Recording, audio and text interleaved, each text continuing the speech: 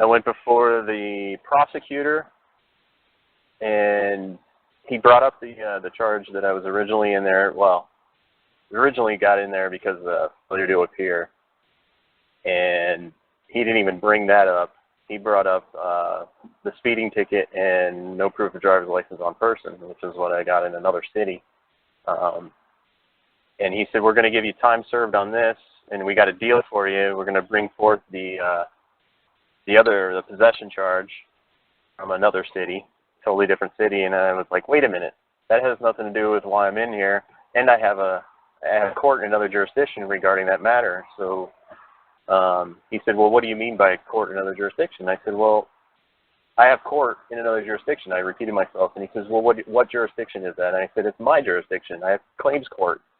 And he says, oh, you're making a claim against the police officer? I said, no, I'm making a claim against the man who stole my property. And he says, oh, you mean your marijuana? I said, you can call it what you want, but it's not, I call it my property. And he said, well, we can hold this off until the 9th of October.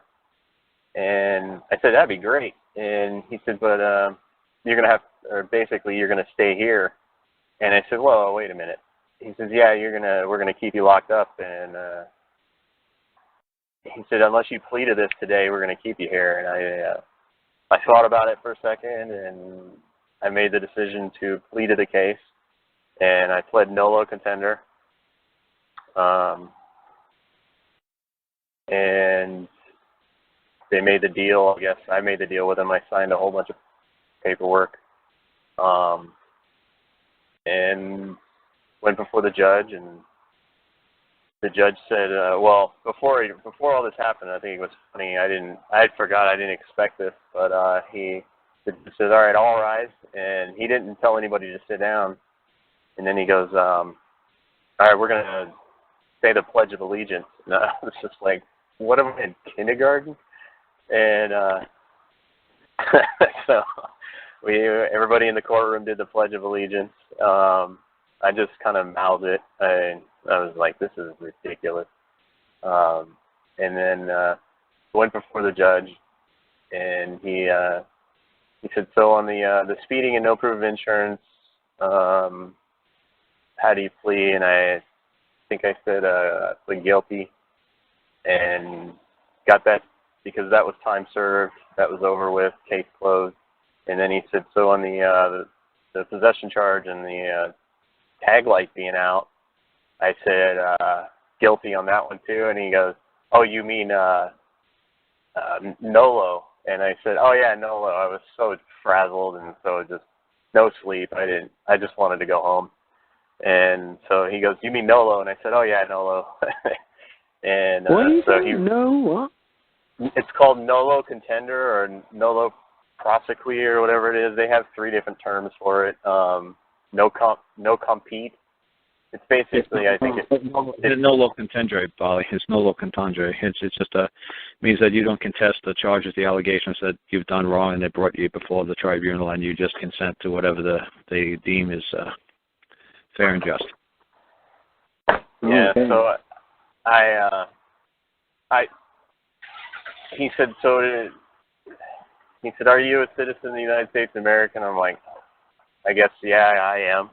And I didn't say it like that, but I said, yes, I am. And I answered yes to basically everything that he wanted to hear. I just played their little game just to get out of there because I was scared that I was going to be, if I tried any of this, all this stuff I've been studying, if I did any of it right there, I mean, I'm in shackles, I'm in orange. I am basically their property, the way I felt, and that they looked at me. So if I did anything different, then they were going to either, hold it over, and I've been waiting to see this judge and waiting to go home. So I figure there might be something I can do afterwards, after I, did all this and go home. There might be something I can do to possibly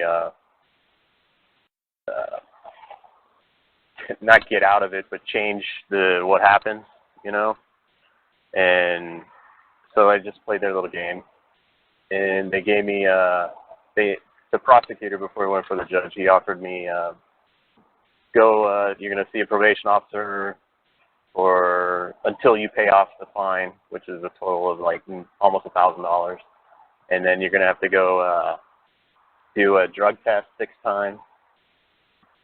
Okay.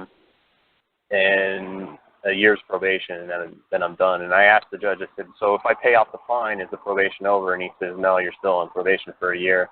I said, all right, whatever, and I just got it over with. And he said his last comment was, you shouldn't do drugs, nobody should do drugs, and drugs are bad. I'm like, this is ridiculous, man. It's I don't know. I totally got railroaded because I wasn't expecting them to bring up the other charge. Yeah.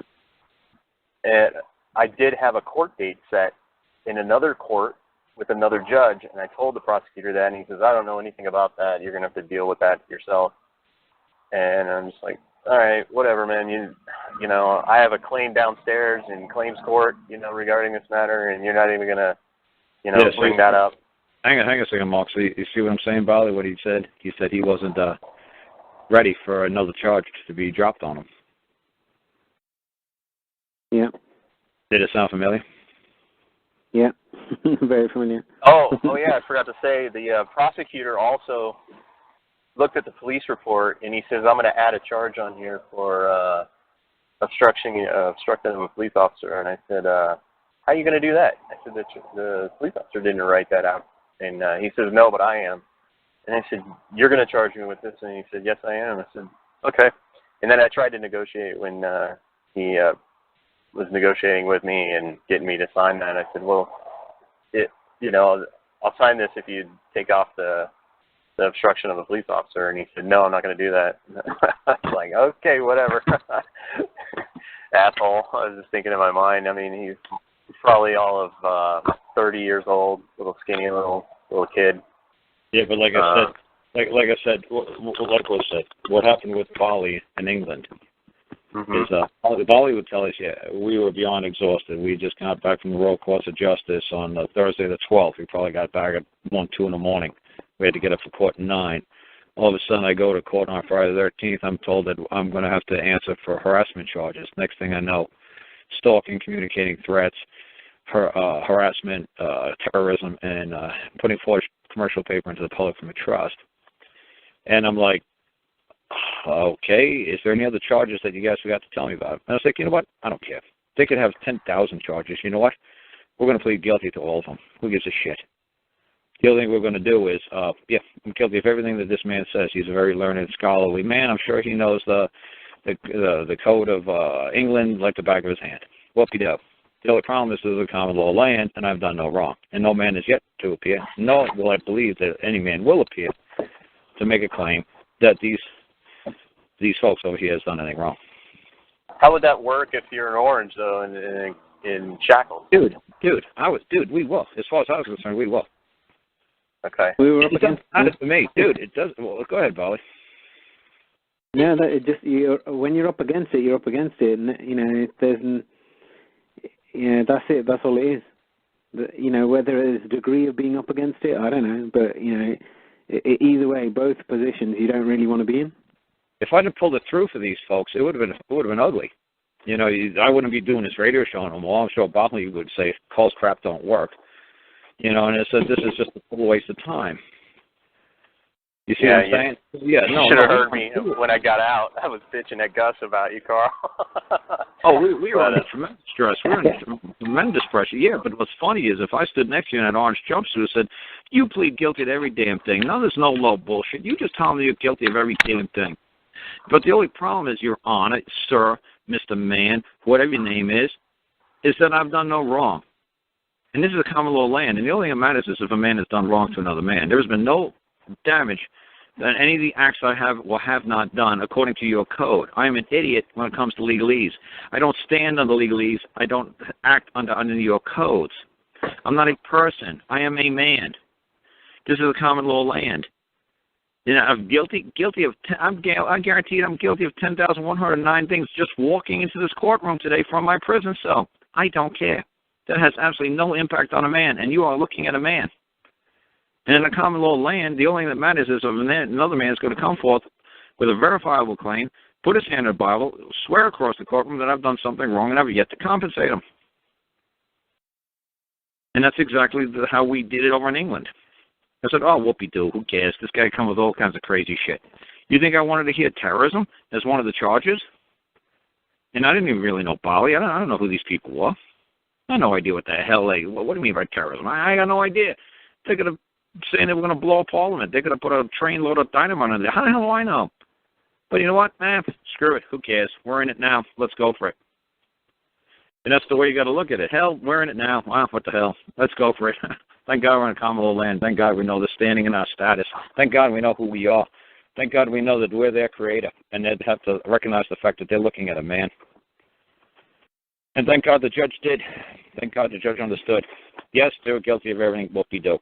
But in a common law land, oh well, everything was discharged. It's the same thing I was talking to you guys back just a couple of minutes ago. I said I was talking to you guys about every time you go into a traffic court, you're presumed to be guilty.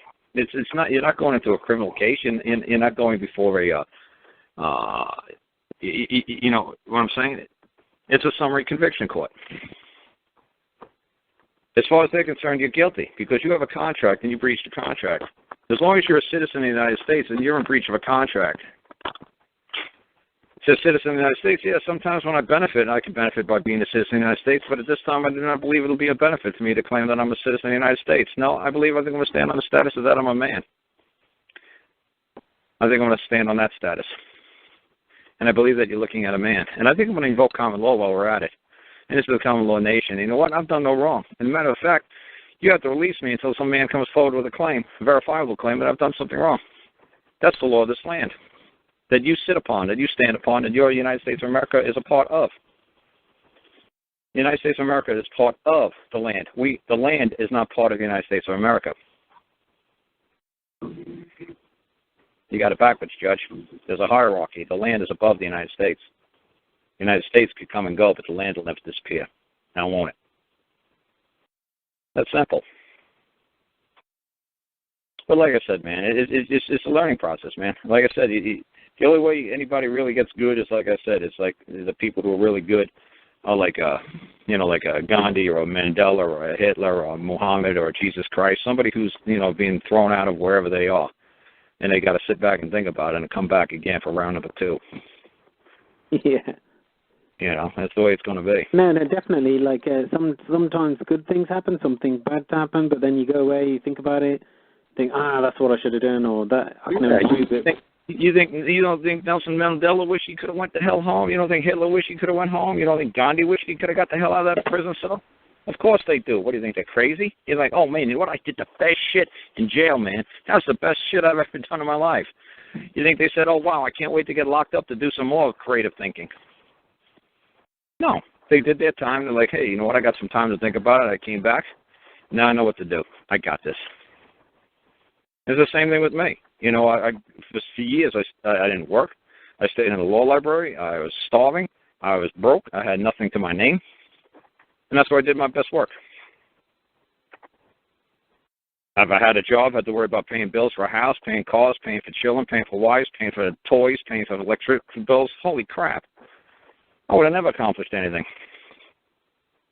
Could have I stayed in my job? Of course. I had a wonderful job working for the railroad. I loved being out in the middle of freaking nowhere. I loved playing with trains and driving around conductors and engineers. Had a blast. But I said, you know what? If I don't do this, I'll never do this. And if I don't do this, all this knowledge I gained throughout these years will be lost. I got to sacrifice something. I got to give up something. And let's do this. And that's what I did.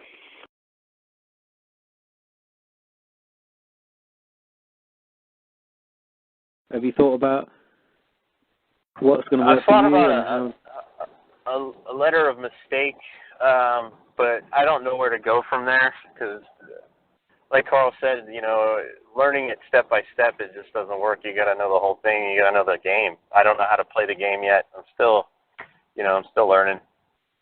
But no, I mean, maybe like just basic practicing orders. In that scenario, if the same thing happened again, or if you say had foreknowledge that the same event was about to happen, knowing that you've already ran through it once, So maybe practice it through your mind, and maybe what you should have said and how you should have said it. Are you going to do that, or I don't know? Is that useful for you? Or? Yeah, it would be useful for everybody. I believe that's a great idea. To actually write down a dialogue. I keep replaying it in my mind again and again and again, like some sort of autistic guy, until I get it perfect. Or what I believe is perfect, and then all it is when it does happen again, it's not going to quite be the exact same. There'll be a couple of things different. But hey, that's good enough. But yeah, I mean, like if a guy kept making a mistake in, I don't know, 10 different subjects, if you looked at it outwardly, you'd say, man, this guy's rubbish at everything. But then where the man becomes really starts to outshine is the fact that he has the ability to think it through, work it through next time. So how would he prevent it? So if he went back to the first subject again, then he's a bit more prepared. Yeah, I mean, being prepared would be the good thing. I didn't even expect that there would have been a warrant. The warrant was placed on the day that I went to court, I guess, and I went down to the courthouse a couple days later, like after on a Monday or Tuesday the following week, and I went right to the courthouse to look at the case file, and there was no warrant in the case file. Yeah, that's what we were talking about. Yeah, we were talking about that, Bali. Me and Mark, when Mark called me up, we said, hey, you know what? You better go to the Georgia Department of Motor Vehicles website and see if your license was suspended. You better find out. It hasn't been. It hasn't been. It still hasn't been. But right, but when I went to look in the case file, yeah, there was no warrant in the case file. There was no disposition. There was nothing about me, failure to appear on like the 18th of August. But there was a warrant that was signed on the 14th, but it wasn't in the case file. They didn't let me see it, I guess. Did you go down and did you get a new copy of the case file, and is the warrant in there now? Yeah, I got a copy of that. Yeah, you got a copy of you got a copy of the case file now, right? Yes. And the warrant is in there now, right? Yes, it is. When was it time-stamped? On August 20th. And did you go down there before or after August 20th? I believe it was before. Okay. So when was your day you're supposed to appear in court? On the 14th. Okay. So then it was issued on the 20th. Yeah, and it says, given under my hand and seal, it looks like this 15th day of August, or it could be the 14th. I can't. No, it's not a 4 because it says 2014. It's a different number. So it looks like a 9, or it could be on the 19th he wrote it. I don't know. Yeah, what I'm saying is, okay, so like you said, it's the 14th of August. It could also be a 4. It could, but it doesn't look like it because the 4 is written differently in 2014. So what I'm trying to say is, if there was a warrant out for you, immediately when the judge placed the warrant, like I said, all you got to do is get a transcript of the hearings that day, and say if the judge automatically yelled out, place a warrant for his arrest. And then if you find out the judge created that warrant on the 14th, why didn't it go into the case file until the 20th? Yeah. Right. It should have been placed in the case file immediately. Why was there a 6-day delay? Because I don't know how you understand how courts work. Anytime a judge issues an order from the bench, those court clerks have to sit there till 7, 8, 9, 10 o'clock at night, 1, 2, 3, 4 in the morning, until the judge brings all his orders before the court clerk, and she has to stamp them and put them into the case file before she could go home. There can't be something sitting on somebody's desk for 6 days. That's insane. Can't be done.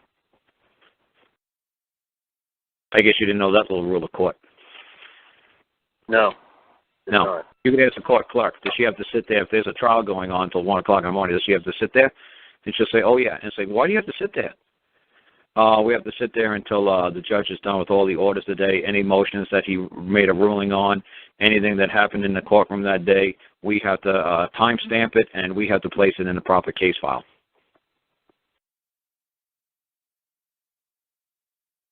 I guess you didn't know that little thing. See, that's what I'm saying, man. That's why I got to do a DVD to explain to these guys from beginning and everything that happens in a courtroom, everything that happens in a courthouse, every single thing that they have to do. Because that sounds ridiculous to me. You said, oh, the timestamp says the 20th. That's insane. The judge just sat on it for 6 days. That's so absurd. It's so obscene. It's not even funny. Well, the court clerk didn't move on it. Well, somebody just decided to like post date it. You know, they were trying to. They said, hey, this is the way we will get this clown. And let's write on the thing number 14 on this day, and let's timestamp it on the 20th. That's ridiculous. All business of the court has got to be settled before the court clerk goes home. It's like a Jewish custom. The books have got to be closed. You can't leave a book opened. Everybody's got to sit there and wait. Well, even if it says the 19th, okay, I appeared on the 14th. Even if the judge signed it on the 19th, no, you can't. He's got to do it on the 20th. If he issued a warrant, what I'm trying to say, if there's an order being uttered by the court, if the court creates an order, if the court says, you know what, oh, okay, I order a warrant for his arrest. Okay, you place the order. Yeah, bring it to the court clerk and say, that's what business. You don't wait 6 days and say, well, maybe I forgot what I said. Maybe let's refresh my memory. No. You do it as it happens.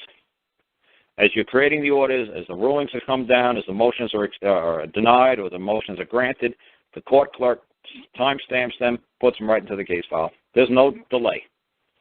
Unless that judge held court until the 20th, he didn't take a break and he didn't go home. And those poor clerks had to sit there for 6 days. That's insane. Because I guarantee they all went home.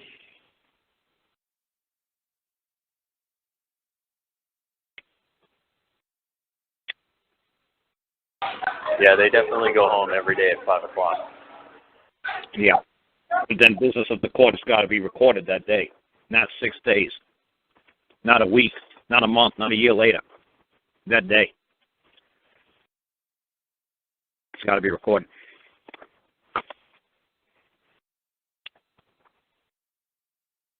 Really simple. Why don't you go ask a court clerk? Any court clerk. I've done that before. I've called up court clerks.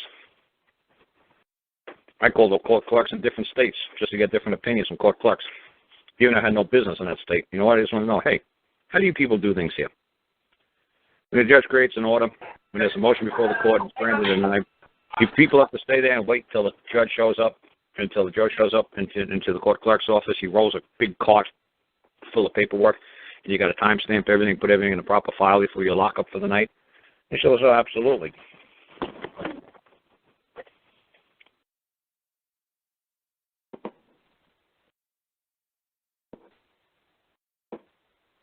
I just think they had it after you once I realized who you were. Yeah.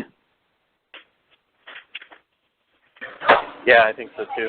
Now, I don't have any proof that I was there except for the piece of paper that I written when I was on the 14th, and I put the wrong date. It doesn't matter. It's timestamp. It's timestamp. Yeah. That's how you prove it. Well, it's timestamped by the clerk that was outside the courtroom in the clerk's office, and I brought it back up and gave it to the prosecutor.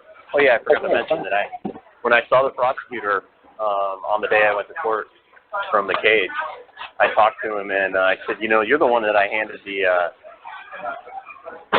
the piece of paper, the notice of appearance, and he's like, yeah, I know, but you had to wait for the judge, and I didn't want to argue with him. So.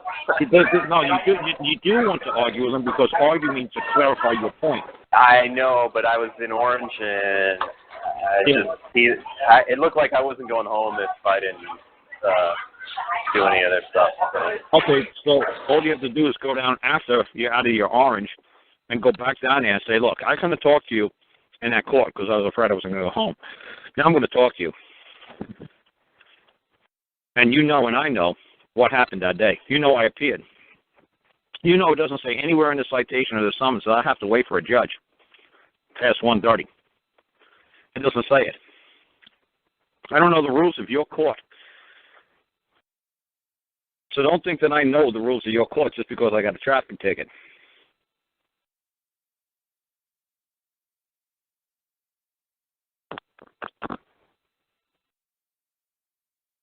It's just like if you went to Saudi Arabia and you didn't realize that you were doing something wrong, that you looked at there's a gold car that comes down the street, and you didn't realize that's a member of the royal family, and your eyes get plucked out. It's like all you got to say is, whoa, whoa, whoa, wait a second, I don't understand the rules of your court. There's a really long word for that. I'm trying to remember what it is off the top of my head. But it's just somebody from outside of a jurisdiction and that you don't understand their procedures. And nobody attached, the rules or the procedures to the citation, to this ticket. So how the hell was I supposed to know? It's that simple. But it's interjurisdictional something, man. It's a fancy word for it, man. It's like I said, it's how people get away with, looking at the gold-colored car coming down in some Saudi Arabian street. You're like, wow, that's a cool car. You start taking pictures of it. Everybody else in Saudi Arabia get their eyeballs plucked down or killed for doing that. You just say, hey, man, I'm an American. How the hell do I know? And they're like, okay. But you can't take pictures of the royal family. Hell, you can't even look at that car. You see it coming, you better look the other way. You see a gold car, you better not, you better run. Because there's only one gold car in Saudi Arabia. You better run. Well, hell, I didn't know there's gold cars everywhere where I come from. Well, where you come from, that's one thing, but we do things different here. That's all I have to explain to them is that you're a freaking idiot. You have no comprehension. You do not understand their customs and their traditions. Yeah, and I had that piece of paper in the case file. Sorry, I'm at work. I have to get out on this side. Yeah, but like I said, man, it just comes from experience, man. Like somebody said a long time ago, some black guy said from the Moral Brotherhood that the Moral Brotherhood background checked me, and they said, you've been in court more times than the judge. So yeah, so that's why I'm pretty good to know what the clerk does, what she doesn't do. Where do you think I got this learning from? You think I read it in a book? That this is what the court clerk does. She's got to turn the paperwork in at the end of every night. What do you think? I read that in a book? Hell no. I've seen them rolling the carts down the hallway because I was in court so much. And I said, where are you going with that cart? I'm going to the court clerk's office. Oh, wow. That's an awful lot of paperwork. Yeah, she can't leave until we're done. Oh, wow. That's amazing. Like if I got to court after 5 o'clock and I want to get some paperwork and the clerk said we're closed, and I see somebody rolling into her office with a cart. I said, whoa, she's closed. Hey, wait a second. How come he could go in there? I thought it's closed. Oh, I'm bringing the paperwork down for the judge because, business is done for the day, and she's got to record everything before she goes home. Oh, okay. So she's technically working but not working. She can't help me. No, she can't help you, but she could help the judge. I'm like, okay, I see how this works. Some men are more equal than others. I see how this works. Okay. Well, like I said, it's just from experience. It happened to be standing there watching the clerk, watching some guy from the courtroom rolling a cart down the hallway and asking him a simple fucking question. Instead of it being, me just taking a look at what point and just saying, okay, they're closed, I go home. No, I'm going to ask a question. Say, hey, how come the door's opening for you but not opening for me? Well, I got business with the clerk. Well, so do I. They see what I'm saying? That's how I learned. I didn't learn it by reading in that freaking book. I didn't learn it by listening to a talk show. It was the same thing, remember, when you came over to England and they closed the Queen's Bench place. And they said, we're closed at 4:15. And we goes, hang on, I thought you said it was 4:30. And they said, oh, no, between 4:15 and 4:30, only barristers are allowed to go in there. We said, what the hell? In Queen's Bench, you discriminate and allow a barrister that extra 15 minutes, but you won't see us. Yeah, exactly. See, so you've got that knowledge from first-hand experience. Yep. You didn't read that in the book. But you just remembered it again, and like I say, there's no such thing as good and bad experience or good and bad luck. It's just an experience, or it's a experience, or it's a luck. And you got that knowledge from acting like an asshole and forcing your way in. Yeah. Instead of taking like a good one. You threw me in, remember? Yeah. Well, okay, I threw you into that. But that's the only way you're going to learn. Maybe you just walk away, you don't learn. Sometimes you need that little push or something out of the ordinary to remind you. and say, oh, yeah, that's when I got thrown by a car. Oh, yeah, what was I doing again? Oh, yeah, that's right. I remember. But if everything just went nice, if everything went smooth as silk, you wouldn't have learned that. And that's what I say is like for Mark as well. You know, there's a lot of bad things that happen. Well, bad things, a lot of things that we experience. Everything didn't go swimming like it was. Oh, that's nice and easy, like a hot knife through butter. No, always the most funniest thing that ever happened, and the wrong thing would happen, and I forgot this, and just all the things ever going. But without that, we'd never learn. It was meant to be. If everything just worked smooth, you wouldn't be learning anything. Yeah. And then you always come to that scenario where you say, "Oh God, I've never done that before. What happens now?"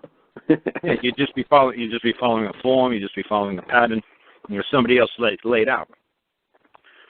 It's like, where did that form come from? Where did that pattern come from? You're like, I don't care. All I got to do is connect 1, 2, 3, and 4 together. I'm done. Well, where did 1, 2, and 3 come from? Well, I don't care. Look, I got the job done. I'm going to hell home. Well, what if I take number 2 away from you? What are you going to do about it? How are you going to make the other dots connect? Hey, that ain't fair. I wasn't ready for that. Somebody should have told me they were going to take number 2 away from you. Well, I'm going to, okay, I'll give you number 2, okay? Now here, I'm going to toss you a number 5. I'm going to toss you a 2B. Now what are you going to do with it? And a 3A. And a 1C. Now what are you going to do? Well, hey, man, that ain't right. I wasn't ready for this. Too bad. Some breakdown. Yeah, life comes at you, it comes out your heart.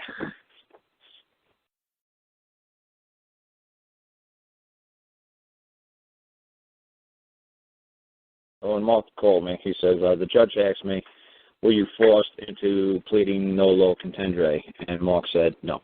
Hang on a second. I got to deliver this. I'll be right back. All right, yeah, I'll keep talking.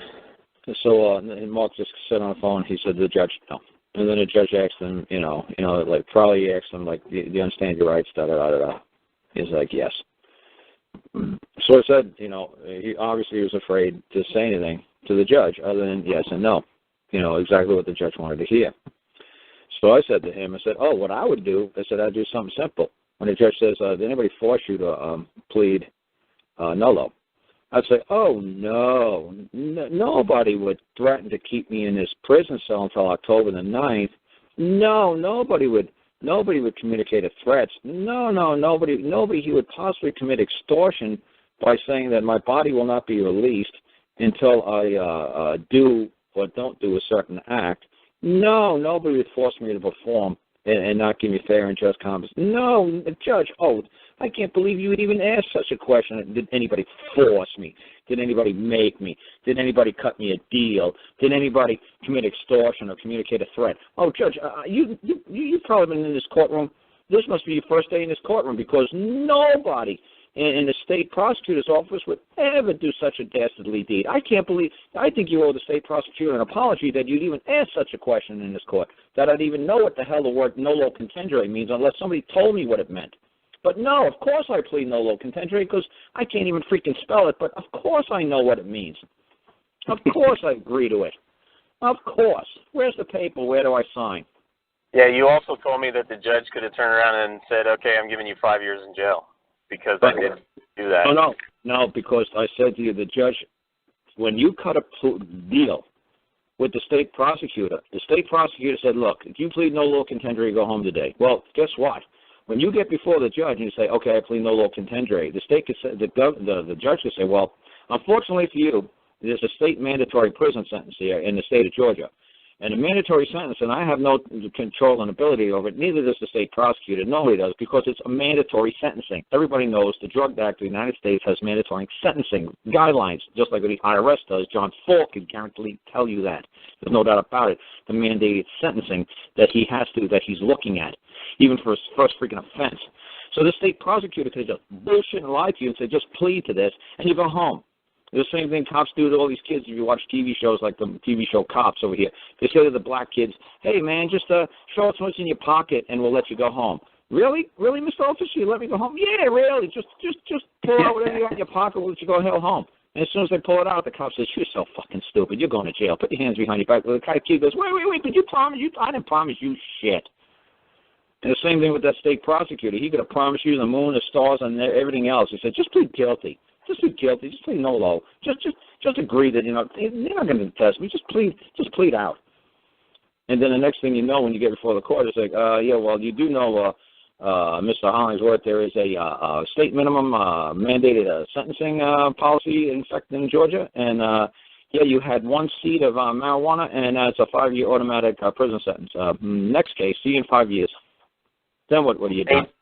Yeah, you just reminded me of something. They're putting now, in some states, the cops are getting cameras on them.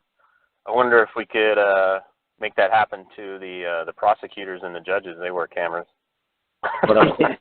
Because what I'm saying is, I know the way I wanted to would go into court, say, of course nobody would threaten me. Of course, Judge, nobody would ever cut a deal with me. Oh, that's ridiculous. Nobody would ever promise me that I'll go home today if I plead nolo contendere. Like I even know what that means. But if you're saying I'm going to go home if I say nolo contendere, guess what? I'll say it as many times as you want. Just don't ask me to spell it, and just don't ask me to explain to you what it means, because I don't have a effing clue. But yeah, will I say that I'm nolo contendere? I'll say I'm Peter Pan. I'll say whatever the hell you want me to say. I want to go home. But like I said, to say the judge, but I'd like the court to notice that no man has come forth before this court and made a claim that I've done wrong, caused any injury, caused any damage, caused any harm. Nobody has accrued any loss, and this is a common law land, and where man is the creator of the government. Man is the creator of this court. Man is the creator of the position that you maintain in this court, Judge. And I am a man, and I'm just giving the court notice that there is a man before this court, and do as you wish. And that's everybody on the call. And that's all I would say. Everybody on the call, repeat that 500 times. That's all I would say. That's all I would say. But I'd say, of course nobody threatened me. Judge, you owe the state prosecutor an apology. And I want to hear your apology. Prosecutor, did you hear what he just said? Did you threaten me? Did you threaten me to keep me in a cage? Would you threaten to keep me here talking to him? You wouldn't threaten me, would you? Tell this judge he owes you an apology, and to the good people of the state of Georgia. This is an outrage. Why don't you do that?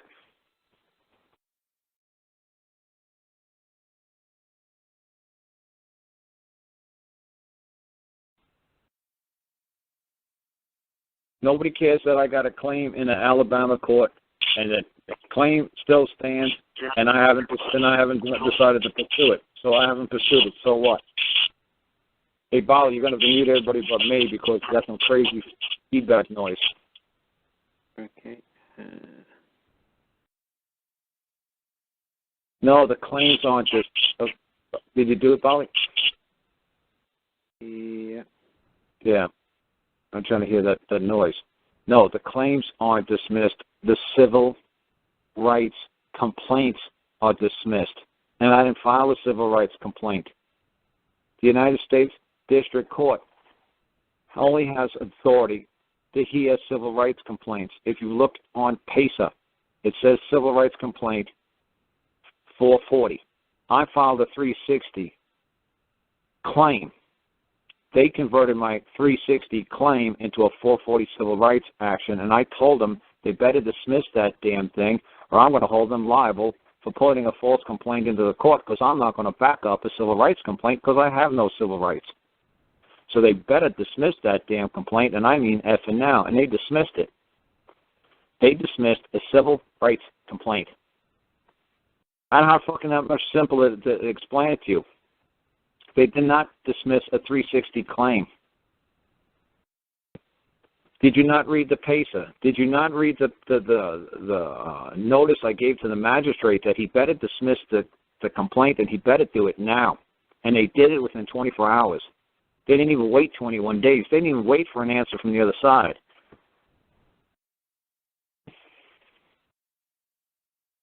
Selective reading. Dude, put your fucking phone number down there or your email. Dude, what's wrong with you, Guest 60? Why can't you talk?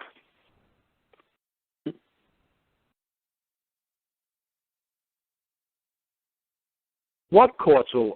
Dude, you better talk. Well, just block this guy. Dude, 60, the next thing we want to see is a phone number or an email address. Where's your email address? Because there's nobody who could dismiss the case. Then they dismissed your second claim. Who's this they? Who's they who dismissed it? Only a man could dismiss it. So who's this man who did it? You tell me when a man appeared in my case other than me. No, I'm not getting uptight, 60. This is funnier than shit. Because you're helping me clear this up for every fucking body who's just as stupid as you are. Only a jury or I could dismiss my case. No, only a man could dismiss another man's case. No man has dismissed my case. If you see a magistrate dismissed a 440 civil rights complaint because they realized that they modified my claim into a complaint, and I gave them fair warning that you just trespassed on my case, and you better take your civil rights complaint and dismiss it because I'm not backing it up. I'm not standing in court, and I'm not going to move a civil rights complaint. I'm not doing it for my benefit. I'm not doing it for your benefit. You better dismiss this complaint now. And they did. Within 24 hours, the case was dismissed. Did you not read the letter that I sent to the magistrate saying you trespassed on my case? Did you not read the trespass that I sent to the court clerks? That you cannot convert a man's claim into a complaint. You don't have the capacity. You don't have the right. Okay, Bolly, just block him, man.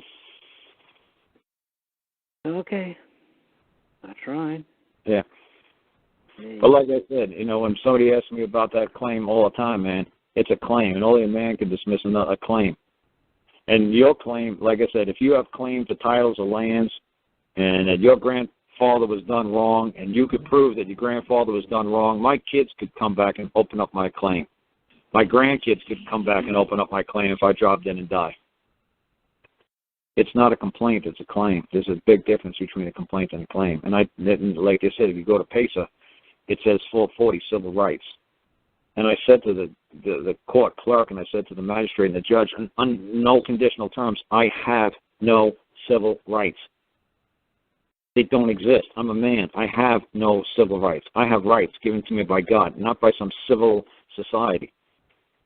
I have no civil rights. I wish I have no civil rights. They're a burden to me. They're not a benefit. Because I have civil rights and I owe a duty and obligation to the society who gave me those rights. And I don't wish to have no duty and obligation to no society other than my family and to God. Other than that, that's enough burden for me. But it's a shame, man, that guy wouldn't give a phone number and email address. No, I mean, I like when somebody tries to distract and subtract and somebody tries to. I love it. I love it when somebody wants to come on and just bash me. I love it. It makes it fun. It's entertaining to listen. Yeah, I want to hear his point of view. I don't want to hear some stupid shit that he says that. They dismissed the complaint. They dismissed the civil rights 440 complaint that you filed. I didn't file a civil rights 440 complaint. Well, it says there on PESA. Okay, look at page 3 or page 4 of what's written on PESA, the third or fourth document. I told the magistrate, you better stop trespassing on my case, or I want to hold you personally liable. And there goes to the court clerks as well. You better let my claim just stand until I'm ready to move it. And I'll let you know when I'm ready. And I ain't ready to move it.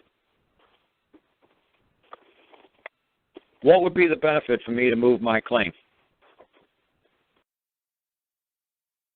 It would benefit me absolutely zero to try to move my claim in an Alabama court.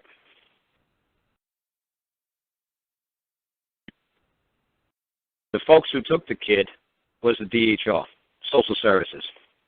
The only problem was Social Services was under the control of the United States government at the time of the taking. So yes, I could go after the governor of the state, the man. Yes, I could go after the woman. But they're just going to turn around and say, our boss was the United States government at the time of the taking. Why don't you sue them as well? And you don't think the United States government understands that they were in charge of the social services at the time of the taking. And you think that if I go into the United States court and I make a complaint against the United States, how far do you think that's going to go? It ain't going to go anywhere. The United States will say, we do what was necessary and proper because you're just collateral damage, and sometimes we got to do what we got to do, and we're going to use the old Article 1, Section 18, the necessary and proper clause, that we could do whatever we wish at any time to execute the powers of this government. That's right. So they're just going to laugh at me. So until I get them to understand, I am moving this court, the Lentz court, into this public courthouse, and I'm making a claim that I've been done wrong. And this man and this woman, I'm holding them liable. Until I got enough people to bear witness that this is what I'm doing, what makes you think I'd be crazy enough to walk down into the state of Alabama? Like I told on the show dozens of times. Even my dad, I hadn't talked to him in like 30 years. When I finally found him in like a marina on the ocean somewhere in a boat, he said to me, hey, U.S. Marshals, not U.S. Marshals, bounty hunters from Alabama came up here looking for you. They said you robbed a bank. All my family all around the country said, hey, we had a visit from bounty hunters from Alabama saying they're looking for you because you robbed a bank in Alabama. And I said to my dad, how crazy can you how dumb can you be? I said, if I robbed a bank, it's FDIC insured. That makes it a federal crime. That means U.S. Marshals should be coming out looking for me, not bounty hunters from Alabama. What the bounty hunters from Alabama want to do is drag my ass into Alabama, because a bounty hunter could go into the White House right now and get Barack Obama, and they could drag his ass to any court in which they have a warrant for his arrest to come and pick him up because he failed to, he jumped bail or he jumped bond. Nobody's impervious to could stop a bounty hunter. They're like the supreme law of this land. If you've done wrong and the court ordered you to appear and you fail to appear, that bounty hunter's going to come and get you. Look at Dean Clifford. They came and got him. He failed to appear, failed on his bond. They came and got him, and from another province. They hold his ass away. They could hold you away. So like I said, the bounty hunters could just come here and they could just haul me away. And the sheriff's department in my county where I live would say, bye-bye, Cole. He's like, what? Bye-bye, wait a second. They're taking me to Alabama. Do you know what they're going to do to me when they get to me in Alabama? Do you understand? I'm suing them for like $1 gazillion. You know what they're going to do to me? He said, Cole, there's nothing we can do. He's a bounty hunter. He says that you're wanted on charges for robbing a bank. There's nothing we can do, Cole. We got to let you go. Bye-bye.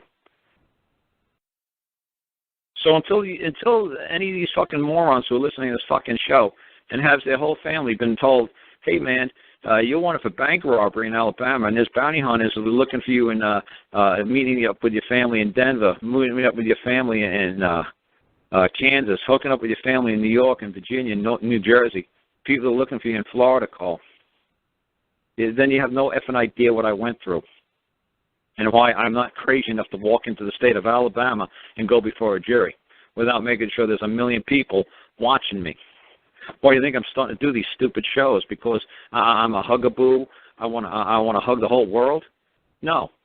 There's got to be a benefit for me to be doing these shows as well. I want everybody to understand what the hell is going on out here with these court systems. What's going on with the police? What's going on with social services? I want everybody to bear witness of what's going on. And if this happened to me, it's going to happen to you. And if you don't believe me, just sit back and watch.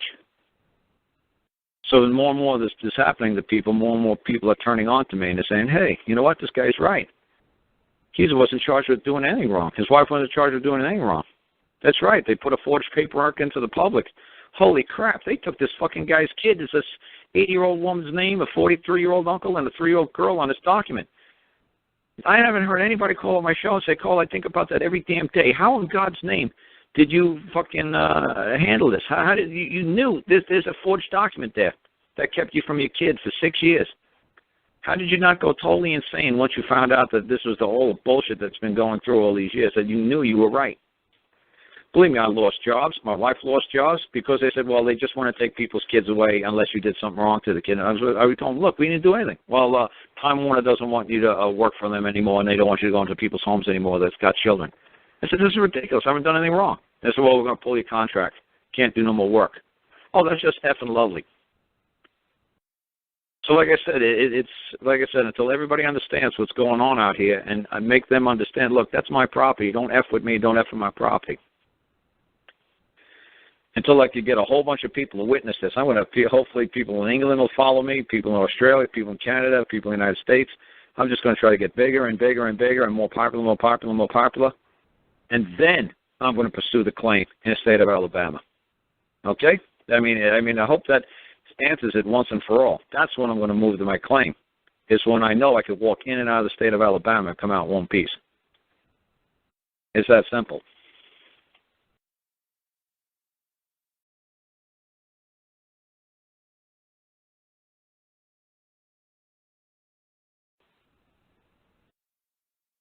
So like I said, you know, that guy just wanted to say that, no, I didn't say the system is corrupt. Like I said, Bali could tell you.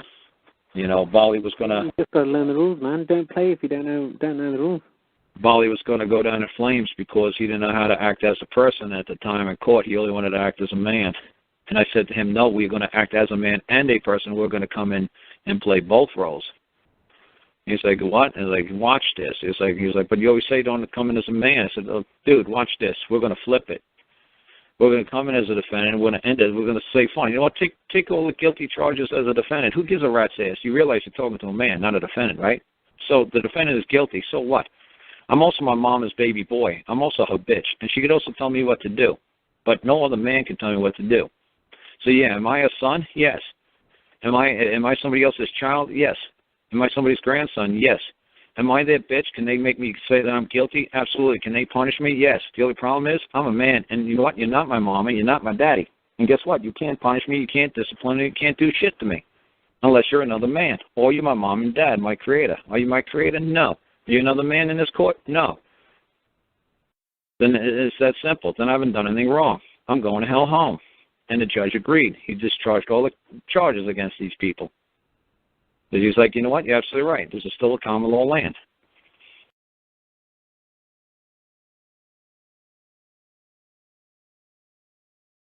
Gus asked me that the other day. We were talking on the phone, and he said something about daring. I said, do you know what that word dare means?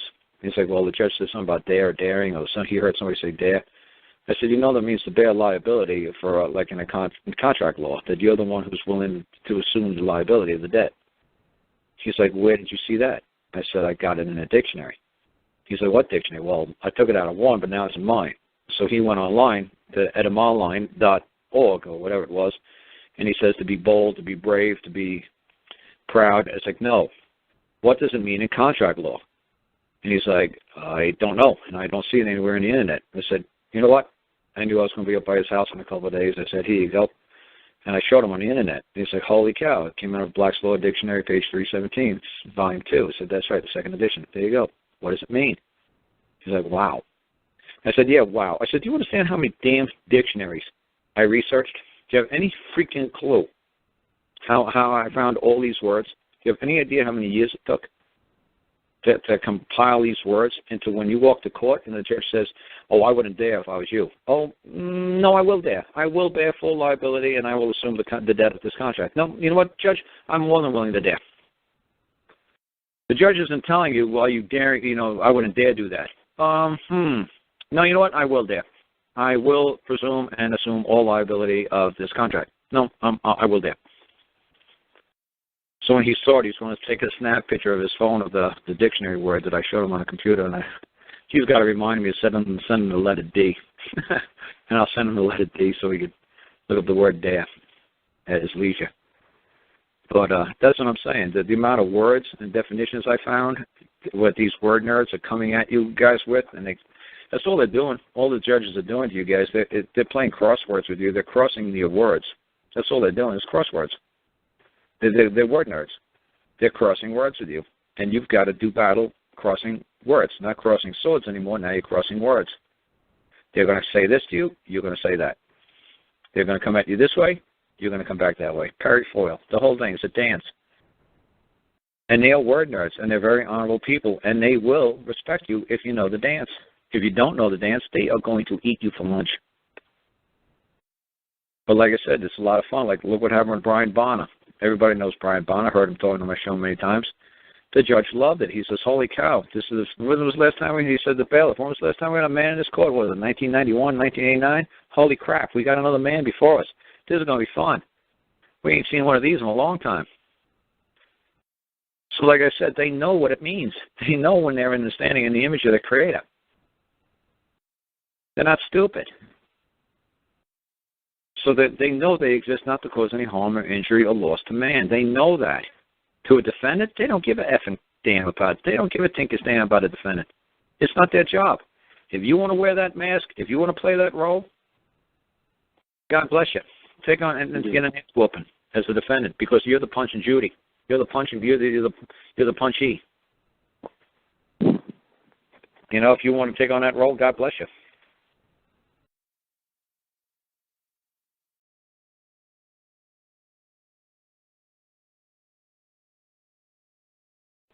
Yeah, they can come back after any time they want with a dismiss.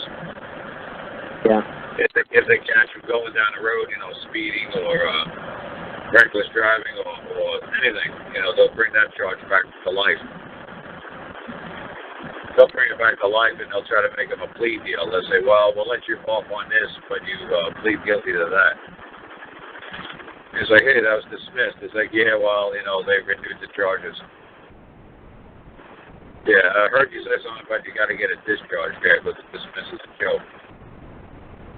Dismiss just goes a little while, but it's not gone. In fact, you're right. Remember when we were going to, I can't remember which court it was, and I suddenly got, it was just before you came, one of the hearings I went to, what they did was they found 2 parking tickets that were unpaid, like a year ago and 6 months ago.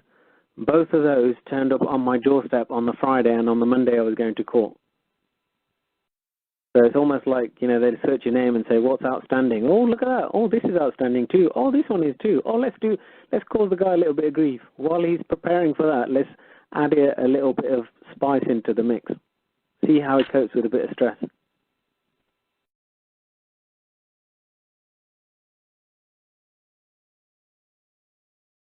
There's been a lot of confusion with how to file claims, and I've been listening to Karl for a while and trying to find out how do I file a claim or where do I go.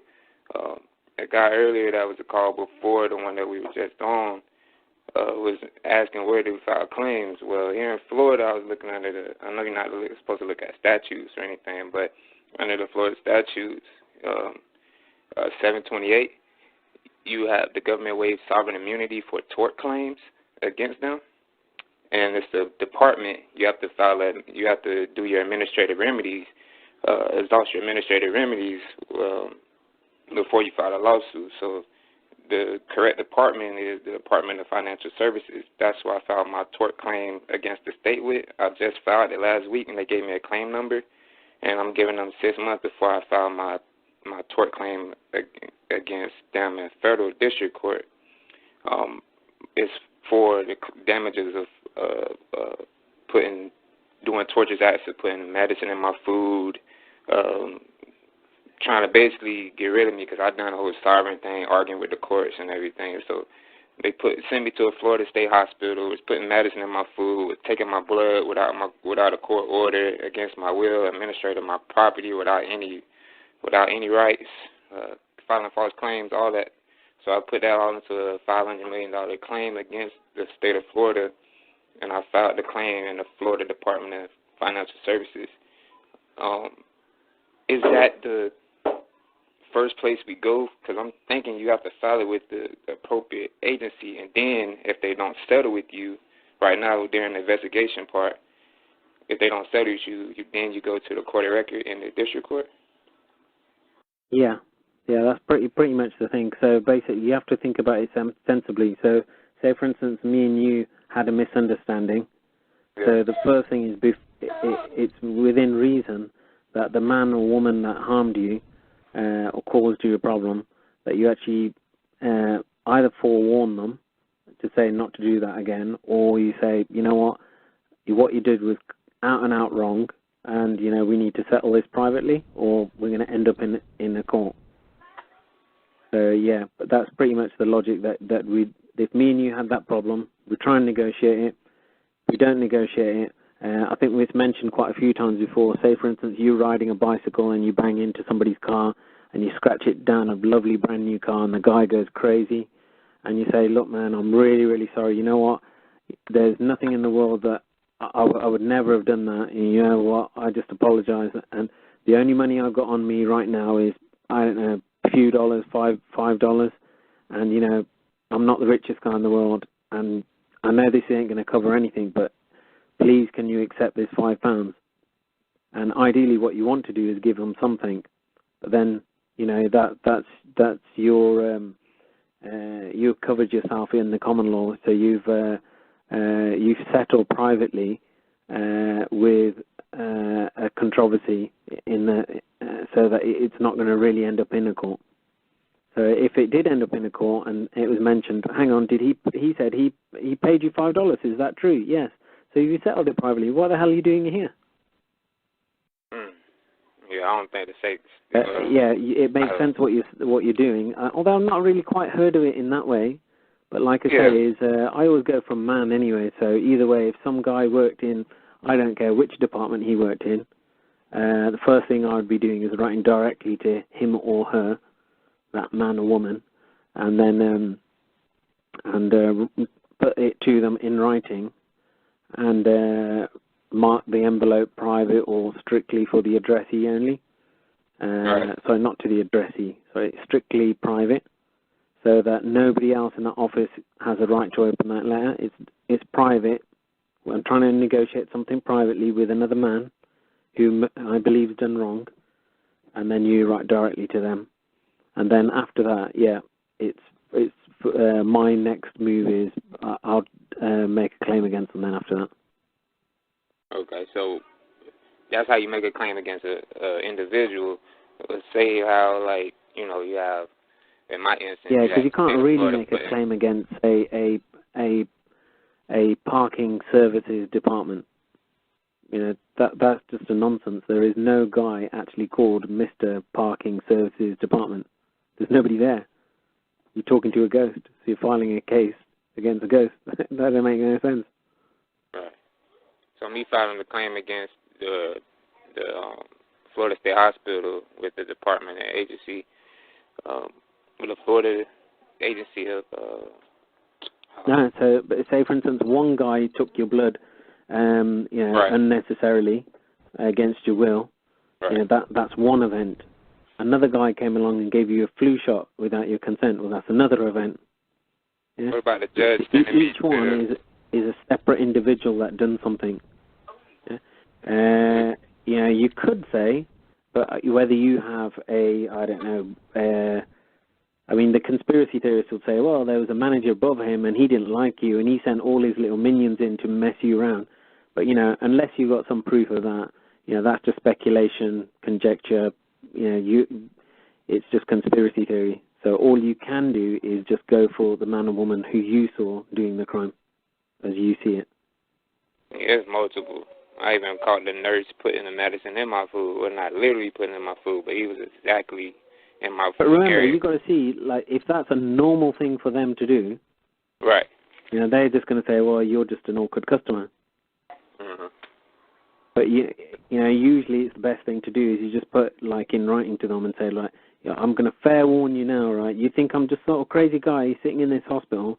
I'm putting it in writing to you now. This is to your name. It's not to Mr. Health Department such and such. This is for you. This is your name.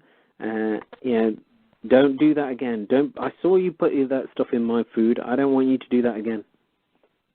So how do you invoke a common law court of record? You just write it in the pleadings and then send it to the district court if they don't settle with me or they deny my claim? You mean if they don't settle with you?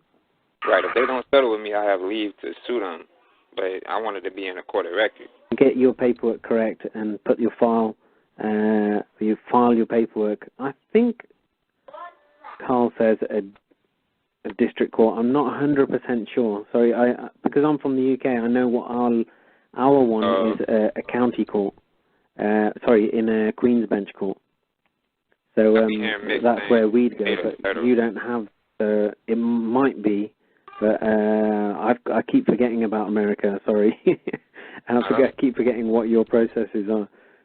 But like I say, Gus or Karl will probably know the quick answer for that. Okay. Hey, Bali, it's John. I think I could help Hey, John. with that. How you doing? Hey, John. Appreciate it. Yeah, I think I could help with that because I've gone both routes. I've filed a claim in federal district court, and I have filed a claim in the county court. And it's an easy suggestion for me to give you. It's a no-brainer that you should go into the county court, because the federal district court, not that there's any courts out there that are not corrupt, but they're so far, that you got to really know what you're doing if you're going to file a claim in a federal district court. They're going to really test you. and you're going to, I mean, I spent a good 40 minutes debating with almost the entire staff of the clerk's office in federal court Friday. So county court, I'm not saying, you might have a different, you're going to have a different county court experience than I did, but I mean, I got mine filed. Once I talked to the head clerk, it was just a matter of minutes. So I would definitely go county court. That would be my suggestion. What if it's over like $5,000? Because mine is like $500 million. Doesn't matter. Common law doesn't matter. As long as it's over, I mean, this is my opinion. If it's over $20 under the Seventh Amendment, or otherwise known as Article 7 of the Bill of Rights, if controversy is over $20, you qualify for a common law suit. So just Google Article 7 Bill of Rights or Seventh Amendment in the Constitution. I already have a claim in with the Department of Financial Services. Those are the ones, they're the head of what's going on here in Florida. That's what they say that we have to file a claim with. Do I still have to go to small claims court? I already filed a claim. Boy, there's so many answers to give you. I mean, just, kind of doing a rapid fire thing here. So you say you already filed a claim? Yeah, I filed a claim with not the court, but the agency that handles tort claims against the government, where they waive sovereign immunity. But under statutes, they only allow you to recover so much. But I'm a man, so I can recover. I mean, my life is worth more than $300,000. Them putting stuff in my food to try to cause me to have heart attacks, I feel like it's worth $500 million or more. But that's just my opinion. Well, let me give you. This sounds a little bit blunt, but I'm saying it to you to help you. Okay. Right. My suggestion to you is don't file a claim anywhere right now. What I would do if I were you, it sounds like you have a really good claim. I would go on a steep learning curve first. Because, see, you only have to be missing one part of the process. And I can almost guarantee you're missing more than that. And your whole claim's going to go out the window. Let me give you an example. So you already filed a claim. Did you use their form to file it? No, what I did, what you call a pleas of the crown, and just wrote what happened. For the kings, the plaintiffs, I let them know my status as a man. I'm one of the people. And I just wrote how much I wrote basically what happened at the hospital, because I put everything on record. Every time they put something in my food, I called the healthcare administration. They made a record of it. I put all that and I sent all that to the agency of healthcare administration. I'm sorry, the Department of Financial Services, the ones that are in charge of filing claims against the state of Florida. In Florida, I sent it to them, and they gave me a claim number.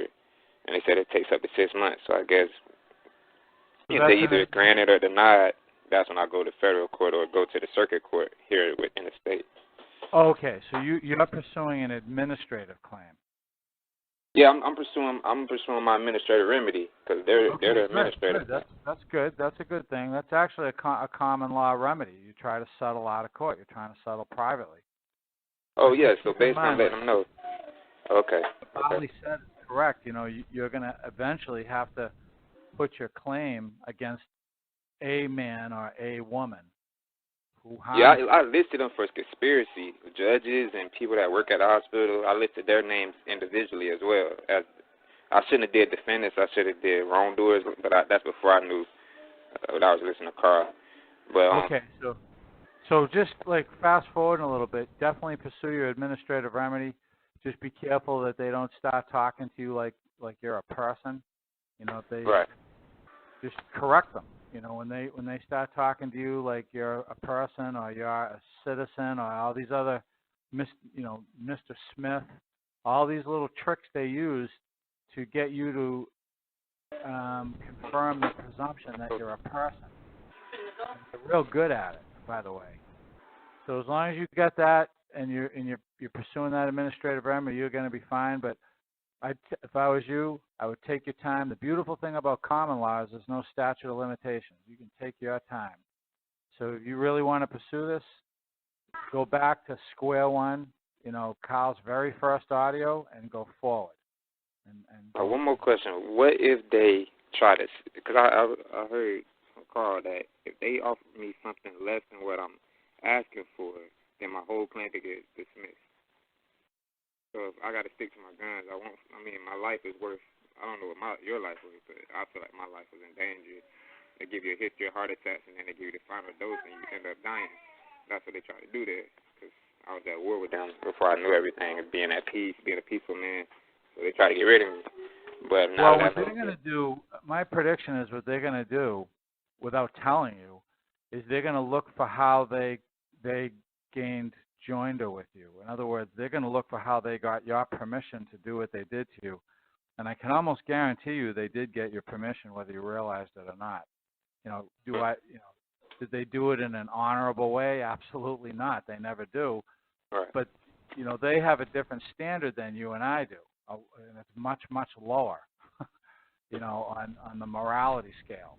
Right. So all they could treat it, just you walking in the building granted them jurisdiction. Or they called you, I don't know your name, but they called you Mr. Smith, and you answered to that. Okay, well, there's no such thing as Mr. Smith. It's a fiction, but you answered to it. They'll take the least little bit of dental floss, so to speak, and use that to create joinder on you, and say, okay, he consented. They're not going to tell you that, but that's how they're going to look at it. So one of the things you need to get right out in front in your paperwork, and if you haven't done it already, you just amend your paperwork, is that you've never consented. Never, yeah. It was all done blindly.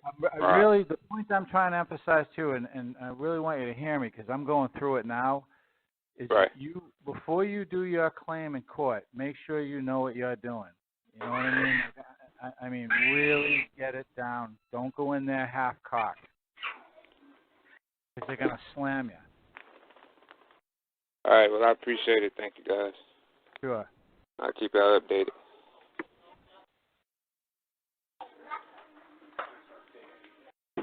Cool. Brilliant. Thanks for that, John. Oh, sure. My pleasure. Man, I keep forgetting about the way you guys do, and I keep forgetting about your federal courts and your district courts, and too many damn courts. I keep forgetting. By the time I remember it, a few weeks later, I'm forgetting it. Nobody asked me for ages. It shouldn't make any difference.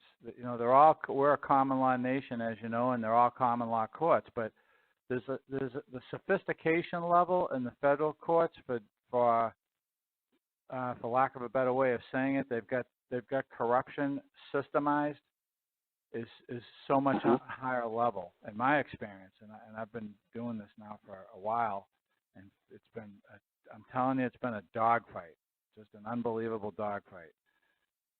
So he's got a much better chance of going into a local county court and getting a claim number and at least getting his documents filed. See, if he goes to federal court, they're gonna shut him down right away. So if he gets his documents, at least if he gets them in the file, then he's at least got a place that he can file his documents. He can always transfer them later. But starting off in federal district court, that's just I think that's going to be way too difficult for most people.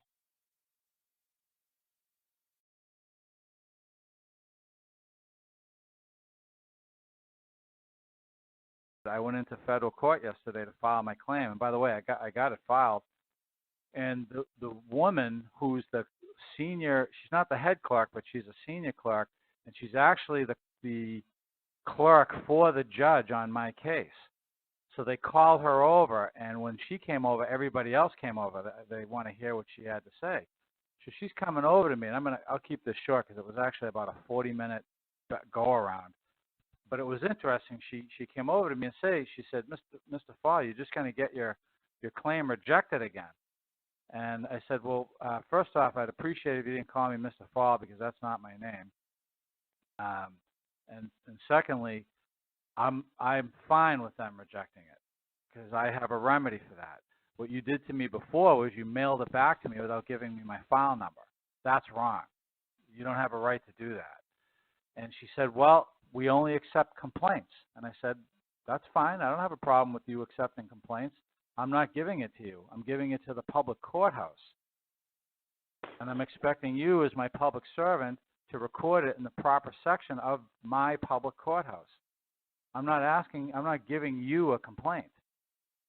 And she said, that case number is nothing but an identification tab that gets put on your case with your claim so that they can locate it when the jury is seated. That's the only purpose of that case number. Right. Exactly. And we ended up getting there. But it was interesting. It was like, these people are so programmed. It's unbelievable. By the way, they seem like pretty nice people. And she said to me, well, this is a complaint. And I said, no, it's not. Do you know what complaint means? And she was stunned. Nobody had ever asked her that. It was obvious. So I said, it means to whine. Do I look like I'm whining right now? I'm not whining. I'm happy. I'm talking with some nice people. We're having a nice conversation on a nice sunny day. I'm not whining. So this isn't a complaint. And then she got clever with me, and she said, well, it's a pleading. And I said, no, it's not a pleading. Do you know what pleading means? And she was stunned again. She was looking around like for someone to help her. So I told her what pleading meant. And I said, now let me ask you a question. Do you know what claim means? And she said, no, I don't. And I said, well, let me tell you what it means. So I told her what claim means. So it really does help for you to know what your words mean when you go in there, because that process is what led her to give me my file number. She realized that she wasn't going to just walk all over me and create a presumption that I didn't have a right to file my trespass in there. And she said, well, she kept saying it over and over. I feel real bad because he's just going to reject it, and your $400 is not refundable. And I said, well, as you know, nobody has my permission to trespass on my case, and I'll seek a remedy for that. She said, what do you mean? I said, well, it's not necessary to get into that right now. There's been no harm done. We'll talk about that after the harm is done. Now, as far as the $400 is not being, that's nothing but a court rule. That $400 is you're paying a rental fee on the use of a public courthouse room. So, that's a fee to use the room. That's not an application fee for a complaint.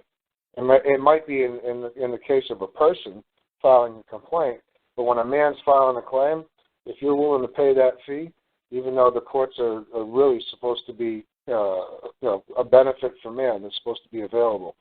If you go ahead and just pay the same fee everybody else does, you're paying for the use of that room for the duration of that case. Well, let me comment on that, and this is purely speculation on my part, but I feel pretty confident that what I'm about to say is accurate. I believe the king doesn't pay to use his court. So when you pay, you're asking for a license. In other words, you're asking for a privilege because you shouldn't be paying. So to cover myself, I put on the check donation, no license formed. And I feel pretty confident that that's how they look at it. When you pay for any of these things, they're looking at it like you're purchasing or renting a license for a privilege. Because the king doesn't pay.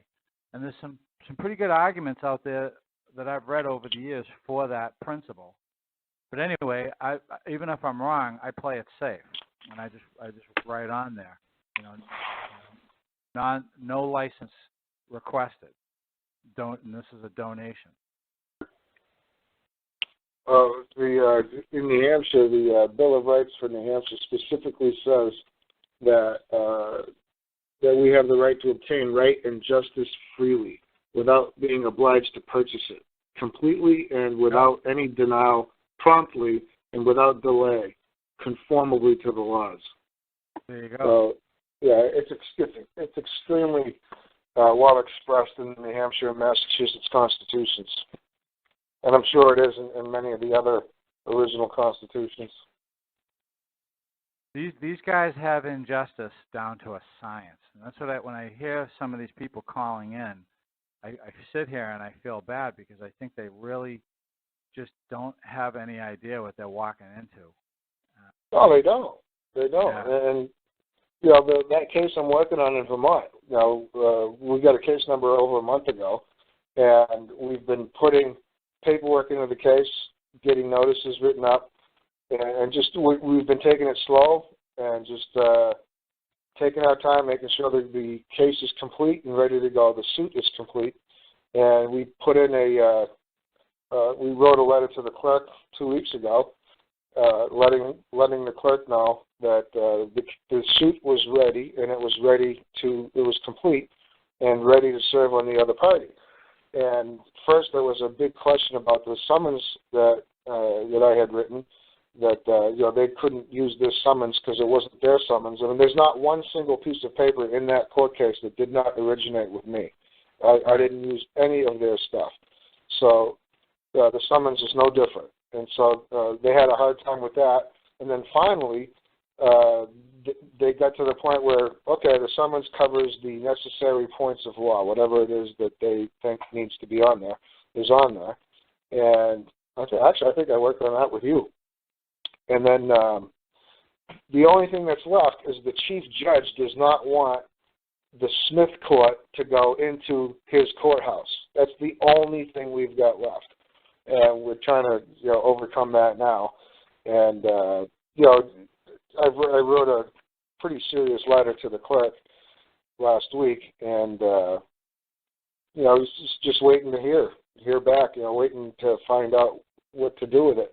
Now, one of the options, of course, which we were going to do on Wednesday this past week, is go to the courthouse and get 3 certified complete copies of the case file so that we could go to the sheriff's department after we go see a notary. We could issue the warrant ourselves, not the warrant, the summons ourselves, and get 3 copies, get them all notarized, and give 2 to the sheriff for process service, take the other one and scan it for data witness and have it served electronically.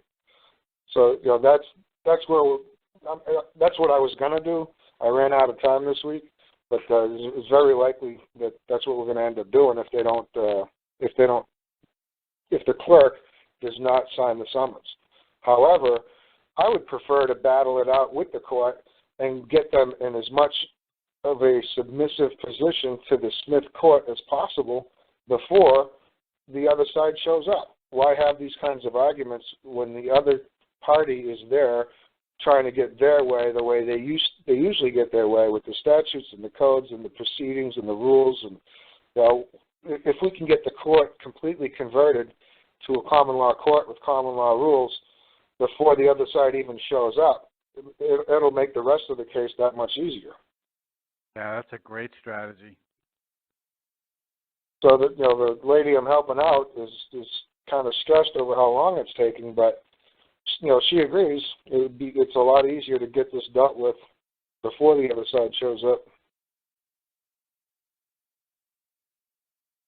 So that's the other case that's similar to that is the one that I'm dealing with in New Hampshire, where we're converting a statutory case over to common law rather than filing our own claim, and that's been a pretty interesting learning experience. And I had done it, and then Karl asked me about it, and the number one thing he was looking for is, did they object when you converted the case? And I said no, they never objected to anything.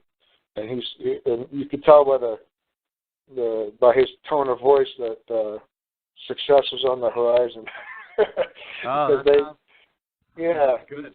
He says, "Wow, they didn't object." I said, "No." He says, "Wow, that's really good." That's good. Yeah, so it's just a matter of time, But of course, if that doesn't pan out, or if I get too frustrated with it, we'll just go ahead and start a new case, get a claim number, and just start fresh rather than try to convert a 7-year-old case.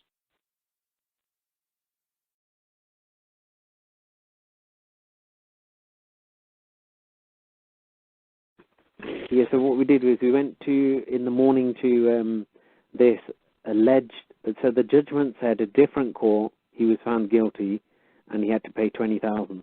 So I managed to get my dad to take a day off, and I said, you know what, forget what you're doing, just take a damn day off and let's sort this shit out.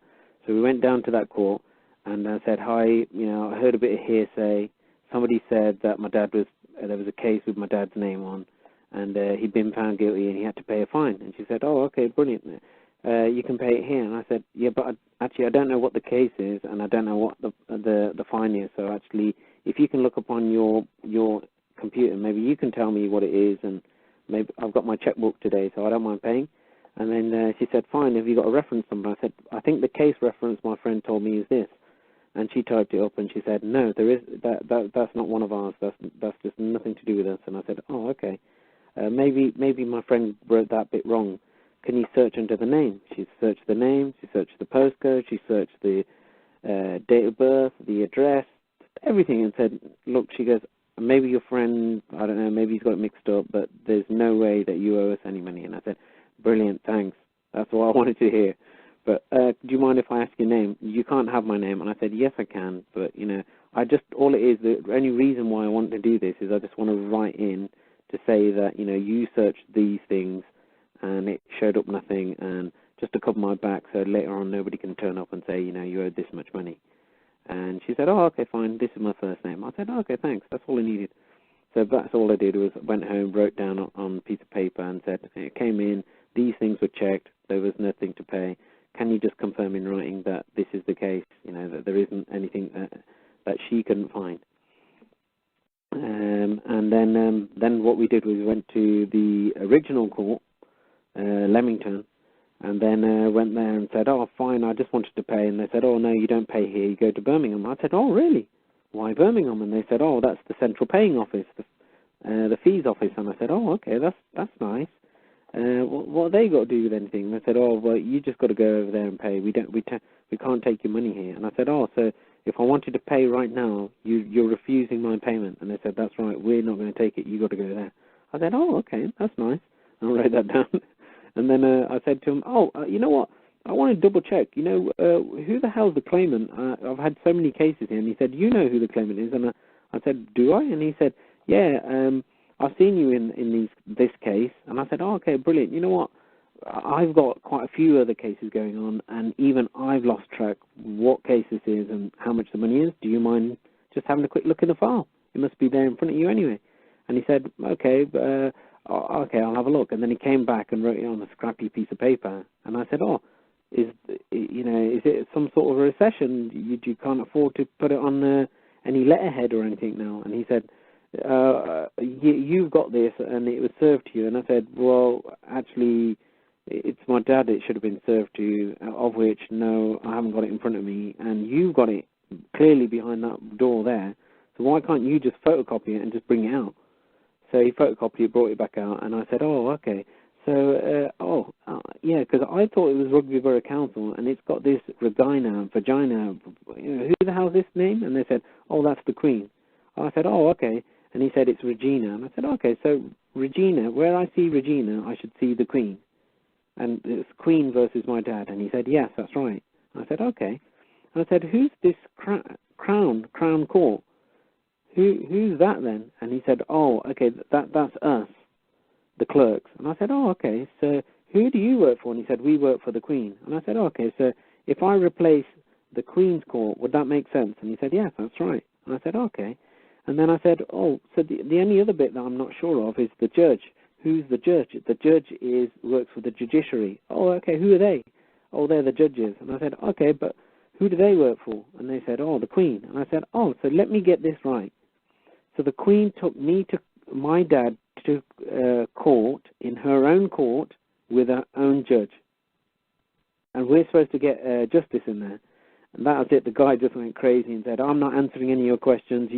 I can't answer these sort of things. And I said, well, I'm only copying what you said. You said it was the Queen. But really, I think I could have took it a bit further, and I think Karl was going to jump in at this point and say something about that.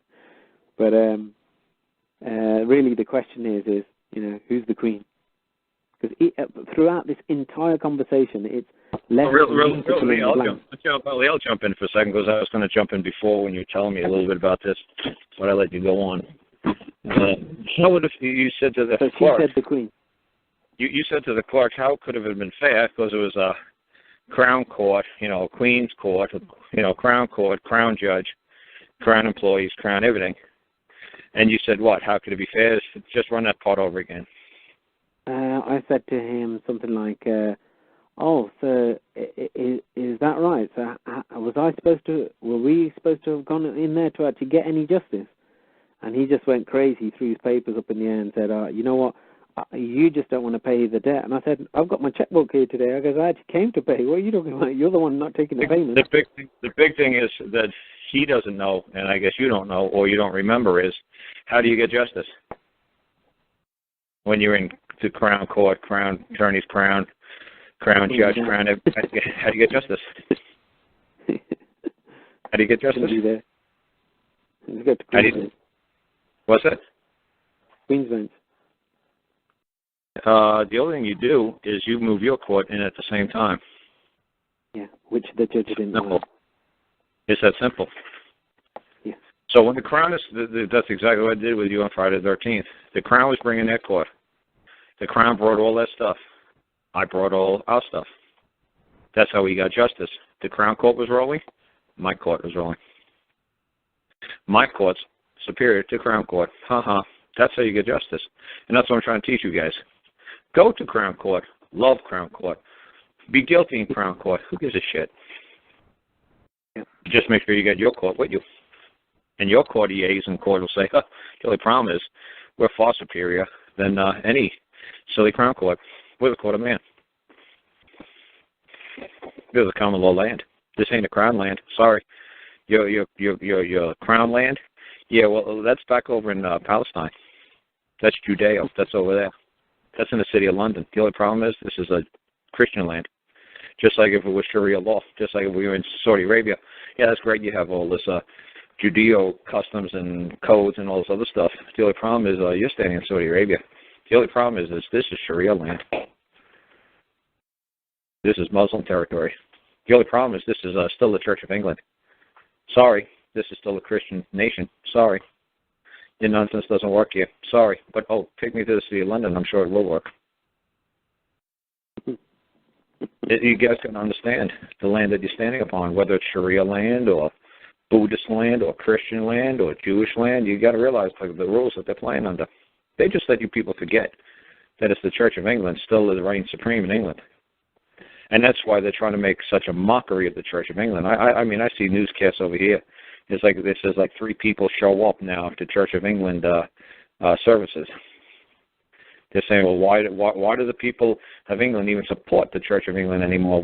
We shouldn't even support it anymore. You know what? We should just let it disappear. Because all religions, all they do is start wars. So you know what? The Church of England should just be, stricken from the records. We should just get rid of the Church of England altogether. Right?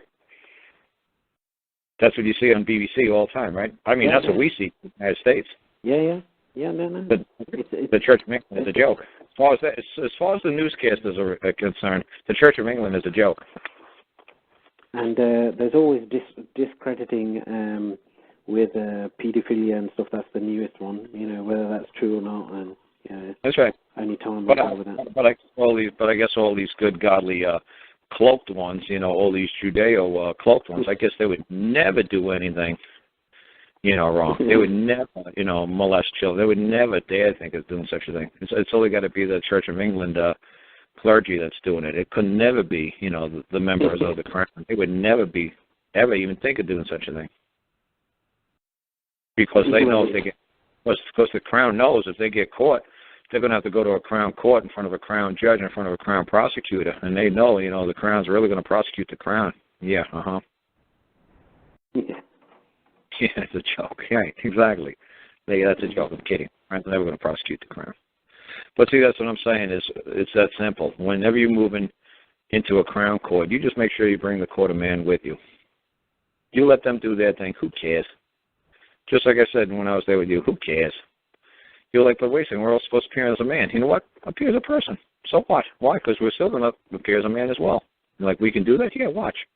It's going to be easy. Lots of fun. Let's just wrap this thing up so I go the hell home.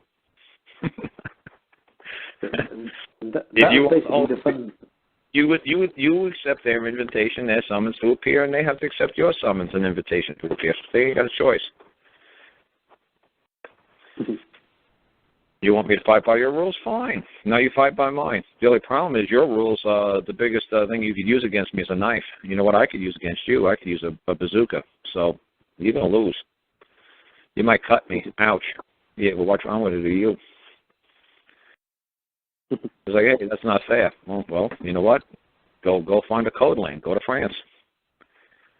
You know, go to Palestine. You know, do your silly stuff over there. You know, but it ain't going to work here. Thank God, it's still not going to work here.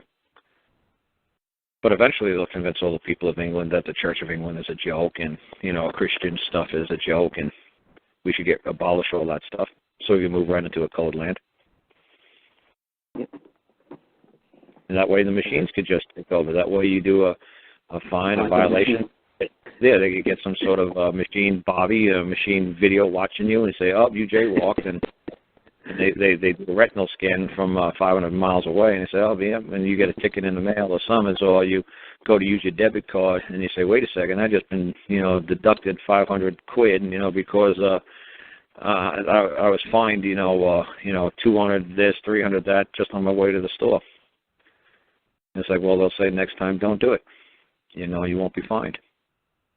And say, well, this is ridiculous. I don't have a jury. Don't it? No, you don't. It's a code land. You exceeded the speed limit and you jaywalked. That's 500 quid. Well, how am I going to buy my groceries now?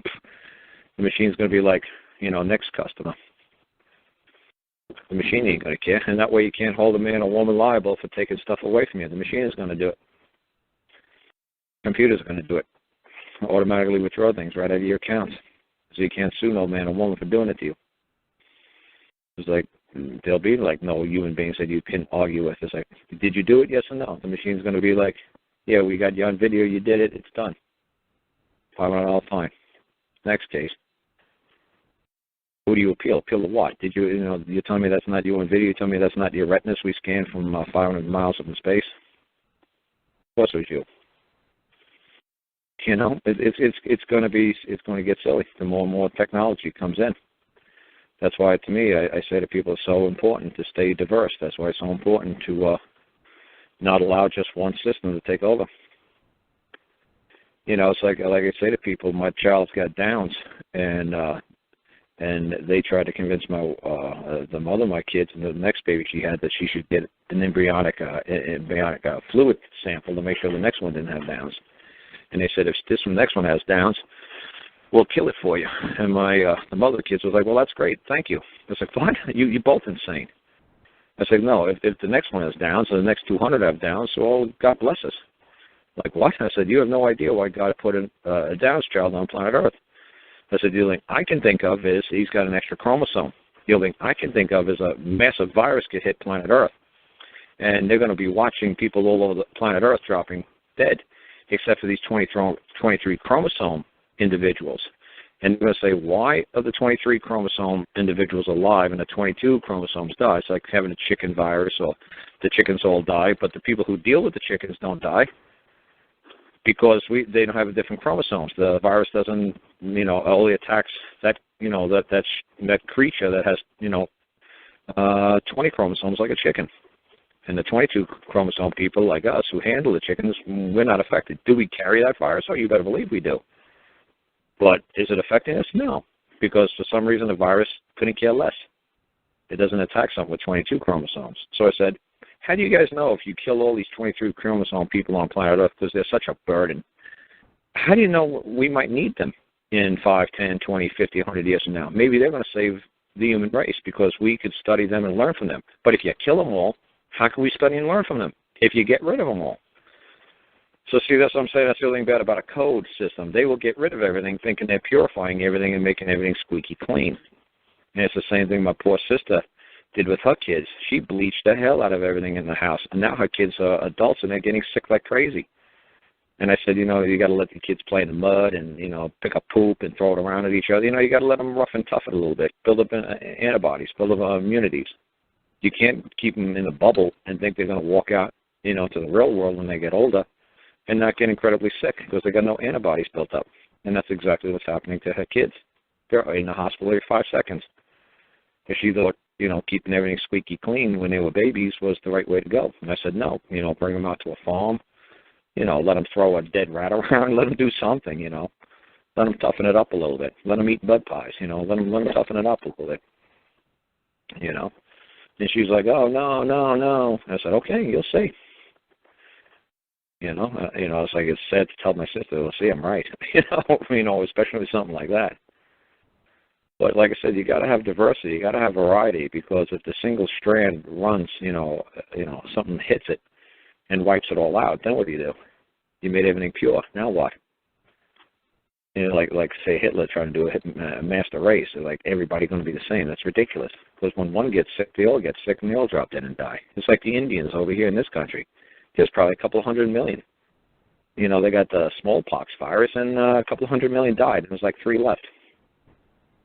I mean, and I can't believe the intelligent people, like say a Hitler kind of crowd, intelligent people like that didn't see what happened to the Indians and say, wait a second, if we make something so pure, or just one code or one way, what could happen if the system, starts to fall down and fall apart? Then what do?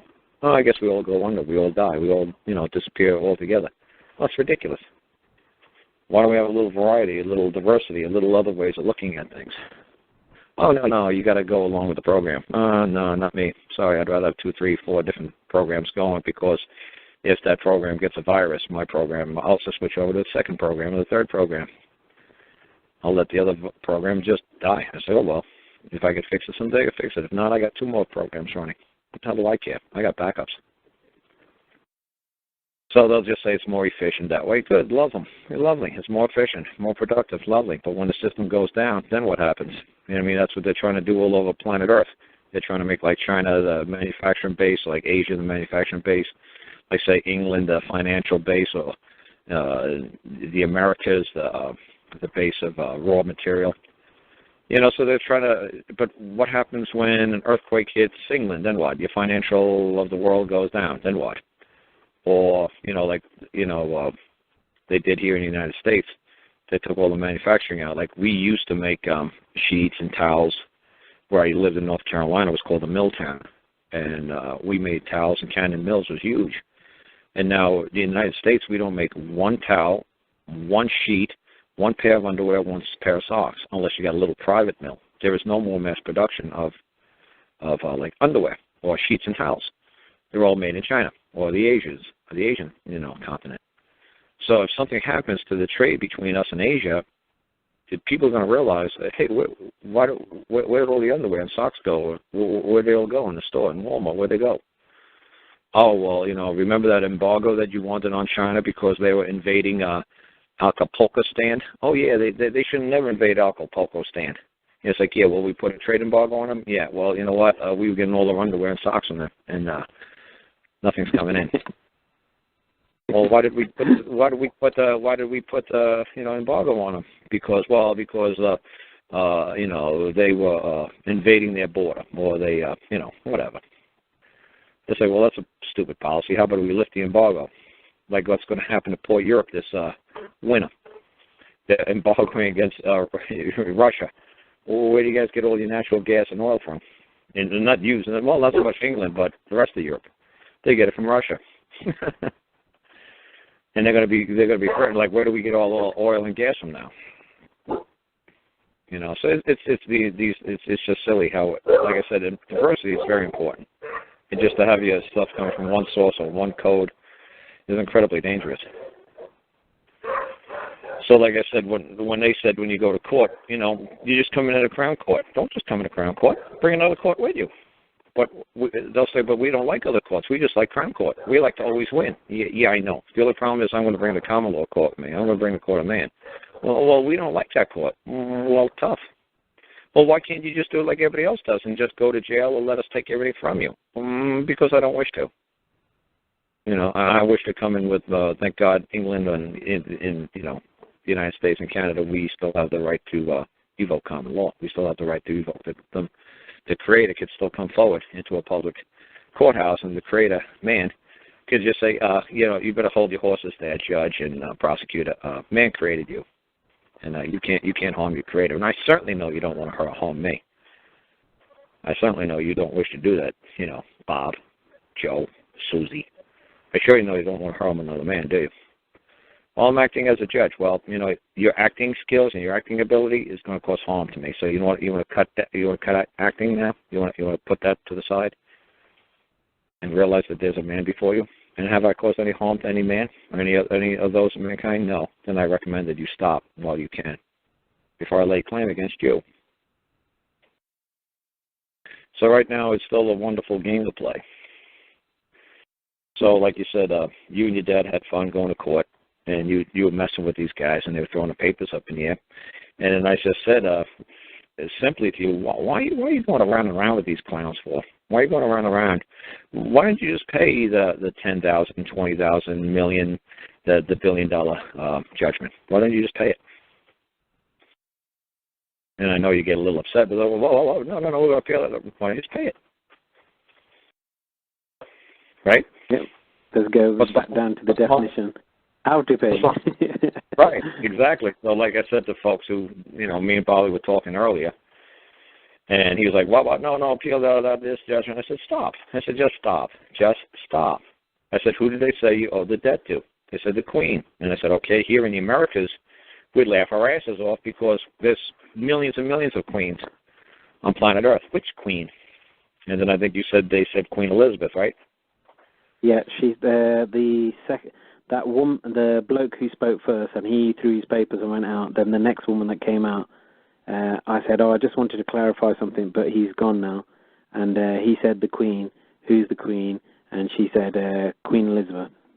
Okay, so see, she took it from millions of queens or billions of queens down to a couple of hundreds of queens. Now, which Queen Elizabeth exactly? Because my kid is my little princess, so I got Princess Colette. Yeah. So which queen are they talking about? Which Queen Elizabeth exactly are they talking about? Queen Elizabeth the First, the Second, or Queen Elizabeth of Siam, Queen Elizabeth of Tanzania, which Queen of England? Which Queen Elizabeth? And I said, you really weren't following me too well, but I was like, you got to get a lot more. It's got to be expressed. It's got to be dead on. It's got to be good law. It only can mean one thing and one thing only. So they say the Queen. Well, that's not one thing and one thing only. It's billions maybe of queens. Okay, now Queen Elizabeth. Okay, maybe it's a couple of hundreds of Queen Elizabeths. Come on, you got to be precise here. We're talking law now. It's got to be deadly accurate. My life is on the line here. I'm hanging on the end of a rope here. You're going to take all my property, take everything I've ever worked for, hoped for, loved my whole life. We got to be a little more precise here. Which Queen Elizabeth? And it's like, Queen Elizabeth Mary, whatever her last name is, Finkelstein or whatever that German name of hers is. Whatever. What's her name? I don't know, something like Gothenburg or something. I'll have to. Yeah, right. They say, you mean Queen Elizabeth Mary Windsor, Finkelstein, Gothenstein, whatever. Oh, okay, the German lady who's sitting in Buckingham Palace right now. That nice little old 90-year-old lady. Oh, yeah, she's a doll. So I said to you, why don't you just write out a check to Queen Elizabeth Mary Finkelstein Windsor, and tell her the best you write her a lovely letter. Say that there appears to be a judgment on your behalf in your name.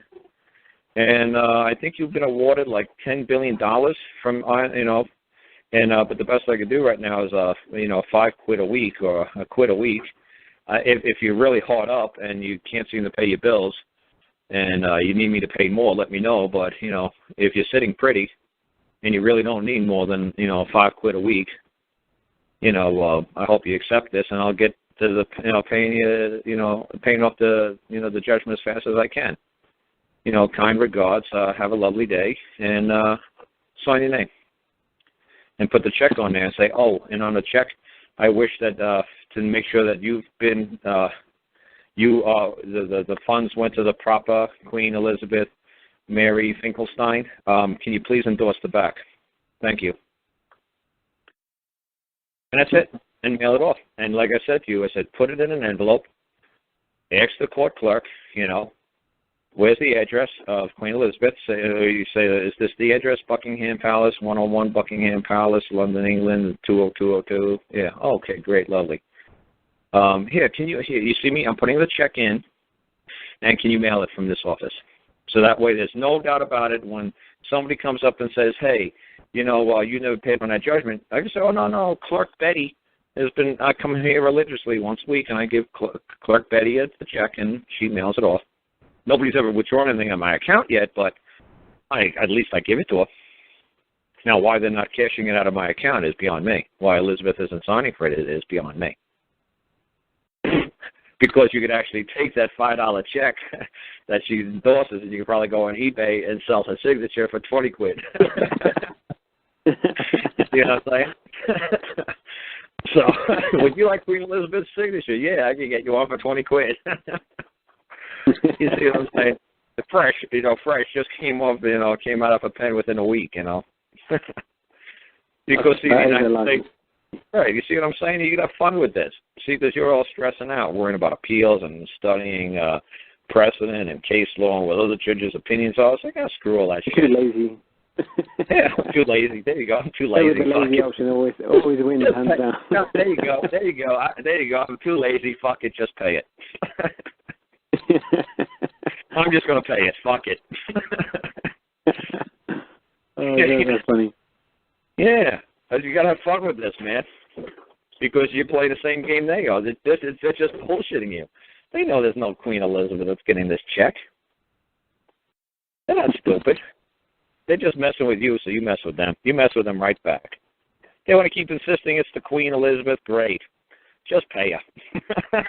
What Queen Elizabeth? How the fuck do I know? The money just sits in my checking account. I've been mailing her checks for the last 57 years, and she hasn't touched a dime out of my account. Because as soon as if she did start cashing the checks, I was like, oh, wait a second. Yeah, can you tell me again what this judgment was for? I don't remember. Do you remember? Because, you made a claim against me, and can you tell me what this judgment was about? Then you could start going actually after her. Say, wait a second. Do you believe that was the judgment, the claim that you made against me was true? Or are you even aware that you had a claim against me? See, but like I said, first just put the checks in the mail before we even start playing. Let's hold her liable for fucking, like fraud. That she never moved a damn thing against you. Why she cashing your checks? She should have just sent them back and said, "Sir, I got no effing idea what you're talking about. I never made a claim against you. I don't know. There's other judge. I don't know." And then you could take it to the court clerk and say, "Wait a second. The Queen said she has no effing idea what the hell I'm talking about." So again, tell me, who's this Queen? I must be mailing it to the wrong one. You see what I'm saying? Just have fun with it, man. Don't take it so damn serious, man. You're taking it too damn serious, man. I wish I did take it seriously. I don't think I don't know. I just become too relaxed. Well, like I said, I think I'm super relaxed. Then okay, you're relaxed. I'm like sleeping. You're vertical, man. So you're not. Well, sometimes you're vertical and sometimes you're horizontal. It depends on what mood. Yeah. But like I said, this is so simple. It's scary.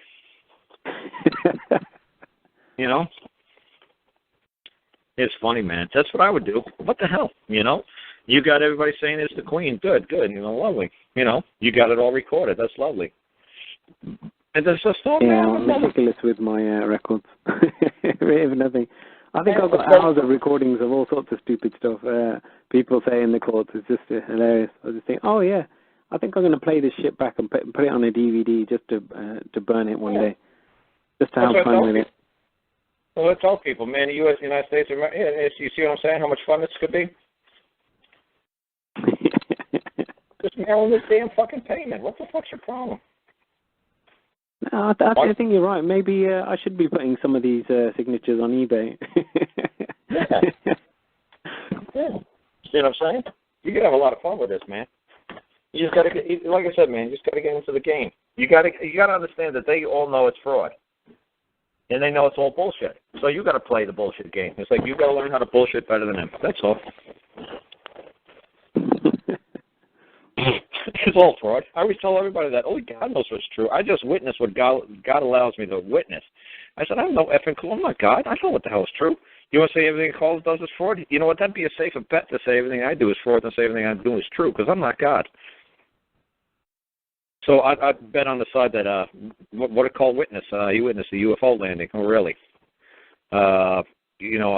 just like if you told me, it's like, Carl, I witnessed the UFO landing. You wouldn't hear. I think you did that a couple of times with me. And I said, Bali, you don't see me laughing. You're like, what? This man said that. That's the way it is. If that's what he believes, that's what he believes. I was like, oh, but it sounds so ridiculous. No, it doesn't.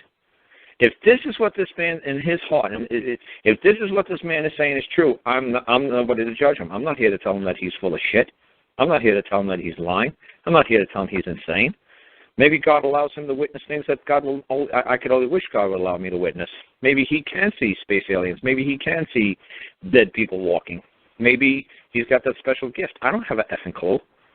But I'm certainly not going to say he's crazy. I'm certainly not going to say, well, of course the world is flat. Look at this crazy guy, Columbus, saying it's round. I'm just going to say, you know what, Columbus, if you think it's round, you go for it. Have at it. If you think you see walking dead people, hey, why don't you take a picture? Take a picture. Well, make a camera that can take pictures of dead people. We'll take a camera next time you see a UFO. I'd really love to see one myself, but God just didn't give me that ability. But I'm not saying you're a liar. I don't know what the hell's true. If that's what you witness, that's what you witness. And that's the whole thing. If the Crown wants to say that you did this, this, and this, like I said with you on the Friday the 13th thing, I said, look, whatever this prosecutor, I'm sure he's a good guy and he works real hard, and he's saying that these folks did all these things. I'm sure he believes he's telling the truth. I'm sure he believes that these are horrible people. I'm sure he believes it. The problem is you know what? There's no damage done. There's no man that's going to come forward that says any harm, injury, or loss has occurred. So all his beliefs that these people are space aliens and Walking Dead or terrorists or that's lovely. The only problem is there's no man who's going to come forth, point across the courtroom, and claim that they require compensation for any harm, injury, or loss for the damages that these folks over here did. And since caveman time started, that's a requirement of court. Now, administratively, it's not a requirement, but in a true court of common law and man on man, it's a major requirement, and we stand here as a man. We don't stand here as a person. As a person, he could say anything about you, but I don't owe a duty or an obligation, and you may not impose upon me because I'm not part of your society. I don't wish to be. Because if these are the sick, crazy rules of your society, I certainly don't want to be a member. And I'm certainly not putting on a wig.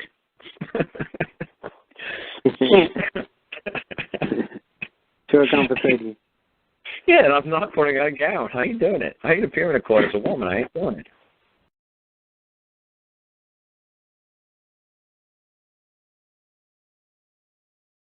Send a freaking letter to the Queen. Send her a freaking check. Send a freaking check to the United States of America. Go ahead. Send a check to Canada. Canada Revenue Agency. There, send a check. So what?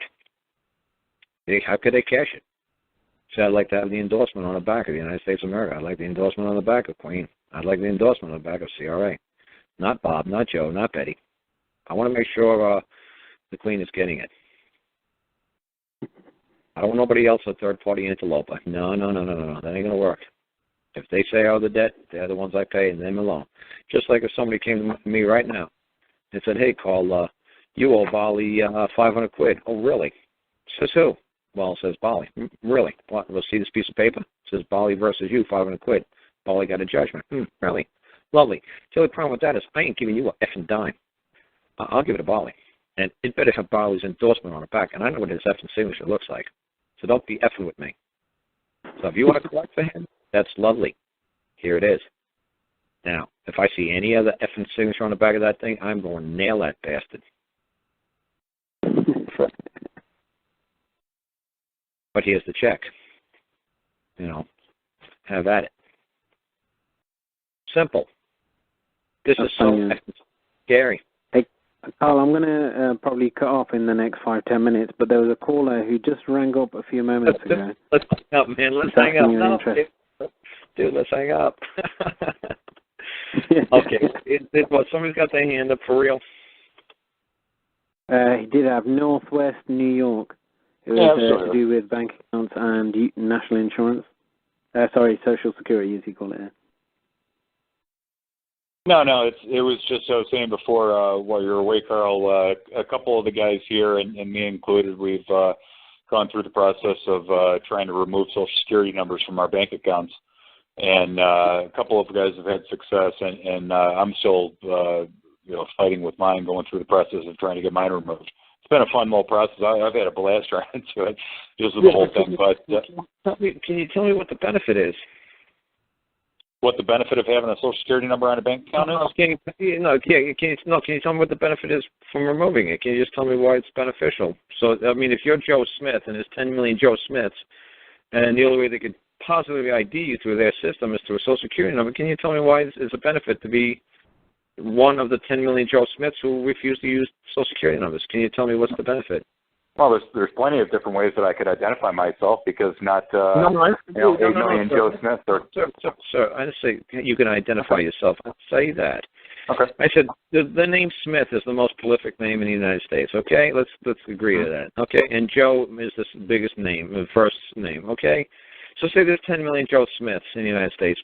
Okay, and nobody wants to use a Social Security number. How is the bank going to be able to just figure out which Joe Smith is asking for what out of what account? To make sure they got the right Joe Smith? Various things. You got a photo ID if you want to give them a photo identification of yourself, a picture of yourself, your signature, address. Where did the photo ID? Okay, look, if I'm Joe Smith and you're Joe Smith, and I walk into the bank and said, I'm Joe Smith, here's my photo ID. My mama took it and she put my footprint on it when I was born. Here's my photo ID. I want access to Joe Smith's bank account. What's the number? 1, 2, 3, 4, 5, 6, 7. How did you know that? Well, I just know that. Well, how do we know you're the real Joe Smith that belongs to 1, 2, 3, 4, 5? Well, look, here's a picture of my footprint when my mommy put on my piece of paper when I was born. That's me. And I got 3 affidavits from my mom, a priest, and my uncle. I'm me. Trust me. Give me the money out of Joe Smith's account. I'm just asking, what's the benefit of not having a number on the bank account? Oh, so it's not exposed to the public. Okay, then why are you putting your money into? Why are you putting your money into a public institution then? Because I feel it's probably a little bit safer than stuffing it in my mattress. Because I feel that there's a benefit sometime of using a debit card to make a purchase at the grocery store. Okay, so then why don't you just buy cards that are prepaid cards? Why don't you just go to Walmart and buy a $500 prepaid card, and we're not running out spending? Yeah, that's an option too. That's it. But what's the purpose of not? What's the benefit though of not having a Social Security number on the bank account? The benefit of not having one, just like I said, it's not branding your account as a public account, so that if IRS wanted to jump in and snag it from there just based off the Social Security number, they could just go in and do that.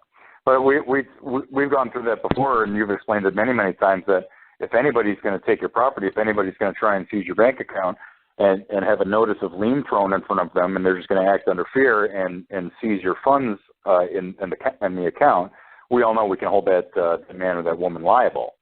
But right. But so what I'm talking about is just trying to eliminate probably one step of the process before it gets to that, and not expose it publicly, so that it can be a deterrent. What I'm saying, I can't understand how people can not manage their money better than that. Like I said, it's not just you. 2 people I'm talking to in federal prison during the week. One guy got, I think it was Gus probably. I remember reading the federal criminal complaint against the man, and I'm trying to remember. It was either $260,000 or $450,000 they seized in the man's PayPal account. Uh-huh. Now, who in their right mind? PayPal is like eBay. Who in their right mind would put like $250,000 or $500,000 in eBay's trust and care? It's insane. Are you talking about PayPal or are you talking about eBay? He put it in PayPal and eBay. It's the same company. Okay. You didn't know it's got to be linked. It has to be linked back to some type of credit card or bank account. What I'm saying, it's the same company. eBay and PayPal are the same. They're going to split sometime this spring. In the second quarter, They're going to split. Okay? But what I'm saying is, who in their right mind would give eBay $500,000 and hopefully that nobody's going to touch it or take it or wonder why you gave eBay $500,000 to hold. Yeah. So obviously the feds took them 2 seconds to tell eBay, PayPal, to seize the funds. And then the guy's like, hey, why'd you take all my money out of the PayPal account? Dude, you gave it to eBay. Are you out of your effing mind? Yeah, you are, because now you're sending federal jail. You know, like, well, what are you people thinking? It's like I keep the bare minimum in my bank account, so like you said, I could travel the world, which I do, and if I need to buy an airline ticket back home, which sometimes I do, I have the funds available, but no great amount that if they did take it, I was like, oh well, no big deal. So like you said, well, I don't feel safe with it under my mattress. Okay, I guess you live in a really bad neighborhood where people steal mattresses. Or I'm afraid of my house catching fire. That's why you put it in a cast iron box. Well, that's why you put it in a steel insulated box that they sell it at Walmart for $30. Yeah, they sell an option too. Yeah. Oh, so it's not at Harbor Freight for like $30. Yeah. Yeah, that's one way of doing it. And we have that option. We definitely have that option if we want to do that.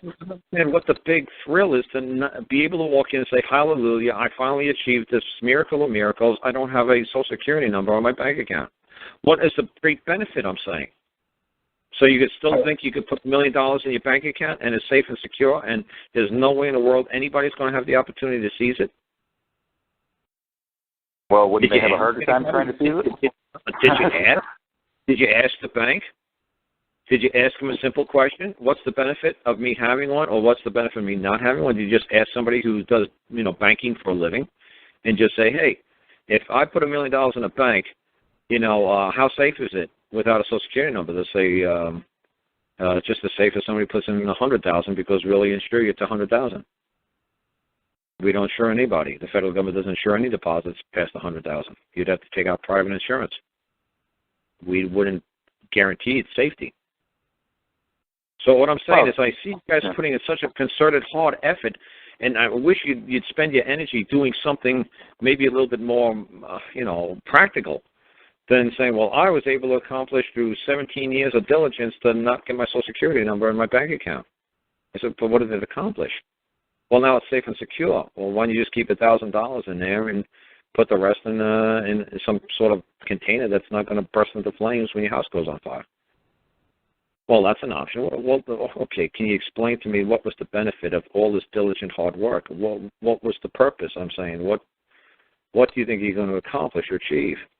What's the next goal? Okay, now you accomplished this. What's the next goal? What's the next thing you'd like to do? So what, after having the number removed from the bank account? Yeah, now you accomplished this, feat. What's the next, grand, what you want to do? What's the next mission in life? You got this one. But if I would think of one, I would get to it. But there's no more pressing need. But I've just myself, I've removed the number from pretty much all aspects of my life here with utility bills, everything like that. And it's just bank account's just the last one. That's all. Well, like I said, you could actually read the Social Security Act, and it clearly says in the Social Security Act that if anybody denies you a job because you don't have a Social Security number, you could hold them liable, and you could actually sue them and get awarded compensation for them failing to employ you. So I'm sure somewhere in the Social Security Act, if somebody refuses to give you a bank account or somebody refuses to give you a driver's license and somebody refuses to do that, I'm sure somewhere in the Social Security card it says Social Security Act it says the same thing. Nobody could force, Yeah, right. But it's already established. But I'm saying it's already established. But what I'm saying is I don't really understand. I mean, when people ask me my Social Security number, it's 126-426, 126-624-286. What's the big deal? I don't care. It's not my number. So go ahead and take that number and go fuck with it. And you know what? You're going to get the feds knocking on your door. You're not going to get me knocking on your door. You're going to get the United States government or the feds knocking on your door. It's their effing number. It's not your number anyway. So what the hell does it matter? Your Social Security number. I don't have one, but somebody issued one, and this is the one I use for convenience and transactions through the commercial land. This is what they give me, so I'm going to use it as a benefit. This is the key they give me to unlock the door. to make it quick and smooth and easy transitions.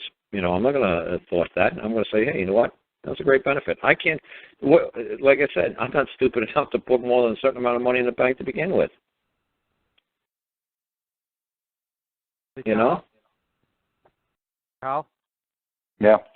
Yeah, this is John. I just wanted to tell you that right on the back of the Social Security card, it says right there in clear language, this card belongs to the Social Security Administration, and you must return it upon demand.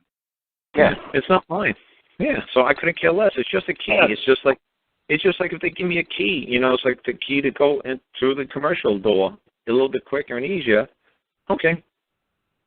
You know, I'm going to turn the key and go on my life. It's just the same thing somebody asked about a passport. And like this guy on Angela's show last week, me and Angela were talking about this guy, and even Angela says, you know, this is crazy. You know, why is she or he blocking his ability to access the commercial world? And obviously, if he's got a cell phone, he's using somebody else's. Obviously, if he's got an apartment, he had to get it through somebody else's name. Obviously, if he's driving a car, it's not his, or he'd be in jail every 5 seconds. And why have such a hassle when you go to the border crossing and just say, hey, passport, there you go. Welcome home. Thank you. Have a nice day. Goodbye. And walk in. What's the big deal? I don't get it. I mean, I fight for certain things because, like I said, you know, like that Alabama couple last week on the show, they said, you know, thank you, Carl. Oh, it was a Sunday show I did, so you guys didn't hear them. If you want to listen to the Alabama couple, you know, saying, yay, we got our kid back. We did your little silly 2 or 3 sentence thing, and they laughed at us at first, and then the judge gave it back and said, we're sorry that we took your kid. You know, so that was a Sunday show I did like 13 days ago now.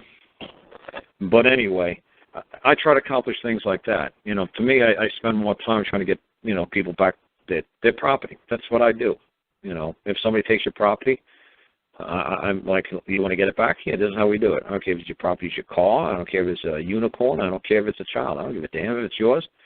The government is there and is holding it for you. Good. They're securing and protecting it. Good. Now go claim it. What? Go claim it. Nobody else is going to claim it. Well, the United States government, no, they can't make a claim. They can't swear and put their hand on a stack of Bibles and swear that, no, they don't have hands. It's a fictional entity. Only man can make a claim. The government only exists to secure and protect the property of man. Go make the claim. Go get your property back. It's just sitting there. Go get it. Well, they took it 15 years ago. Go get it. Some lady asked me that the other day. The kid was put up in foster care, you know, then adopted out. Go get it. You're like, that easy? Go get it. It's your property. You created it. You had the only vested interest in it. Nobody else put anything in it. Well, the adopted parents will say, well, you know, we put 3 years of our hard labor into this kid. Good. Send me the bill, and I'll give you back the, you know, how much did you put into it? $300,000. Okay, give me the bill. Oh, by the way, all I got is at the end of the month is $10.17. So it's going to take quite a while to tender the debt, but to settle the debt. But there you go. Here's a start. Here's $10.17. I'm here to collect my property. Thank you. They didn't take the wisdom of Solomon to figure that out. I don't have to cut the baby in half. It's my property. I'm taking it. I created that little, you know, piece of bundle of joy. It's mine. Did you create it? No. Then back the F off. I'm the creator. Back off. It's simple. There's no rocket science here. But is there, and like I said, is there anybody else who's Bali unmuted that wants to say anything before, like me and Bali called in the night?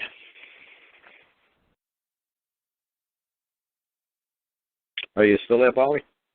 I don't know if you're still there or not. Because yeah, everything's gone. Yeah, because like I said, because I got to hang up and then I got to dial back in. And because I'll, you know, unlock the board real quick and just let anybody ask. If anybody wants to ask something, dude, real quick, I got to hang up, call back up, and use my own access code because Bali uses my access code. So, yeah, I'll jump off, but yeah, I just wanted to get some input. You know, I appreciate the chat. But I know a couple of people. It's come before, and I've never heard it discussed on the show before. So I just kind of wanted to pick your brain and get your take on it. That's all.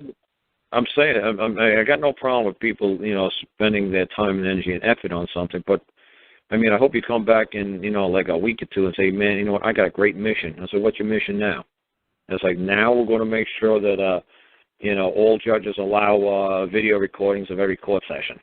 Oh, great, good. When you succeeded that, let us know. Or anytime a court clerk interferes with our right to access the court, we're going to hold a claim against a woman who's interfering with our right to access a public building because she works for us. So see what I'm saying? I'm just saying I just wish there was more to the benefit side of not having a Social Security number in your bank account. I just wish it's like, oh my God, you finally did it. You cracked the code. You busted them wide open. Now we're all safe.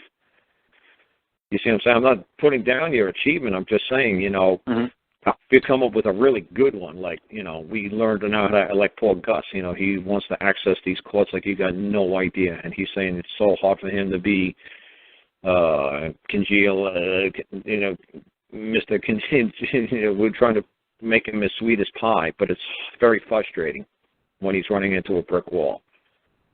Are you there, Gus? Mm-hmm. Hey, Gus, are you there? Yeah, I had to unmute. Yeah, go ahead. Explain this to the guy a little bit because I got to hang up for a second and log back in under my own password. All right. Yeah. Accessing the courts, there's 3 different cases that I'm personally working on, and then I'm helping a bunch of other people with their stuff. John Fall's doing the same thing with his case.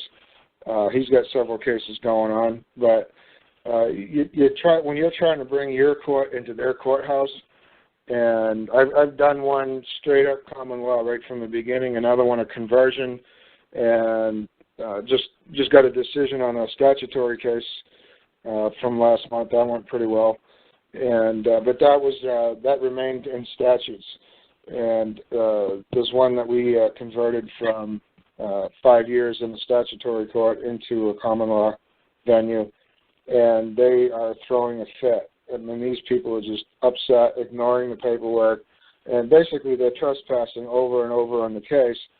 And on Thursday this week, 2 of the different courts issued an order, and one of them is the one that's 100% common law, and the other one is the one that was converted over. And in both cases, the judges issued an order which clearly shows that they've trespassed. And now it's not just our paperwork that shows that the stuff was in there. That we were looking for a way to make a claim, looking for the risk management, which is the claims adjuster for the state, who is it that you go to make a claim? Do you go to the judiciary? Where do you go make a claim for a trespass on a case? And instead of suing the clerk, instead of suing a judge or starting a lawsuit, I want to talk to a claims adjuster. No different than when I get into a car accident. Back on August 20th, somebody ran into me, and I got her, in a car accident, and I got her insurance information, policy number. I called the insurance company. They took care of it. It was all done. That was a trespass on my vehicle. And so this is no different. I don't want to go suing anybody. I just want to make a claim. I want the claims adjuster to look at the paperwork and decide how much, what the value is and pay the claim. That's it. And like John Fall's doing, in which, I've been hesitating to do it, I haven't put in a fee schedule yet. And, John and I have had this discussion, and I don't disagree with putting a fee schedule in for trespass.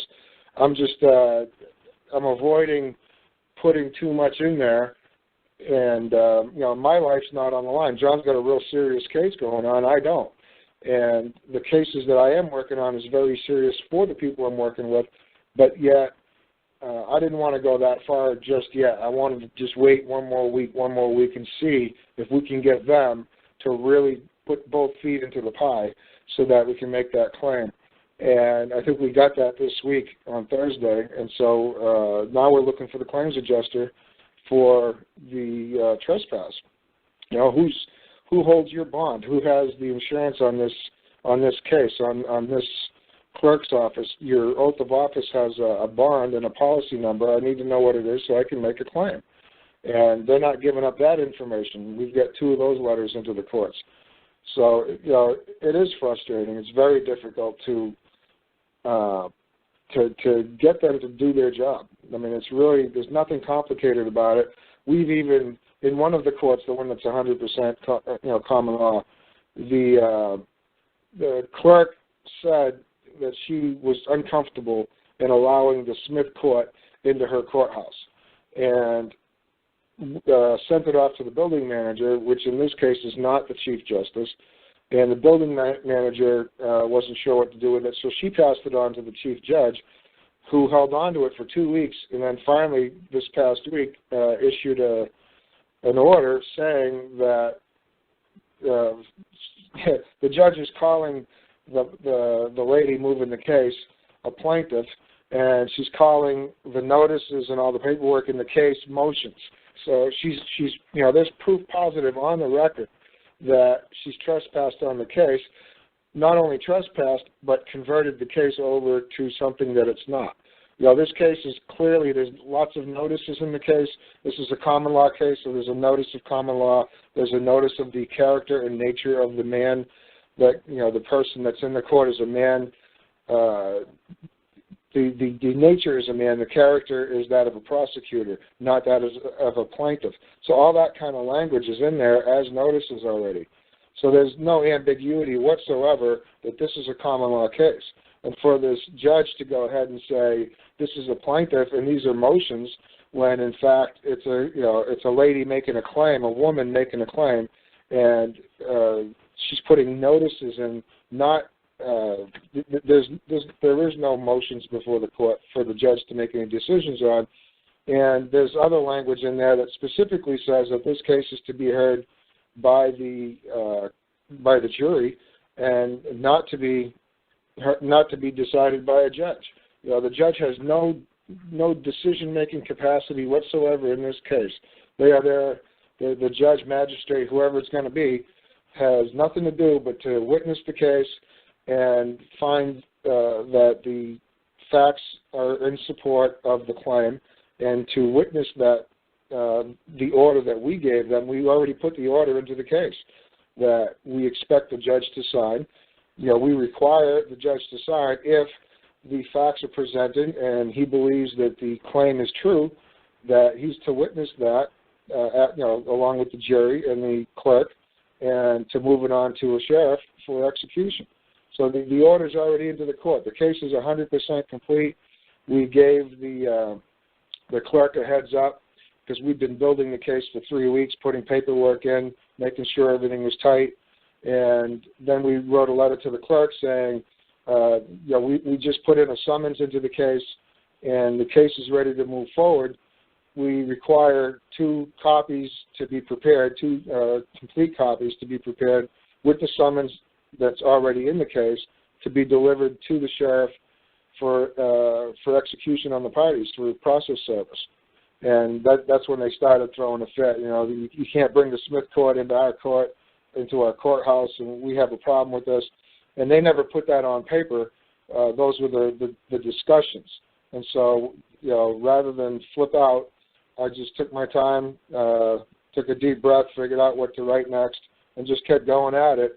And finally, they stepped into it. They finally put it on paper that they've trespassed on the case. So now we're looking for the claims adjuster. So that's where we're at. But it is frustrating. Hey Gus, can I just ask you a question about that? Yeah, go ahead, John. Okay, so and I'm just asking. I'm not even sure I'm going in the right direction, but technically, aren't they correct? Like if they say that you can't put your case in their court, it seems to me that would be a correct statement for them to say. Contrast with you can put your case in the public courthouse. Their fictional court, whatever that is, the state of Vermont, district court, I don't know what it is. Wouldn't they be correct in saying that? Oh, absolutely. And they're saying that, they specifically mean the courthouse. The conversations that the lady had with them, right up front, she had one conversation, and then we went to courthouse. We went to to putting everything in writing, told her, look, we need everything in writing, and that was the last time they mentioned anything about that subject. But yes, absolutely correct. It's they're talking about their courthouse, and not their court. Because when you're in their court, you got to follow their rules.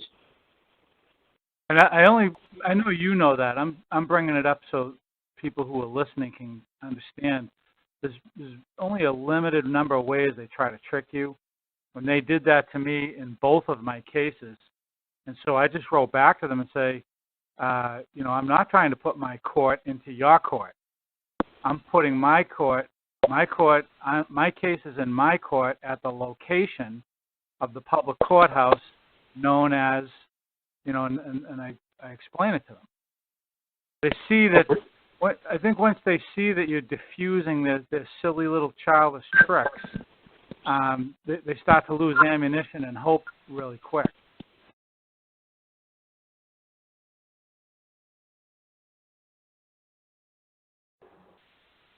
Regarding my probation contract I signed, I was wondering if you had any ideas on what shows to listen to, where Karl's talked about getting out of the contract that you got yourself into. I have no idea which specific shows. I've got my notes on the different shows. I can go through there. The only thing bad about getting out of the probation contract is when you do a contract and you want to hold it void, or you want to do void ab initio, where were you at the moment, and you want to go back to where you were before you signed that contract, where were you? Yeah, I was in jail, but not for the reason, not for that reason, though. But you're going to have to go, what I'm saying, you're going to have to go back further than that. You're going to have to say they never had jurisdiction over you in the first place. You can't just, like I said to that man in Indiana. Yeah, Brian. No, that man, no. Greg. Greg, yeah. So they gave him his wish.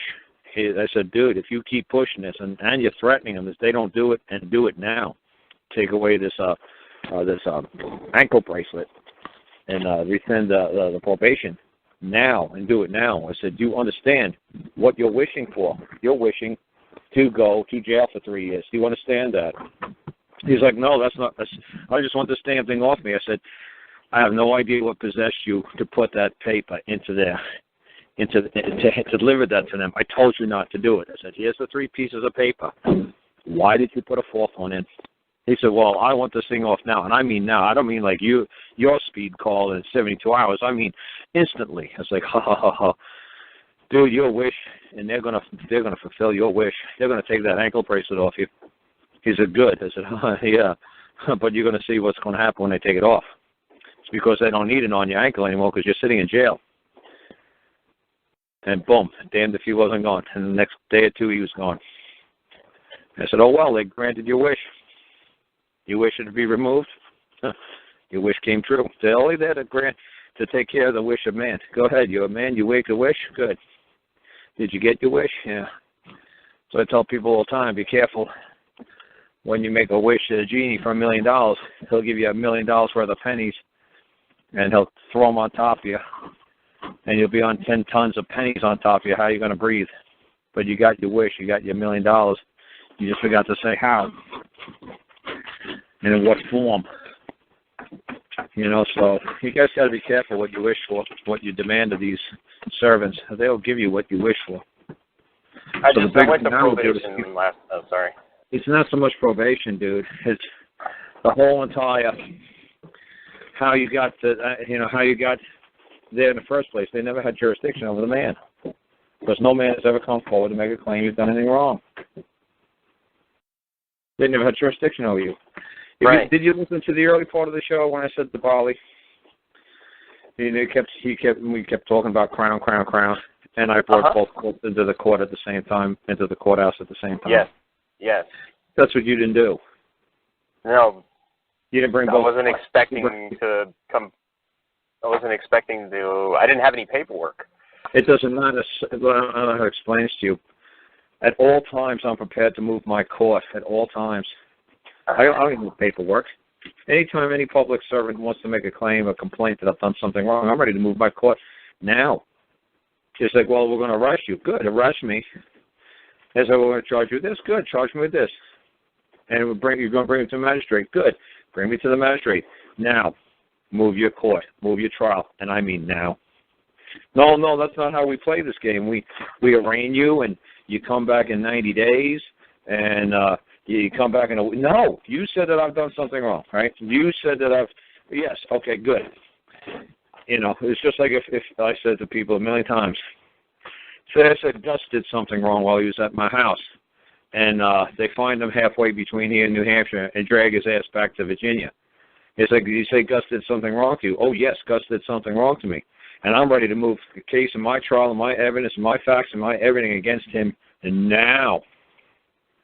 So they're going to bring him back and they're going to say, when you're ready to move the trial, call right now. I got everything I need right now. Let's do this. You know, say, well, they found Gus in a stolen car. Good. I'm ready to move my claim and my complaint and my demand and everything. I'm ready to do everything now. What do you think? I'm going to say, well, let's arraign him in about 72 hours. So let me see if I can get a grand jury to indict him. Let's see if we'll wait about 6 months before I get my car back. No, I want my effing car and I want it now.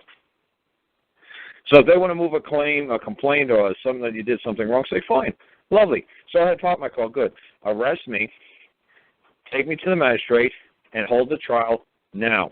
I want to get this settled now.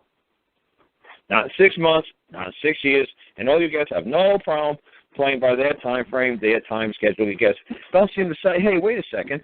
If somebody stole my car, say Gus stole my car, went back to New Hampshire, and they caught him before he made it over the border, dragged him, what do you think I'm going to prosecute him?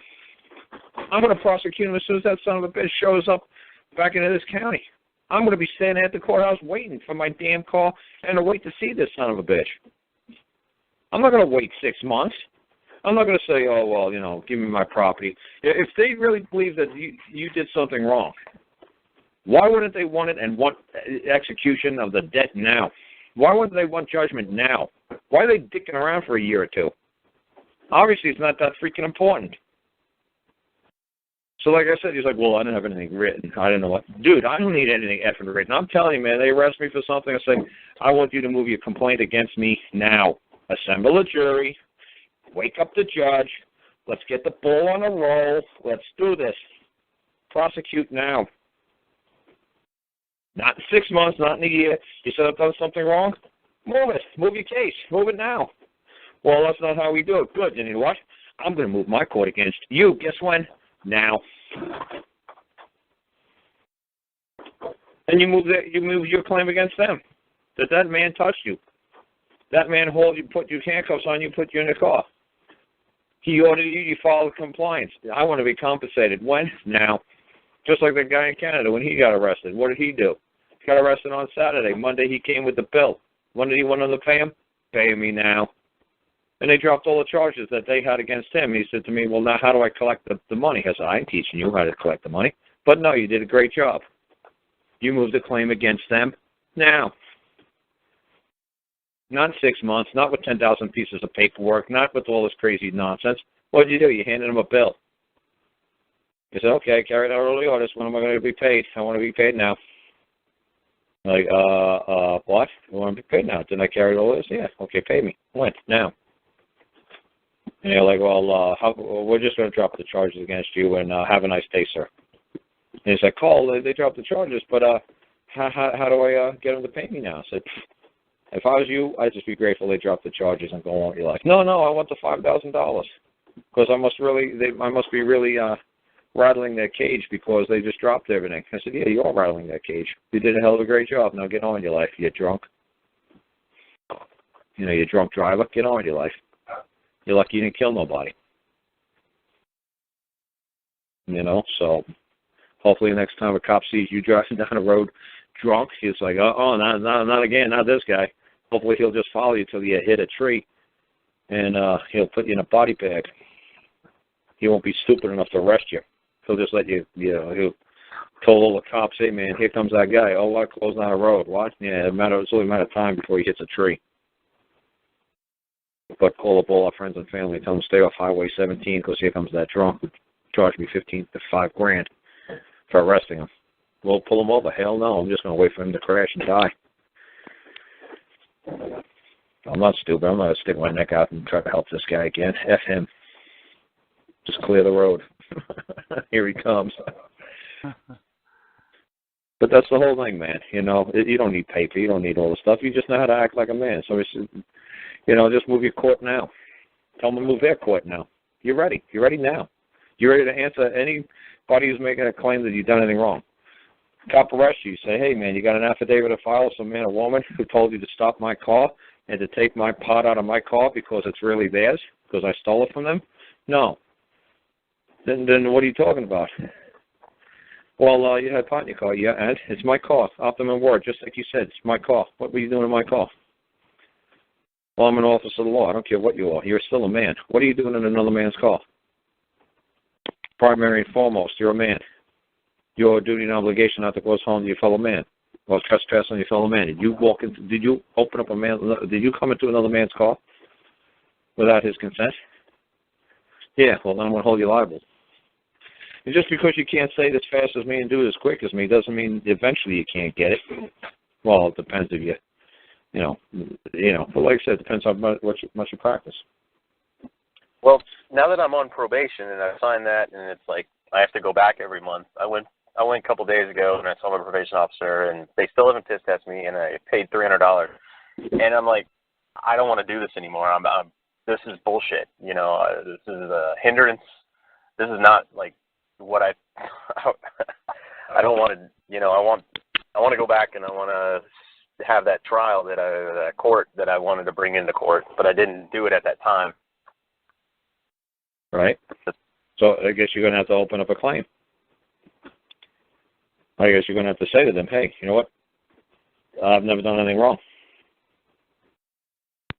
Karl, would it be effective for Mark to write a letter to the clerk and ask for a copy of the order against the man, not the person? No, because he accepted the order. He actually wanted them to give it to him. I mean, he said that they threatened him. They said, well, if you don't do this, you'll sit in jail for another, 90 days. Yeah, it was a month, yeah. Until your trial date. Yeah, until your trial date pops up, right? So, like I said, it's, and then like I said, when you said you'll sit in jail for another 90 days or whatever it was, 30 days. But like I said, that's all hindsight. That's all like saying, well, you should have done this. Like Monday morning quarterback. You know, like he should have thrown this. He should have done this. He should have moved the ball this way. You know, what's that going to prove? You know, you're not going to go back and it's in the same exact scenario. You're not going to do the same thing over and over. You know, so you're like, well, what should have I done then? Dude, it doesn't matter. It's like, even me and Gus were saying that. You know, you did what you did, and there's no sense bringing it up because how is it going to make you feel good? You know, so it's going to make you feel bad. If we say, well, you should have done this, you should have done this, you should have done this. That's playing, armchair quarterback. You know, like, were you there? Were you the one who was being threatened to be in jail for another 30 days? Was it you? No, it wasn't me. It wasn't Gus. So me and Gus just kept our mouths shut. We just said, look, he did what he had to do. You know, I wasn't there. I don't know what he was being threatened with. Yeah, I had made a promise to my ex-girlfriend that I wouldn't do that in court that day. I wouldn't do any of this stuff. So I kept my promise and I got out of there. Yeah. And now I don't want to do this probation anymore. Yeah. I don't see a benefit in it. Well, then you got to start the trial from the beginning. You could just say, I was never given a trial, and I wish to have a trial. To the clerk or to the judge? Well, you're going to have to say it to the other. Well, you're going to have to put it into the clerk. You're going to have to give it to the prosecutor as well. You're going to tell the prosecutor, say, I wish to have a trial. Okay. You know, say, I wish to have a trial. You know, thinking about it now that, I wish I had the ability to have a trial. And he's going to say, well, like I said, you got to be careful because you're the one who already agreed to the terms and conditions of your release. Just like I told that guy in Indiana. You already agreed. I said, I don't see anybody else's name on his terms and conditions of your release. And I guarantee if you take a look at the terms and conditions of your release, there's nobody's name on it but yours.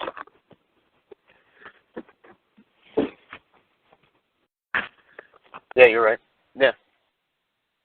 Yeah, I guarantee there's no. Yeah, I get you. It's not only you agreed to it. That's your wish. That's your wish list. That's what you wanted. Not what anybody else wanted. You wanted it. You're the creator of the document. Yeah, I didn't actually write it. He wrote it, and all I did was sign it. Whoever signed, okay, did he sign it or did you sign it? I signed it. Did he sign it? I don't remember. I don't have it with me. Yeah, it's not a very important piece of paper. But I'm trying to tell you, I guarantee you signed it. Mm-hmm. Whoever touches that paper last, it's 100% theirs. That is 100% yours. Nobody else has anything on there but you. Very, very simple contract law. Hot potato. The very last person to touch that paper and write something on it bears 100% liability. I don't know how to make it any clearer to you. You put a mark on that piece of paper. I don't care what piece of paper it is. It is your baby. Fully liable. 100%. Not 50, not 99, not 1%. Full liability. Full. Simple basic contract law. You had the ability to modify that document. You chose to sign the document. You chose to bear liability. You could have modified it. You chose not to. Because you're probably afraid, well, if I modify this contract, modify this document, the guy's going to keep me in jail. He's going to commit extortion. And he's going to say, you better sign it this way or I'm going to break your legs. And you said, oh, gee, he's going to break my legs. So like I said, again, it's playing armchair quarterback. Because it's like me saying, well, look, Carl, you didn't have the Gambino standing in front of your face inside of your restaurant saying we're going to burn this place down to the ground, and they had a cigarette lighter in one hand and a can of lighter fluid in the other hand. So for me to say, well, gee, you should have just let them burn your place down to the ground, I wasn't there. And that'd be pretty ridiculous for me. I said, look, you weren't there, Carl, man. They had a can of lighting fluid in one hand and a match in another. What are they going to do? Let them burn my place down to the ground? No, I signed the damn thing. I understood that. Gus understood that. That's why we're going to give you no shit. We don't know what the hell you were looking at. We don't know how you felt. We don't know how you were feeling. We don't know if you were scared. We don't know what the hell was going on. So we're not going to say, you know what, next time they fucking have that cigarette lighter and tell them, go ahead, burn this effing place down to the ground. F you. And then when I burned it down to the ground, then you tell me and Gus, well, thanks for telling me to burn it down to the ground, because guess what? They burnt it down to the ground. Like I said, that's why you got to know how to handle this stuff from the get-go. You don't try to figure it out when you're in a cage. They already got you in a cage. What do you think they're going to do to you? Right. Say to people, it's a lot easier to do this, settle all this stuff before you go into the court, and it's a lot easier to settle all this stuff before you're in a cage. You're in a cage. However, you got to get out. I don't blame anybody. The thing was, is I didn't even expect the marijuana to come up. I thought it was just going to be for my failure to appear. Right, because like I said, it's like when you said to him, you said something about marijuana, and for some reason, you haven't made it crystal clear to the prosecutor, the judge. I have no marijuana. I have no pot. I have no cannabis sativas. I got nothing. I got no controlled substance. I've got medicine. Now, if anybody wants to say I had pot or marijuana or cannabis, let them take a fucking oath, put their hand on a fucking Bible, and swear that's what I have. That's all you have to do. All you have to do is call them out at any time from day one. That's all you had to do. Say to cop, I have marijuana? Good. Are you going to swear that I have marijuana? Good. Are you going to swear that I am a man and not allowed to have marijuana? Good. When are you going to be able to take the witness stand and swear to that? Can you do it like in 20 minutes?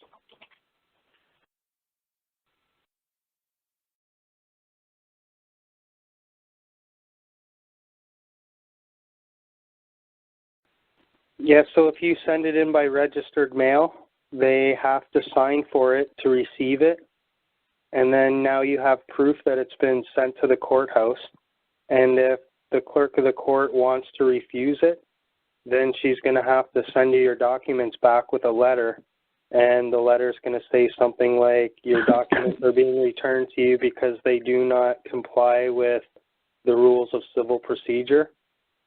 And then you have something in writing by them, so it's not just he said, she said.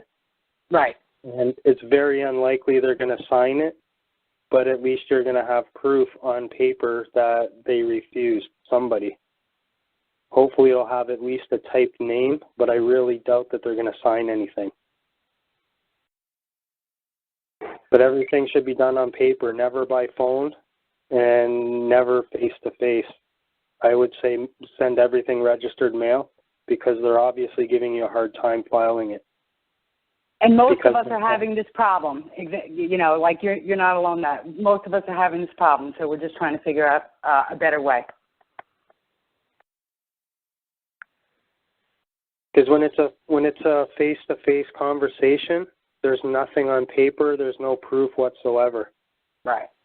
And they know if it's a conversation back and forth, they know they're going to beat you because they do this for a living. Yeah. They do it all day, every day, and they know that they know their process and procedure, and they know you're going to have to figure out a way to get around what they're saying. Well, you also though, at the end of it, what we're also saying is you're going to need evidence that they're doing it, and you know the only thing you're going to be able to submit that I'm understanding is what is written, what they've written, what you've written, not what is spoken. If you end up having to do anything to do with trespass on the case, or you know giving legal advice, or anything like that, you need that evidence. You can't just say it. Hey, this is John. Yeah. How you doing? Hi, John. How are you? Good. Very good. Thank you. Good. Yeah, I just wanted to add something I learned when I went through this process that you're speaking about. Can you speak up, John? Yeah, I already knew that they were going to do that when I filed my claim, like we all do. Mm. So what I did is I sent mine in by registered mail. And it took them less than 24 hours to reject it and send it back. So right away, I mean, I didn't waste any time at all. I wrote a letter to the clerk and to the man who acts as a clerk and the man who acts sometimes as a building manager. And I said, okay, that's my property. You're using my property without my consent. That's theft. And that makes a trespass on the case. So I'm going to give you 3 days to correct your error. 3 days went by. Obviously, they couldn't correct the error because they sent the claim back to me, but they could have made an effort to contact me. I put my phone number in the letter I sent them. So then I went back down, filed the claim. No, I'm sorry. I sent a second letter after the 72 hours went by to the same man who acts as a clerk and the other man who acts as a building manager, and I said, okay, you didn't do what I told you to do, so now I feel I require just compensation, and I may file a claim. And I put an amount in, $5,000 plus $500 a day. Now, that was 3 weeks ago. I put the exact same claim back into the court, and I've been filing documents in there ever since, you know, just augmenting the filing, you know, like order to seal case, that type of stuff. So communicating with the man who acts as a building manager and the clerk, and letting them know that what they're doing is theft. They're using your property without your permission. That's your property. They can't touch your property. They can't review your property. They can't study your property. It's your property. But you got to let them know that. And part of it's having empathy for the fact that they're used to doing things over and over and over the same way. I mean, the judiciary knows what they're doing, but the clerks are just little robots running around doing what they do. And you put something in that's a little different, they're going to jump on that. Yeah. So you just have to straighten them out.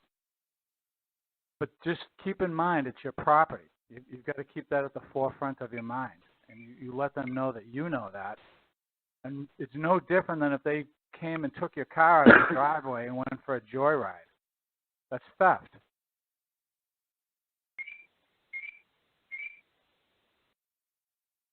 So I hope that helps you. Okay. I was under the impression that you went down in the flesh and put your claim in. I did. I'm leaving parts of the story out to keep it brief, but that claim, I wouldn't have gotten that claim filed if I hadn't done the 2 letters. Yeah. Because, and there's a couple of ways I know that. I'm trying to keep this brief and useful. Is because when I went down to file my claim in person, the whole clerk's office was there except for the head clerk, because he's the guy that I'm putting under the spotlight for what he did. And they were all there doing their best to convince me that my claim was a pleading. Well, first they started off trying to convince me it was a complaint.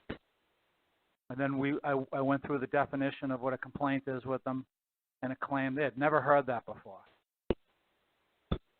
And I asked them up front, are you speaking in common English parlance to me, or are you speaking in legalese to me? Because I don't speak legalese.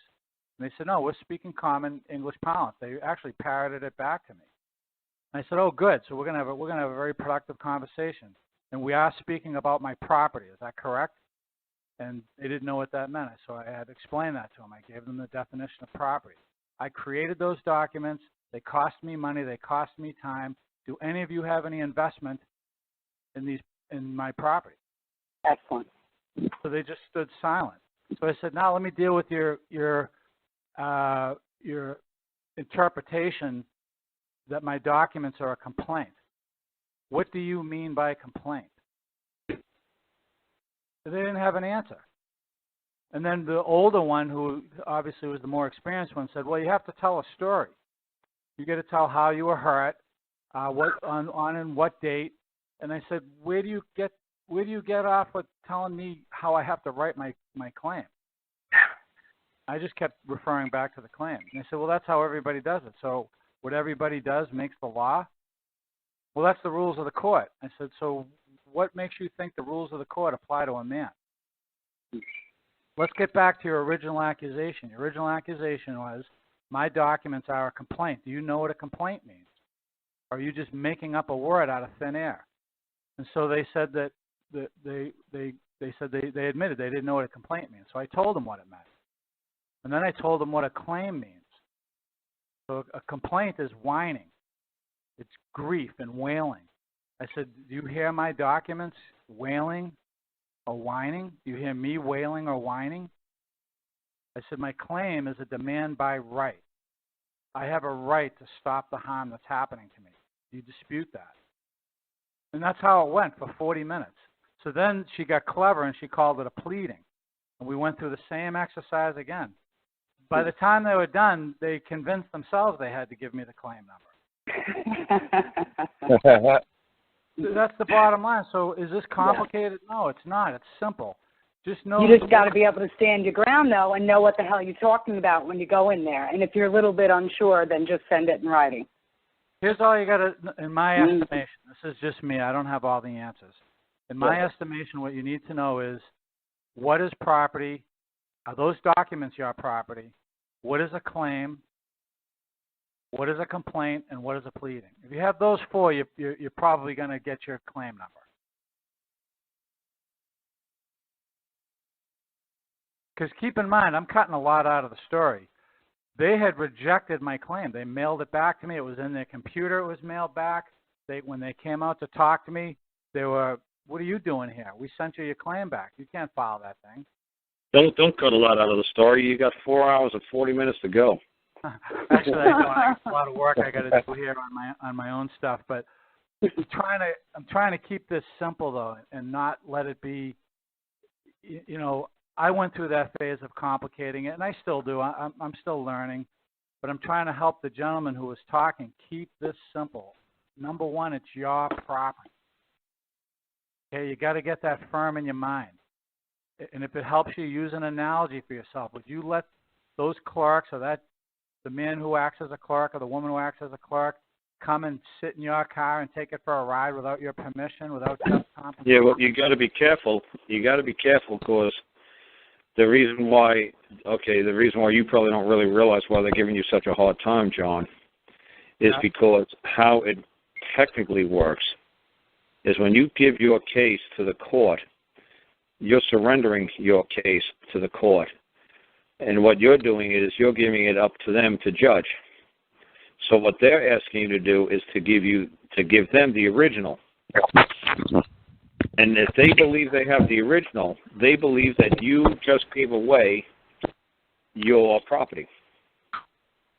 So when I give it to the court clerk, I make sure I said, ma'am, do you understand? See, this says copy. Yeah, copy. I'm only going to give up the original to the jury. Ah, that's good. Yeah. See, like I said, it gets a little kind of technical. You see what I'm saying?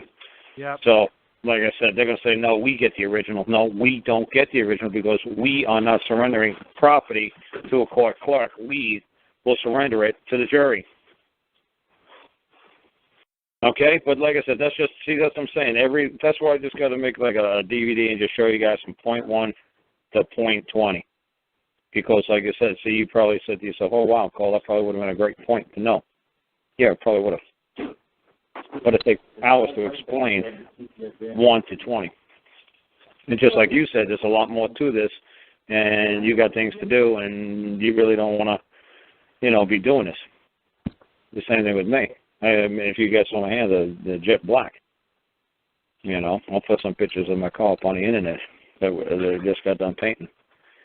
But like I said, that's why if I have to repeat it every single time to every single person that calls me on the phone, it gets a little ridiculous. So to me, it's like, you know what, I just got to make a DVD and say, look, when you want to file something with the court clerk, this is what happens. What? Don't give her the original. She thinks she has the original. She thinks she has total control of your property. Why? Because you abandoned it. You surrendered it. You gave it to a total stranger, and they're going to have out of that will.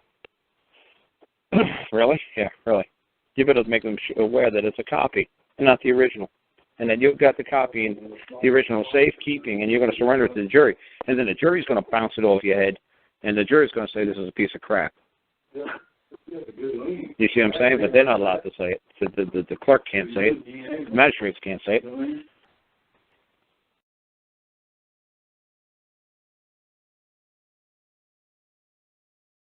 If you go to any courthouse, I'm sure it's anywhere in the world, you can just go to any courthouse, and that's all you'll ever see. Your own representation will take you near to the end and then just say, oh, I think you better do a deal. You're going down. You better say guilty. And then you've paid for it. You've paid for that all the way to the end just to be told that. Just like a little kid. Was it you that I was talking to, or maybe it was the other man up in Canada? I'm going to see. I think it was the family out in California I was helping. They said that that's what they see in court all the time, that everybody goes in and pleads not guilty. Then they go get a public defender or a lawyer, and they come back and they plead guilty. Guilty, yeah. But before the lawyer, it's just no joke, man. Yeah, it's no joke. Yeah. You can go to any courthouse in the world, and you can just sit there, and that's what you'll see. Yes, but that's what's funny. Before the lawyer shows up, they all plead not guilty. Not guilty, yeah. And then they think, I'll just get a really good lawyer. Yeah, as soon as the lawyer shows up, they plead guilty. They reverse it and they plead guilty. So I'm trying to remember what I'm just trying to remember if I was talking to Gus about this during the week too. I said we were talking about public defenders, and was I talking to you about that, Gus? Public defenders? Yeah. Sounds familiar. Okay, I guess not. I guess like I talk to so many freaking people, man. It's kind of hard to keep up with. Okay, so I was talking to somebody, and we were talking about public defenders, and we were saying that a public defender, they give you a public defender, that doesn't mean he's defending you. He's defending the public. Does that make sense? Yeah, I think you were talking to John about that. Yeah, but why would he be defending the public, not you? So you pay him money to defend the public? No. They appoint a public defender for free. Why do they appoint a how very public nice of them. Well, Bali, do they do that in England? Do they provide a public defender for free? You get charged with a crime, you can't afford a lawyer? Yeah, I think we have this thing called legal aid. I know that budget has been cut back a bit, but in essence it's the same, yeah. So if you're in dire help or need or something, then you can Okay, so why, what I'm trying to say, do you know why a public defender defends the public and not you? Yeah. You know why? You know why they put those guys there? to protect the public trust? Well, kind of. But how do you mean by the public trust? What about the public trust are they protecting? They got to make sure that your rights don't get trampled so that you have no suit against the state. There you go. Yeah. You can't. There you go. They're going to make sure that when you stand in front of the judge, instead of saying, I have no effing clue what you're talking about, I'm an idiot, I am totally incompetent, I have no understanding, I don't have an effing clue, the judge can't move against you. You can just keep saying that like a broken record forever, and there's not a effing thing they can do. So they get you a lawyer, and the lawyer just cuts you a deal, and then the next time this guy shows up, this third-grade educated, hillbilly or this black inner-city youth kid shows up, and then with a lawyer, he's like, he already cut a deal. He's like, do you know your rights? Yes. Do you know everything you said? You're waiving your rights? Yes. Do you know you're waiving your rights to a trial? Yes. Do you understand this Beretta that you signed? Yes. The kid doesn't have a freaking clue. But at least the judge got the contract with somebody competent. Yep. You see what I'm saying? So that's why they put the lawyer with you, so you can't turn around and sue the bastards.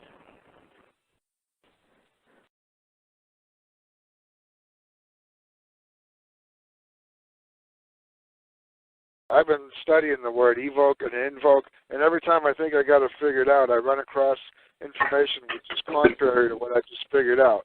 What the heck? Which one is it? What the heck's the difference? It is.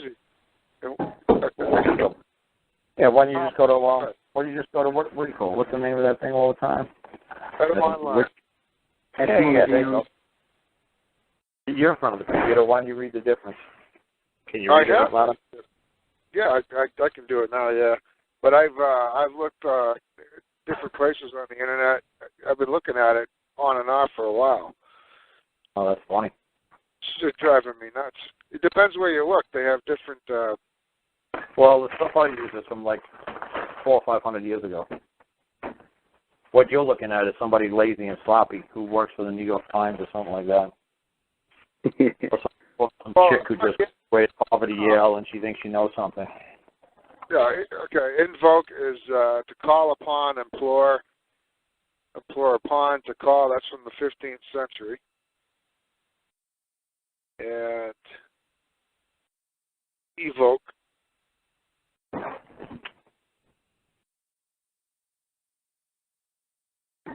To call out, to ruse, or summons. Or to call out. What's the summons? An invitation, right? Yeah, it's an invitation to come to the party.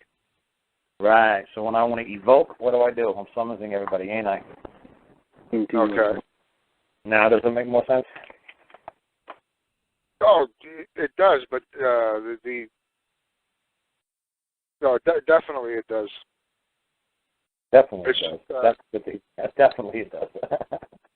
Good. That's what I like to hear. I just keep running across all this different information, and it's always changing. And it's not, in Black's Law Dictionary. It's just regular dictionaries, different etymology sites, different people who teach this stuff. I just keep running across different information. Oh yeah, they're just like I said. Look at Justice Sotomayor. I was listening to PBS the other day, and man, I wanted to go through the radio and just whisper in their ear, honey, you're Supreme Court Justice. Yeah, I know you're Spanish or gay or something like that, whatever you got going on, you're a woman. Yeah, and I know they put you on there just because, they had to put a gay Spanish woman or whatever, a Catholic, whatever, they had to put you on the bench. But if you say presumption instead of assumption one more time, she kept saying it backwards. And I was like, oh my God, you're a Supreme Court justice. No, it's not an assumption. It's a presumption, and it's not an presumption. It's an assumption. You're not assuming anything. You're not taking on anybody's debt. You're not lifting anything up, honey. You're guessing. It's a presumption. So she just kept saying it wrong time after time after time after time. I was like, oh, my goodness. I mean, that was like the word of the day that she must have learned, and then she just said it 1,000. You know what I'm saying? Yeah. Here you go, man. I'll do evoke off my dictionary here. Evoke, voice. In French, it means the voice out, to call out. Okay? So that's what it means. Evoke, to call out, to summons forth, call forth. Regulating discipline of an exercise, to call away, to remove from one tribunal to another. The cause was evoked to Rome. I don't know if you've seen that one. No, I haven't. Okay, well, that's it. To call away, to remove from one tribunal to another. So I'm evoking my jurisdiction. I'm calling out and saying, I'm under control. This is my control. I'm evoking jurisdiction. It's all mine. This is my baby. I'm assuming all liability. And if anybody dares to open their effing mouth on the other side, it's like, oh, good. Good. Are you assuming liability? Oh, absolutely not. Why not? I'll appear as a man. Will you? Oh, no. I'm going to be cloaked under color of law. I'm going to be wearing my mask. I'm going to be wearing my person in public. Oh, well, I'm not in person. I'm as a man. I'm evoking jurisdiction. I'm evoking this court. You are summoned to appear. Well, I refuse to appear. That's right. You refuse to appear, don't you? Because you won't only appear as a person. You won't appear as a man. The same thing was funny. It was like what Bali was doing. He kept saying, no, I want to evoke this court as a man. But he didn't know how to say evoke. You know, the court, he was in controlling jurisdiction. He just knew how to keep saying, I'm a man, I'm a man, I'm a man, I'm a man. I'm like, oh, dude, man. You gotta get some more words under your belt, because this I'm a man is getting old. The judge was like, okay, so you're a man, and okay, so I'm a man too, okay. You know, he didn't say, well, I'm evoking the jurisdiction of the court to that of man.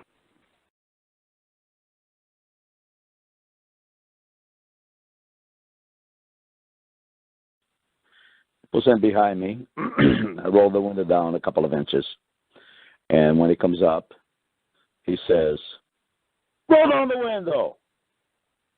And I said, you got any ID on you? Roll down the window, I'm going to break it. Right? So I ask, is that your order? And he says, no, I'm asking you. I said, well, if you're asking me, I don't have to do it. And then he goes, roll down the window, right? And, I see the guy's irate, so I said, I better roll down the window. So I said, okay, just roll down the window. I completed your order. I charged $250 per order, right? And he never asked me for any license or any of that stuff, right? So he goes, that's it, you're under arrest. Open the door. And I said, is that your order? Yeah, open the door. So I open the door. He reaches in, grabs my wrist, pulls me out. I go out, brings me to the back. He's manhandling me and stuff, and I'm going, hey, dude, what's your problem, man? I didn't do anything to you. What are you so upset about? Right? Calm down, get a hold of yourself, right? Yeah. And he starts, putting the cuffs on, and the left one, the first one he put on was pretty tight, I'm saying, dude, why are you hurting me? Why are you assaulting me? I didn't do anything to you, right? Relax, right? And then he puts the other cuff on, and he starts going through my pockets. I go, yo, I didn't give you permission to search me. That's illegal search and seizure, right? And then he's just going through my pockets. He goes, you got any weapons on you? I said, what's weapons? Well, what is that? And he doesn't answer me. So then he, opens the cruiser, tells me to get in. So I get in. I don't know if I asked him if it was an order or not. It was up to $750 at that point when we left the scene. And my brother's in the van, so, they go over there bothering him. Meanwhile, I told him, you better call your supervisor to the scene because you refuse to identify yourself, and this is a false arrest, right? And so eventually, two other cops showed up. These were the Stadies. And the sergeant So they go over, they're bothering my brother, this and that, seeing if he's got a license. The tow truck shows up, and eventually show them his North Carolina license, and I guess they called the tow truck off. But, you know, they were giving him a little bit of a hard time. So anyway, eventually the sergeant comes over, opens the right side door, and says, yeah, you wanted to see me? I said, yeah, you got a picture ID on you? I don't have to show you that. So I tell him the same MGL that says I have to show you ID. You're required to show me ID as well when asked, right? And so why'd you call me? He says because the other trooper wouldn't refuse to ID himself, right? And he goes, yeah, and he closed the door and left. So he starts. My brother had left the scene. He's heading north, back towards the house, and we took off. And this cruiser starts going up the highway, 80, 85, 90, 92, right? And you know, I'm leaning over to see the speedometer, right? And I go, hey, dude, you're speeding, man. You're tailgating people. You're changing lanes without using a blinker. You're endangering my life, you know. Slow down. You're doing worse than I did. Are you above the law? You above the law, right? You going to give yourself a ticket, right? Yeah. So my brother afterwards, you know, when I got out, you know, he was telling me that he was going up the highway. He'd already been in the highway for a little bit. It's not that far, but maybe like 6-7 miles. But he's going on the highway. All of a sudden, he says this cruiser was flying by him, right? And then when he looked, he saw me in the back seat, so he knew it was the same guy. He said he was speeding like crazy. I said, yeah, I know. That's exactly what's going on, right? So when we're getting over towards so I tell him, it was like 3 o'clock in the afternoon or something. So I told him, I, a man, require you to bring me immediately to a magistrate, right? Yeah. And I told him that like a few times, and he just ignores it, right? Then when we're getting close to my exit, I go, hey, I live right around the corner over there. I'll tell you what, I'll forgive your trespasses if you forgive mine. Just pull off the exit, drop me off. You can go on your way and avoid, you know, a lot of, you know, we can all avoid a lot of trouble or something like that, right? And then when he gets closer to the exit, I go, hey, right here, right? He just goes by the exit. I said, hey, you missed the exit, right? So there's another exit further up a couple of miles. So when we're getting to that exit, I tell him again, hey, I'll give you another chance. I'll forgive all trespasses if you forgive mine. Just pull over the next exit and drop me off, right? And he puts the radio on loud, and he doesn't want to hear it, right? So then the courthouse is up ahead, you know, the next like few exits. So I go, okay, Newburyport Courthouse is fine. Just bring me there. I require you bring me to the magistrate immediately, right? Now he brings me to the barracks, right? When I get there, he tells me, okay, get out. Is that an order? Yeah. Okay, tells him back. So when he brought you to the barracks, you didn't say this is kidnapping because the law says that you have to take me directly to the magistrate to set bail or bond. Yeah, I mean, I didn't, you know, I did the best I could, you know, under the circumstances that I couldn't think of everything. I'm just saying, I'm surprised you didn't say that. Say, wait a second, you got to take me directly to the magistrate so he could post bail or bond. I didn't really want to say the kidnapping thing because we've talked about that before, and there was like mixed conversation on that, so I wasn't too clear on that. But you know, clearly he's taking me against my will and all that stuff, right? So we get to the station, tells me, have a seat. I ask him if it's an order. He says, yeah, sit down. Is it an order? Yeah.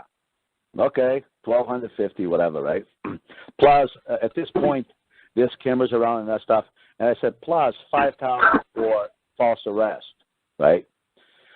And so he sits down, starts, trying to find out who I am and all this stuff. And I'm saying, I don't answer any questions. And then, he's being sneaky, kind of trying to take my picture, right? So I catch him and I put my hand in front of my face and kind of turn away. I said, whoa, what are you doing? I didn't give you permission to take my property, right? Yeah. And he just sits there waiting with the camera, right? Then finally he kind of gave up on it. So I just kept my head down, right? And then after a while he says, so you're not going to give me your fingerprints either, right? I didn't say anything. So they're trying to figure out what to do. And, this is like afternoon, was about 4 something by then. And why do you keep asking? Every time you kept saying something, you say, I'll do it if you order me to. Well, that's what I did. I said, is that in order? I wasn't saying exactly the same words, but... Yeah, no. You said that you told the guy that, he told you to... He was like, hey, you're taking my property, taking my photograph, da-da-da-da-da. Right? You there? Yeah, I'm here. Yeah. No, I said... What I'm saying is, when you say property, you're taking my property, da-da-da-da-da. And all you have to say is, look, dude, we can make this real simple. Just create it in the form of an order. I'll just kiss your ass and do everything the hell you want me to. Just order me to do this damn stuff. I got no problem to getting my picture taken. Just order me to turn left, turn right. Order me to put my hands down. So ask him to do it in writing, you said? No. Oh, just say, order me. It's simple. Everything from now on is a form of an order. Can we agree on that? He's just going to agree that every damn thing I do from now on is an order, okay? Yeah, I'm under duress. Anything you ask me to do, anything you tell me to do from now on, I'll consider it an order, and each order is $250. Well, you don't know what the price is. Huh? You know what? Maybe you go to the Champs-Élysées, man, of a fancy French restaurant. You don't have to tell him how much the price of the Don Perignon is. F him. Go to 64. Yeah, he go to 64 Don. He pays $10,000. That's his problem. Okay, but the question is, no. Do you know how to tell him how much the orders are? But F him. I mean, you know the rules. Wait a minute, Carl. But if I'm saying I'll obey your orders, shouldn't I give him a price so he has full disclosure? He knows ahead of time. F him. Ignorance of the law is no excuse. Okay. If he doesn't know how to play the game, he shouldn't be in the game. You walk into a restaurant, you order escargot and Don Perignon, and you don't ask for the price, man. That's your problem. They hit you over the $1 million bill, and when you're done, when you walk out, it's too bad. All right, I got you. So you want to pay the price. All right. Yeah, I mean, that's, I was trying to, think of, how to approach it and all this stuff. So anyway, in the end, it ended up that, he didn't think he never Mirandized me, right? On his report, he friggin' lied and said he did. He made up all this stuff that I was saying, which I never said, the way he put it in quotes, right? So most of it is all bullshit. But anyway, so then he says, okay, well, since we can't book you, the clerk magistrate says that they can't come and bail you out until you complete the booking, which, is like getting the permission type of crap, right? So then we're just going to put you in the cell and figure out what to do or something like that, right? So he goes, take off your shoes. And I go, I'm not taking off my shoes. There's Ebola going around, man. I'm not going to put my feet on that dirty floor, right? So then another cop was there, like temporarily. He goes, well, then just take off your shoelaces. I said, is that your order, right? He goes, yeah. I said, well, I charge $250 for an order. He goes, yeah, and I charge $300, right?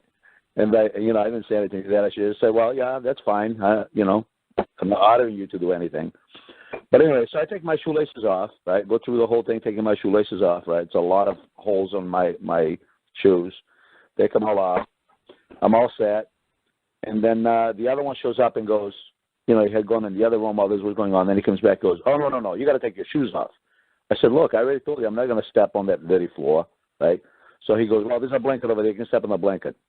I said, all right. So then I go in the cell and step on the blanket, and I sat down. That was it. So quite a while went by. Meanwhile, my wife and my brother had shown up here at the barracks, and I guess there was doing some commotions outside, and all, I don't know what the hell was going on because I wasn't aware. They could see me through the video monitor. They told me I was just like, laying there like in a meditating pose and not doing anything or saying anything or answering any questions or any of that. So then he came in. Salt and vinegar. Okay, say hi to Kyle. Hi. Hey, how you doing? Good. You see your dad? Hi to guys. Making... Say hi, guys. Say bye. Bye. Goodbye, goodbye. So a while goes by, and then he comes like on the hallway outside the cell, and he says, the clerk magistrate isn't going to come down. He said it again. He said the name of the clerk magistrate. I don't know who the hell it was. They come down to bail you out and collect the money, but they don't come. They don't bring you right to them to handle business or whatever. So he's not going to come down because you're not completing the booking or whatever. Yeah. So at that point. Hey, hold on. My brother's calling me. He went to do an emergency call on somebody's heat. I'll be back in a bit. You can talk to somebody else. I'll be back. All right. So who else is on this call right now, man? Gus. Is Bolly still on? Hello. This is Bolly still on? No, I don't see Bolly on there. Hey, what's going on, guys? This is Travis from CT. Can you hear me? Hello. Who else is on? Travis from CT. Travis from Connecticut and somebody on Cleveland. Yes. Yes. Yeah. What was the big? I was going to say the guy from Cleveland or whoever, Travis. What was the big thing that Vital should have kept doing, but he kept not doing? What is the? Say, what was say what that again? You say that again? Okay, one of you, whichever one wants to answer the question, what did Vital keep doing? What did he keep forgetting to do? He didn't shut it off. He kept continuing and allowing them to trespass against him. Yeah, okay. How about the other guy? What do you think Vital forgot to do?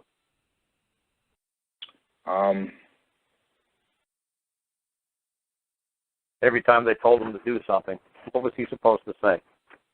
Is that an order? Is that your wish? Is that an order? Yeah. That's all he had to keep saying. Is that your wish? Is that your order? And then that would have eliminated the trespass.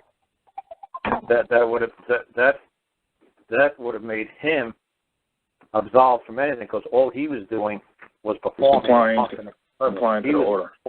He was performing. He was performing. Mm-hmm. And in the United States, there's no slavery. Every man has to have fair and just compensation from any service or anything that he performs or any product that he produces.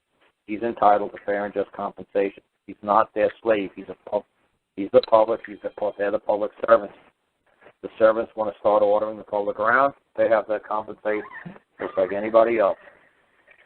Right. That's all he had to keep saying. Is that your wish? Is that your order? Is it take off your shoes? Is that your wish? Is that your order? Is your order. Right. Take off your shoes. Is that your wish? Is that your order? Take off your shoes. Is that your wish? Is that your order? Take off your shoes. Is that your wish? Is that your order? Take off your shoes. Is that your wish? That's all I kept saying. And they would have said, what's this guy saying? This guy's been sitting here for 3 days. What is he saying? He just keeps asking, is that your wish? Is that your order? Hey, I'm back, by the way. Right. There's nothing else for him to say. There's nothing else to say other than, is that your wish? Is that your order? Is that your wish? Is that your order? Is that your wish? Is that your order? And then they say that is our wish and our order. And then does he still keep accruing the $250, or he says at one time, I told you in the beginning, you're not going any further. He hasn't gone past. He hasn't gone past taking his shoelaces off yet. Is that your wish? They could be going for 3 days. Is that your wish? Is that your order? Is that your wish? Is that your order? Is that your wish? Is that your order? That's all you keep saying, like a fucking effing record. But Carl, he told me many times that it was my order. Even on the camera there in the booking Then room. you do it. Then you do it. Yeah, I did. That's what I was doing. Yeah. That's what I was doing. You kept saying, you said, I'm not taking my shoes off and putting my feet on that dirty floor. Then go to the blanket.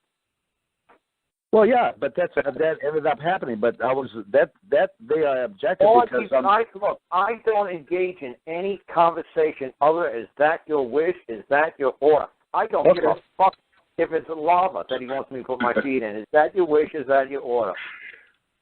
So how does Vital enforce it? Because when all you do is that your wish, is that your order, is that your wish, is that your... As soon as you start doing that non-stop, they know exactly what the fuck you're doing, and they will fucking let you go. Now with all this other crap that you fucking try to do, they ain't letting you go because they think you're just a wise ass. They think you're a smart guy.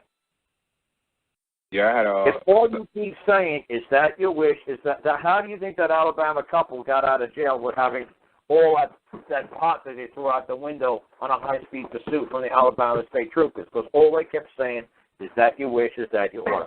When they were locked up in jail, when they got pulled over, all they kept saying was the same stupid thing. And the Attorney General ran into the husband pleading, and he let him go the first day. The wife had to wait 3 days before she got before magistrate, and she says, is that the woman who's been taking all the orders? Yeah. Get her the hell out of the state. Get him back in their car and get him over the state lines. Get him out of here now. And the judge is like, but wait a second.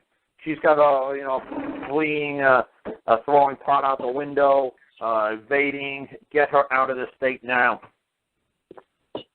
That's all they kept saying is that your wish, is that your order. Is that your wish, is that your order. Is that your wish, is that your order. Is that your wish? That's all they kept saying, like a broken effing record. But then at what point does that get cut off? I mean, after you comply with what they're saying or suggesting or ordering, if he gets down to his drawers, just do it. Right, all right. Go in, he'll follow you. Is that your order? Is that your wish, is that your order? So, Karl, like the one lady did when she was in jail, she said to them, hey, you know what, this is a lot of orders. Can you give me a piece of paper and a pencil so I can write the orders down so I can keep up with them? And she did. They gave her paper and a pencil, and she started writing all the orders down. They thought it was ridiculous what she was doing. So what would you suggest? I'm having I had a similar situation, but I'm in court now. And every time I go into the courtroom, because I record everything on my phone, even the prosecutor, she didn't want to give me the complaint. She didn't give it to me for like 4 months. I've been going back and forth to court for about 12 months now. You're lucky. Up here, they don't let you bring any phone and anywhere near a courtroom. Well, because I record everything. Like I had my lady record the whole incident with the police officers. They pretty much got behind us. It was they were undercovers. They didn't have any type of uniform on, badges on. They had unmarked cars, and a guy jumped out on me with my lady, and just demanded to see my ID. And I'm like, are you detaining me? Am I being detained? What's the problem? He wouldn't answer any of my questions, and he wouldn't tell me I was being detained, but he opened the door and tried to snatch me out the car. That's why when Jimmy Lynn came on the show like a year or two ago, he said that all he did on one stop was just kept saying to the cop, is that your wish, is that your order, is that your wish, is that your order, is that your wish, is that your order. And by the time he was in the back of his van, putting his hands on the policeman's cruiser, when the policeman told him, put your hands on the cruiser, he just started busting laughing so hard, and the cop said, what's so funny? He says, I'm just high on call. He's like, high on call? What the hell? What's that? He's like, oh, that's some guy I'm listening to. And he kept saying, for me to just keep saying, is that a wish, is that your order, and you're going to keep giving me orders. And I'm going to, and then he explained, he's like, how he's going to get compensated at the end of the week, just like the cop gets compensated at the end of the week for carrying out orders. And the cop dropped all the paperwork in the street and said, get out of here, you're making me nervous. So even when I go to court, they always tell me that by the judge's order, I can't bring my phone into the courtroom. Okay, well, what I'm trying to say is, look, you guys are so screwed up. I don't know how to explain it to you one more time. I'm trying to get this through to people's skulls once and for all. Jimmy Lynn did it over a year ago. He called me up on the phone one day and says, Carl, teach me a way to handle it. stop. I taught him one way. Then the next time I taught him this wish and order stop. And he did the wish and order. He did both ways. But he really liked the wish and order thing. So what I try to tell people all the time is, if you guys just always did the wish and order, wish and order, wish and order, you wouldn't have to be calling me up a week or two later saying, how do I get a tape recorder into the court?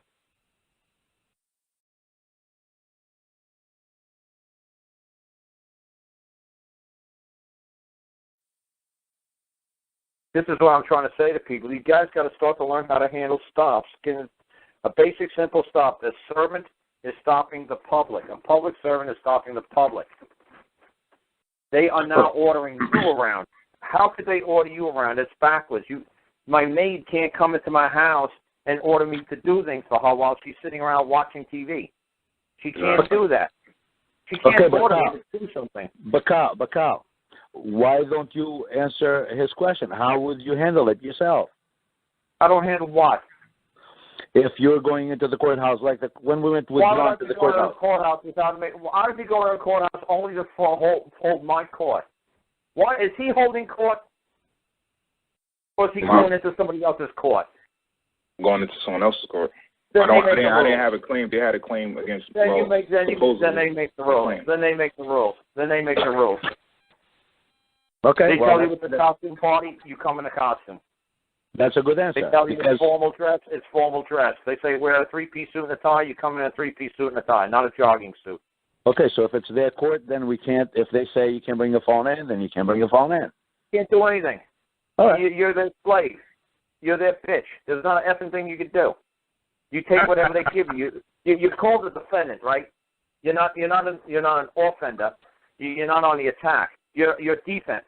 All you can do is curl up in a ball and take a beating and hope they get so tired of beating you, their hands get tired and they stop and they walk away and they go beat up somebody else a while. You're not prosecuting. You're not hunting them. You're not pursuing them. You're not the offense. You're the defense. You curl up in a ball and you take a beating. That's what defendants do. So the idea was to be bringing in my own claim in order to move the court. Yeah, but if you move your court, you can't move their court. You can only move your court.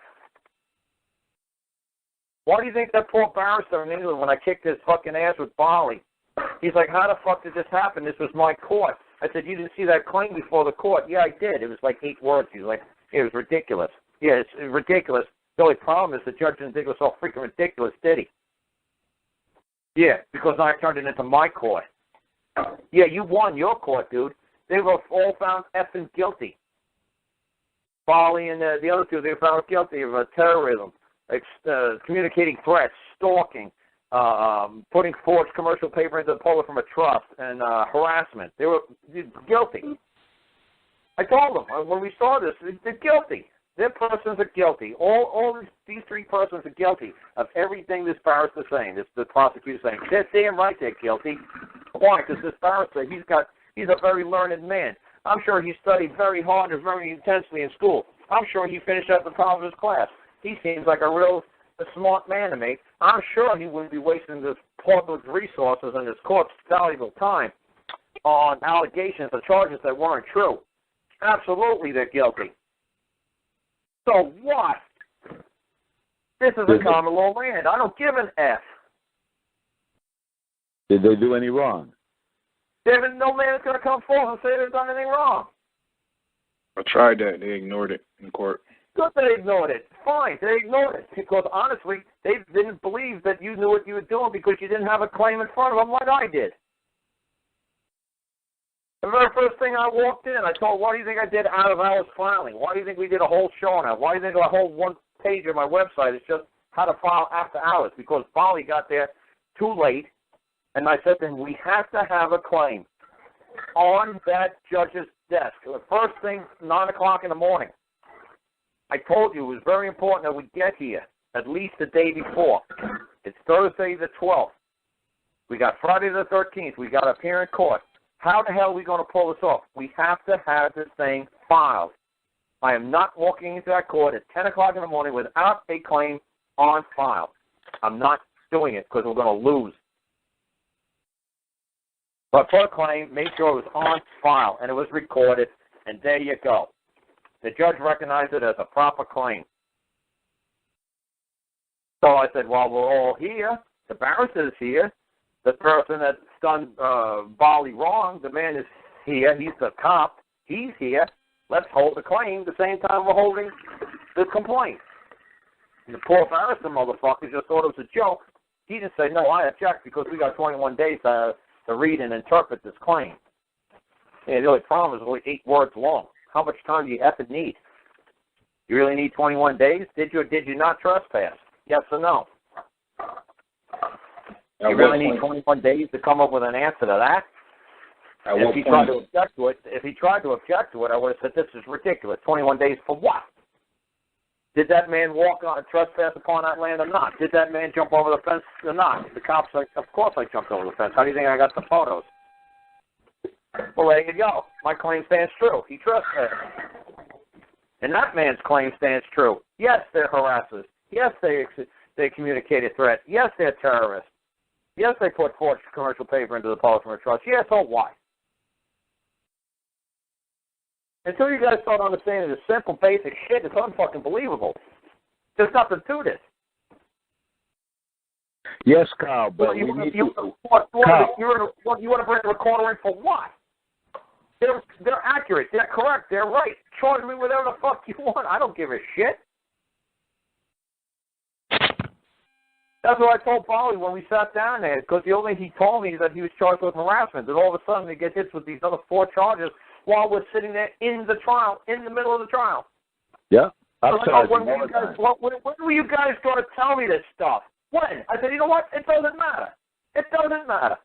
Because you know what? They can put 3,872 more charges on here, and it's still going to be the same outcome. I don't give a shit.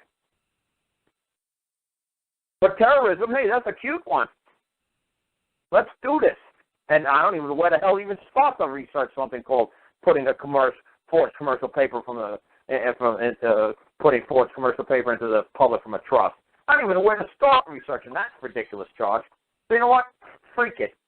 We'll accept all the effing charges. Oh, but by the way, you're going to have to discharge these. I forgot. Why? Because we're in a common law land.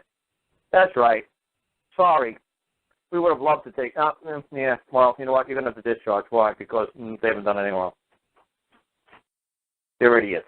They're not part of the legal society. Sorry. They're outsiders. They're strangers. They're idiots. Literally idiots in Greek. Idiots, outsiders, strangers. They're not party society. They didn't subscribe. They're not subscribers. They did not subscribe. You cannot impose upon them because they're not a member of your little club. Honestly, look at them. They're brown. You're white. You really wouldn't want them in your club anyway. Trust me. These guys open carry swords. These guys aren't people you want to be hanging out with.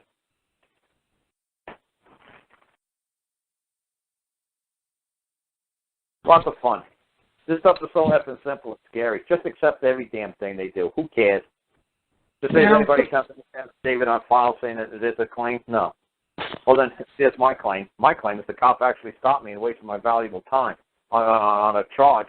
On he claims is something wrong. I haven't done a damn thing wrong. There's no affidavit on file from any man or woman. This man just stopped me. Why? Because I was speeding. Yeah, speeding according to who? I was taking my property from here to there at the speed that I thought was necessary and proper for me to function. Anybody got a problem with that? File an affidavit. I don't see an affidavit. So you know what? Discharge this matter. This is ridiculous. You're wasting everybody's time. What is how you carry your ass off in court? They see me, they hear me, they say, fuck, this guy knows his shit, I ain't going to fuck with this guy. They're going to leave me alone. Okay, so if I got to teach the judge, and a couple of judges, the first judge in England was fantastic. He knew exactly what I was effing doing. The second judge, I had to slowly teach a little bit. Like on a scale of 100, he was like an 85. I had to slowly get him on board to understand what the fuck I was doing. The first judge in England, he was like, I was like, holy shit, we were hitting 8 cylinders, both of us together. So it was fun dancing with that guy. That guy knew exactly the dance. He knew exactly the tune I was calling. It was fucking fantastic. Carl, hold on. So to make it clear, now you're saying you say this, you say that, but you only say that if you file the claim into that case, right? Right, I got nothing to say until I got paper, pen, and ink. Until I got paper, pen, and ink in front of me, I don't say shit. I don't say shit, so I put something in writing. So you did it in writing. All right, yeah, that was my question. Right. They want to drag me into that court. It's like, what's going on here? Oh, well, we want to know how you plead. Plead of what? Plead of this. It's like, I need paper, pen, and ink. What? I need to plead properly. Can we leave a court with paper, pen, and ink so I can properly record this answer so there's no misconstrued, nothing will be misconstrued. So exactly what I say will go into the record. So that way, if I needed to appeal something, or if you're somebody above you, maybe you don't understand what I'm doing, somebody above you will definitely tell you, hey, you know what? You got to back off on this guy. I need to record it in writing, and I need it for you, head clerk, judge, to put it, make sure it gets into the record. You start doing shit like that, they realize you ain't playing. They realize you know exactly what the fuck you're doing. So in regards to the claim, you start running, I'm crazy, I got rights. I got rights. The Constitution says you start saying that shit, they'll just run you over like a freight train, which they should. So Carl, in regards to the claim about the trespass, at what point is it too late to file a claim into the record? It's never too late to file a claim. Okay. Well, the only time it's too late is when they're all done and everything's over. But you don't like counterclaims. The man. But you don't like counterclaims, though. The man. There is no effing counterclaim because they're not claiming anything on you, buddy. They're filing a counterclaim. No, there is no counterclaim. Look, if you're sloppy, I'm not going to – look, dude, it's a complaint they file against you, not a claim. You want to file a counterclaim? I wasn't challenging you on it. I wasn't challenging you on it. I was making a statement that you don't like counterclaims. You don't believe you or Greg don't do to counterclaims. But here, I got a quick question if I can. So when they're making their so-called complaint and you're making a cross claim under a claim of cognizance. No. Claim of what? Claim of cognizance? Right. You know when you want to produce. Dude, you don't have no effing clue. Stop using that effing word. If you know what a claim of cognizance, what does a claim of cognizance mean? What's cognizance? The definition that you provided on your website, it says to move a court from their court to your court. Yeah. Is that not what it is? And then when you move it to your court, dude, the ball's in your court. You're the king. Okay? Right. You actually did define it, and I gave it to you based on the definition you provided on your page. Dude, you're the king. Okay? You're the king. You're a king. The only problem with you being the king, you're a 90-pound weakling, and you got 3,000 knights surrounding you with swords. And that's the other side. Now, what do you do, King? You got it in your court. Now, what are you going to do to these guys? You press the record on your claim. Okay. Right? Now, what are you going? How are you going to conduct court? You're gonna summons them to your court, like you have your Lentz court. You're gonna summons them in their individual capacity to your court. Right. You're the king. You got the court. The ball's on you. What do you do next? Other than what I just said, what do you do next? How do you run court? How do you run the court? If you're playing basketball, how do you run the court? You want to be king? You want to play the court? You want to be the court? How do you move court? You run the rules of your court. How do you get those other people to abide by your rules when you're a 98-pound weakling?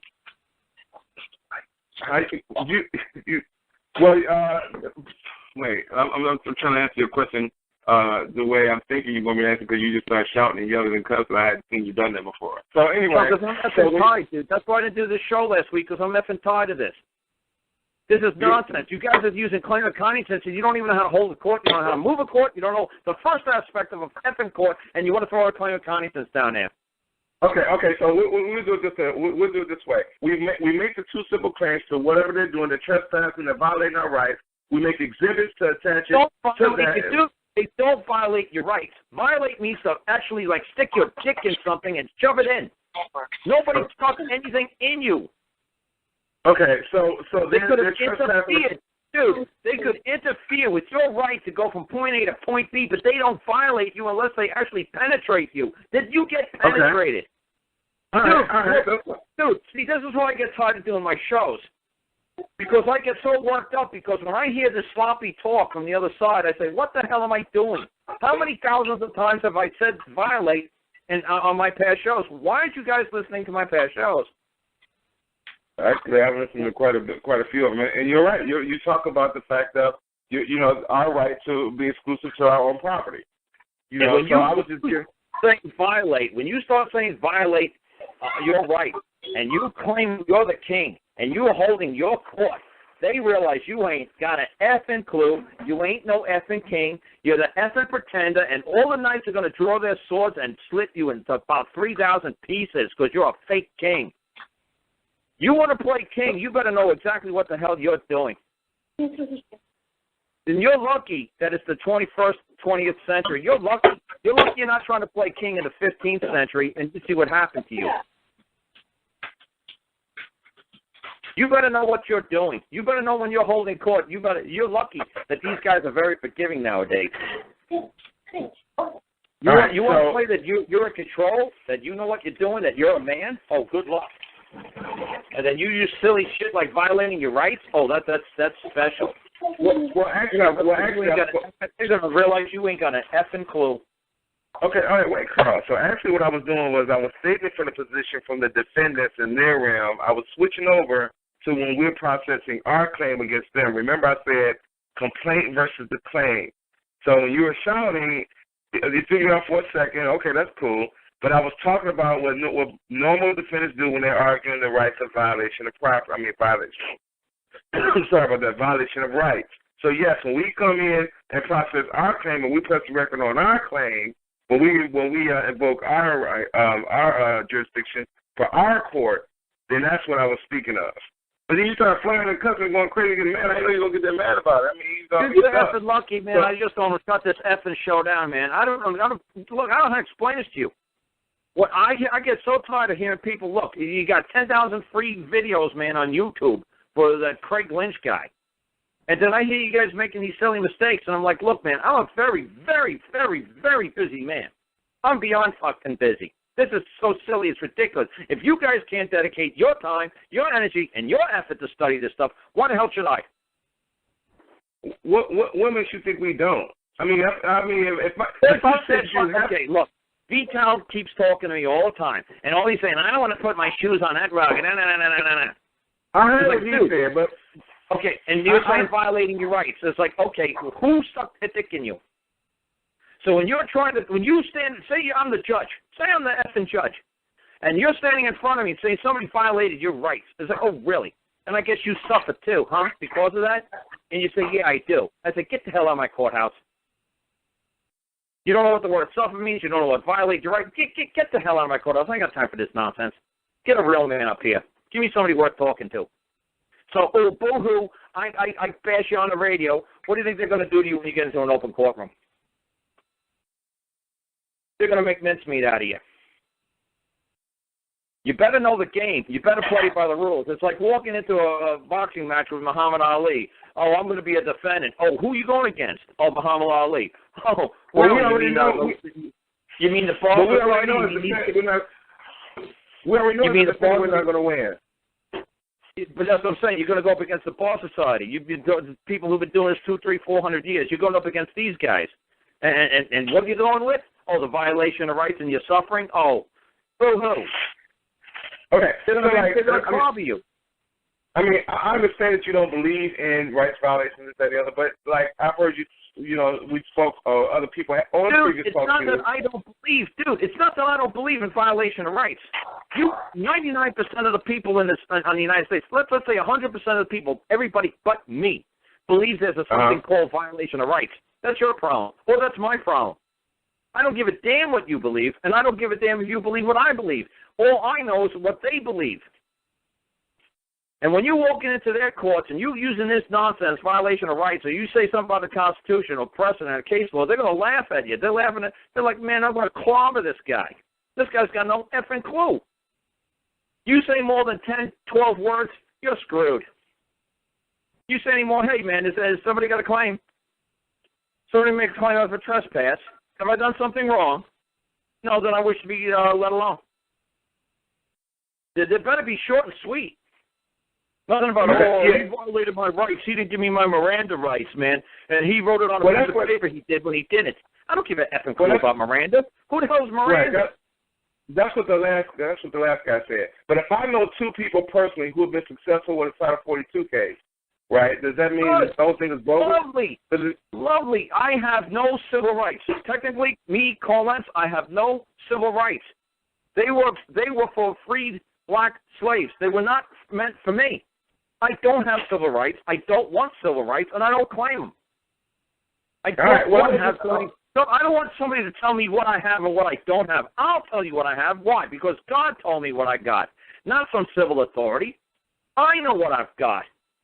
If you know people who win civil rights, God bless them all. I hope 100% of people who file civil rights claim win them all. I don't care. I don't want civil rights. I don't want somebody to define my rights.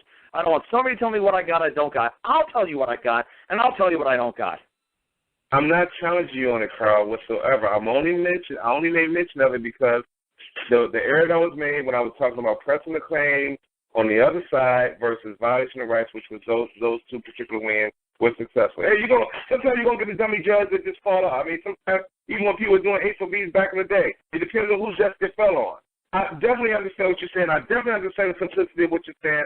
And I understand you getting upset after all the thousand shows you've done. Hell, I just listened to your talk show number 188. But what you cannot say is that other people don't study. You cannot say that. You cannot. You can suggest it, but you can't flat out say it'll be wrong. If I text you, if I emailed you all my transcripts that I've done for you on you, you'll be fucking surprised.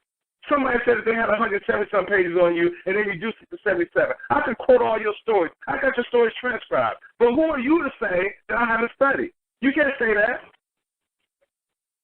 You can suggest you can get upset about it, but you can't say it. Well, that's good.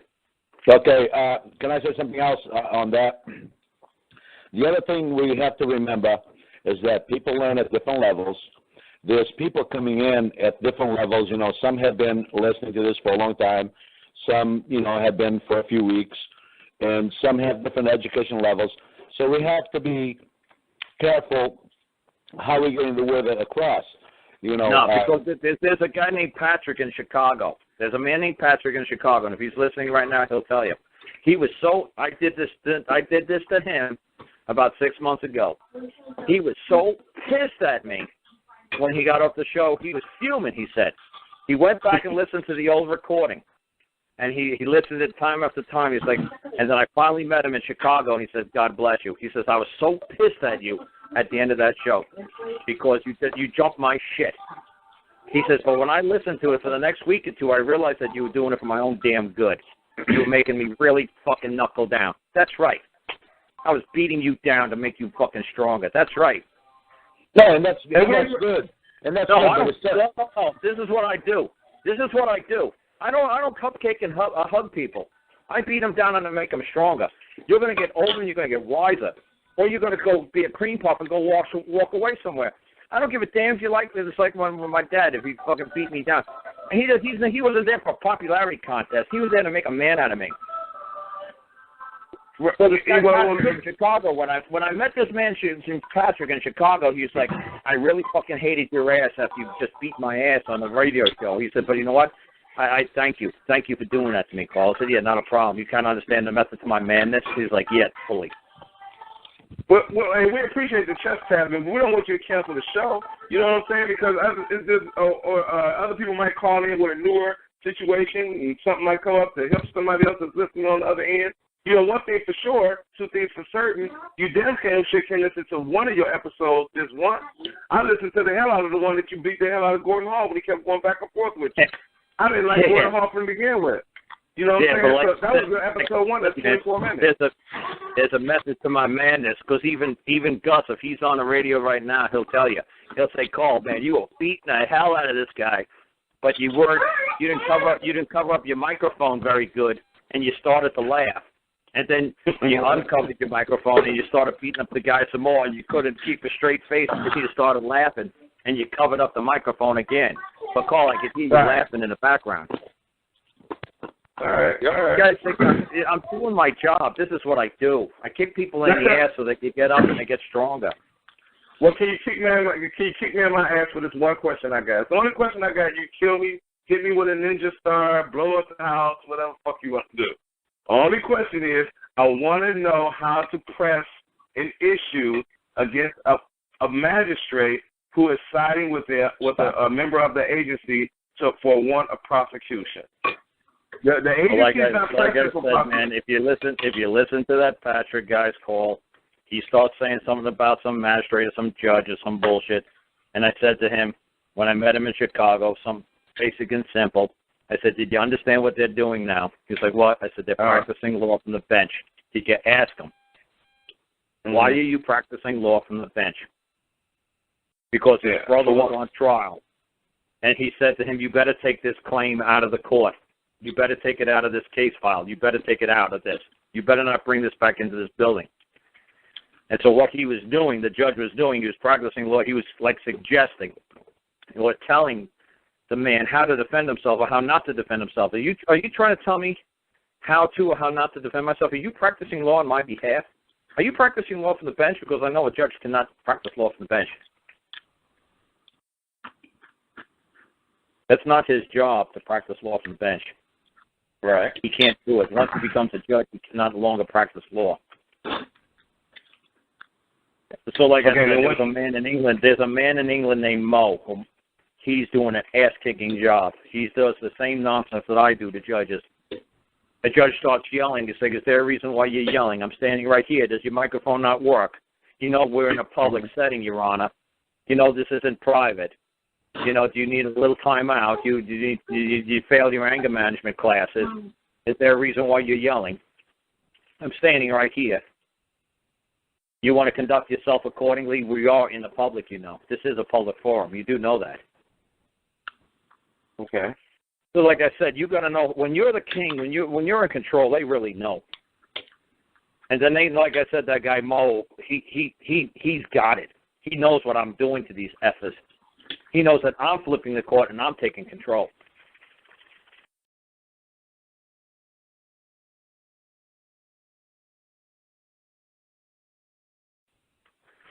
Guest 81 said the fact the judge asked me to sit down means he's trying to establish authority over me, which means he does not have it yet. Who's guest 81? Not I. I don't know. The phone's open, man. He's not muted. Hi, that's me. This is Nick. Yeah, Nick. What I'm saying is, what are you doing with this? What does that statement mean? My presumption that when a judge starts trying to issue commands, and I don't know how to say it, that I deflect their commands. Well, instead of acting dishonorably, instead of acting, discourteously, why don't you take control of the court? Why don't you learn how to be the king? Why don't you learn how to be the man? That's what I'm trying to do. I did file a couple of claims. No. The judge asked you to sit down. Why don't you just ask him a nice, simple question? Say, if this seat's not taken, if this seat isn't taken, I believe I'm going to sit here.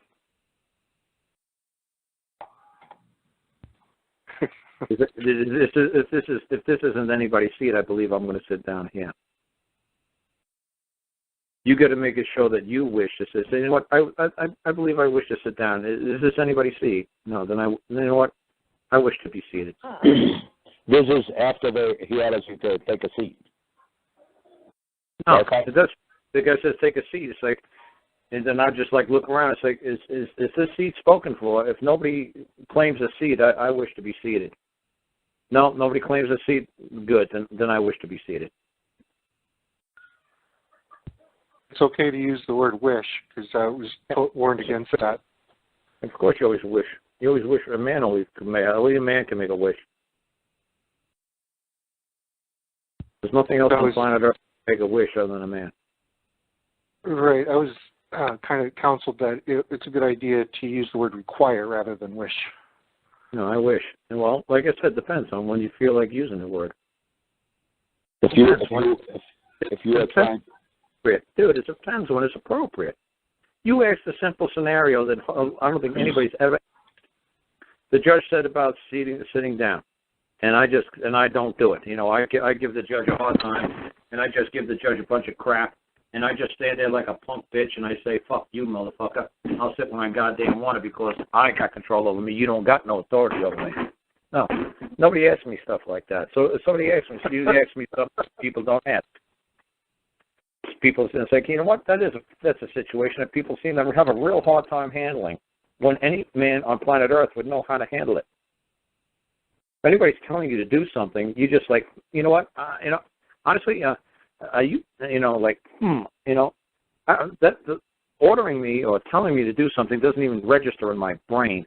But you know what? I'm not stupid, and I know they got 10,000 guns pointed at my head. So you know what I'm going to do? I'm going to still stay in control by taking over the situation by saying, you know what? If nobody claims the seat, I wish to be seated. Does anybody have a claim for the seat? No, then you know what? I wish to sit down now. Does anybody have any objection to me sitting? No. Okay, well then I wish to be seated. Why can't you just say you prefer to stand? You can prefer to stand. You can say whatever the F you want. But when you talk like me, they will shit their pants, okay? And now you can talk like you, and they don't give a rat's ass, okay?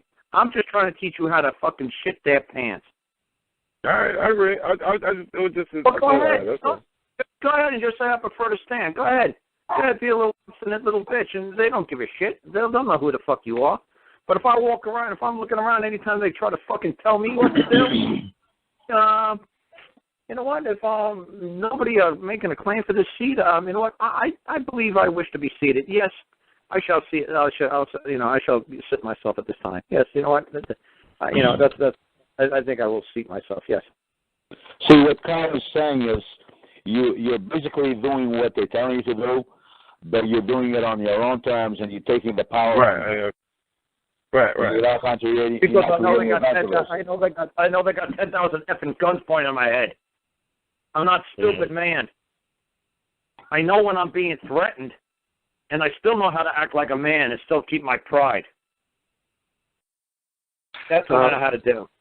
What I was doing was I will not be performing any of the court's administrative duties today. I'm a man. I will remain in peace and honor at court today. I don't say any damn thing. There's nobody talking to me. There's no man talking to me. Right. There's no man talking to me. I have nothing to say to anybody other than a man. That's why everything I do is in writing. There's absolutely no man standing before this court. There's nothing but a bunch of statutes, masked persons. There's nothing there for me to communicate with. They're in a different dimension. You know, it's like you go to the cemetery and you start talking to the people that are underground. You can't talk to them. They're in a different dimension. That's basically the same thing. And they can't talk to you from underground. Sink in. I'm starting to get it. And I'll tell you, the sheriffs are standing behind me, licking their chops, thinking they're going to be able to stomp and pound on me. And when the judge doesn't tell them to do it, they're just stunned. I mean, I walk out of that courtroom and nobody can believe it. I didn't do a thing the judge said. Now I'm starting to learn I need to do what I decide to do. But you want to do it in honor. No, because it's their court, man. You don't want to do what you want to do in their court, because if you're not kind of complying with what they're saying, you're going to be in dishonor and they're going to pounce on you. Because it's their court. No, yes, you're just a guest there.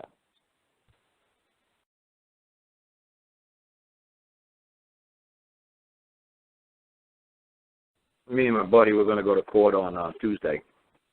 And the easiest thing for me and my buddy to do is anybody who tries to open their mouth in court, I'm going to say, have you been sworn in? Yeah, I tried that too. Nobody wanted to be sworn in.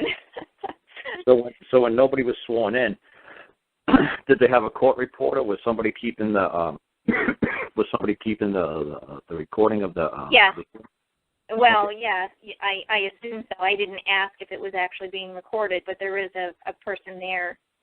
Okay, well, I guess I have to get a copy of the transcript. To me, what I would do is I'd get a copy of the transcript, and I'd file an appeal. And then I would say, on this transcript, I'd leave the transcript, one transcript like original, and I'd make a copy of that transcript, and I'd redact everything that the other party said. And I'd explain it to the appellate court. Nobody came in and nobody sworn in under oath or affirmation that anything they were saying was true, that any evidence and facts that they were bringing into, they refused to be held liable for. They just brought hearsay, conjecture, and speculation before a tribunal, before a court. So in law, you say in New Hampshire law, for something to be true, just for somebody to be able to press the record, to make a record, to make a recording, they have to be sworn in. And like I said, I'm sure there's some sort of citation there in New Hampshire. It's just not only do I believe that's true, but under the New Hampshire Bar Code Association, section whatever 3, subsection 17 clearly says that any evidence, facts that come before a court must be sworn to be recognized as true, must come forth through either oath or affirmation. I'm sure, and it's just called a canon code. So I'm sure there's some sort of canon code in New Hampshire that says all facts and evidence that are going to be presented to a court must come through, under oath or affirmation. If it does not come through oath or affirmation, it's considered hearsay and inadmissible. So you see what I'm saying? I would say not only do I believe it's true, but under the canon codes of New Hampshire, it's also true. Okay. You see what I'm saying? I do. I'm just wondering if this 73A that they use to disregard all of that in the family court. That's fine. Like I said, you tell them, you wished to evoke the common law. The family court judge refused to recognize your claim in court. Yeah. So if you already had a claim in a court, the judge could just say, I'm not going to hear it. That's fine. You can't make anybody do anything. Just like I'm sure your husband realized with you, he couldn't make you do anything. Mm-hmm. Just like I said, so a husband and a wife, it's just like your kids. I can imagine you trying to make your kids do something. You try to make your kids do something nowadays, you're going to jail. So everybody knows you can't make anybody do anything. So the judge just says, well, I don't want to hear it at this time. And then you just, give them a notice of error. I don't know if you guys did that. I don't know if you and Gus did that, any kind of notice of error. Yeah, it was denied. Okay, no, it was okay. It was okay. If you did a notice of error, what was the notice of error about? What did it say? Let's see. Got my paperwork right here. Actually, be easier on the computer.